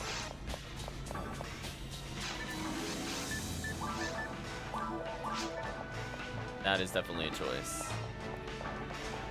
Well, to no one's surprise, we had the good luck, we had someone come and give us items, and those were the only items we saw all night. That sounds about right for PSO. So, fortunately, we do have a lot of things to look forward to in the future. Lieutenant Mantle will be very nice on the Ramarl, but she's gotta level up to use it. She's getting closer. We will definitely take advantage of that spread needle. I'm gonna go compare percentages, I think, off stream, because I think I have an all zeroed one, and I think even if it's not a big damage increase, sometimes I just need like 5 damage.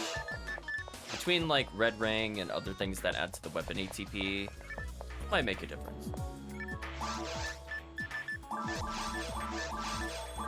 But yeah, sadly nothing else here. So let's, I guess, give a wind down for the session.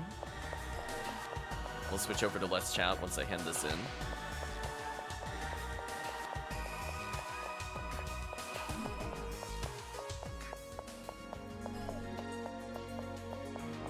Getting the A or B rank. B rank? Oh, got A rank. He still doesn't love us, but thank you. Let's chat. So I think from the perspective of PSO, definitely make some comments in the Discord. I won't read it in time, unfortunately, if we're doing it from YouTube. Of what runs you want to do in the future, because we're kind of coming up to the end of the event, and I'm kind of thinking I might do a 24-hour stream. I've never done one before, I've stayed up 24 hours before. So that'll be interesting. We'll see, chat. It'll be pure willpower to go through it. There will be no coffee. There will be no caffeine. Maybe if I want to go to sleep, I'll drink coffee afterwards or something. But I think from the standpoint of what we did today, I'm happy for the most part. It was a bit quieter. We didn't have some of the usuals pop in. But hey, we had some other people like Promethean step in. Chris, thank you as always for joining the runs. And we had a couple of randos. The classic faux pas at GTF occurred. It is what it is there. But I think we had some really successful quick clears on MAE. So it was nice overall. It's very nice. So hopefully we'll do more tomorrow. I don't think I'm gonna stream Sunday night. I think I want a bit of a break. But I think if we're gonna be doing a long stream, it'll be basically Monday. So the event ends on Tuesday. I think it's at 7 UTC, which for me is very early in the morning. Like really early in the morning. So that's gonna be fun. So it might be a 5 a.m. to 5 a.m. stream. We'll see. I'll double check my math because, you know, there's always the craziness of daylight savings. It always makes me double check. But fortunately, it should be pretty easy to double check. So I think from the standpoint of the stream, I don't really have too much else to add other than thank you all again for watching, participating, chatting about random games. Monday's when your school starts, so I hope you don't miss it. Well, it will be potentially a 24-hour stream if the internet goes through. So you should be able to catch a portion of it, hopefully. Also, good luck with school, Ranish. But we're at the point in the video of the VOD I'm sure many of you are aware of, and that is saying goodbye to YouTube. If you did watch to this point, I'd like to thank you again for watching, and hope to see you again next time.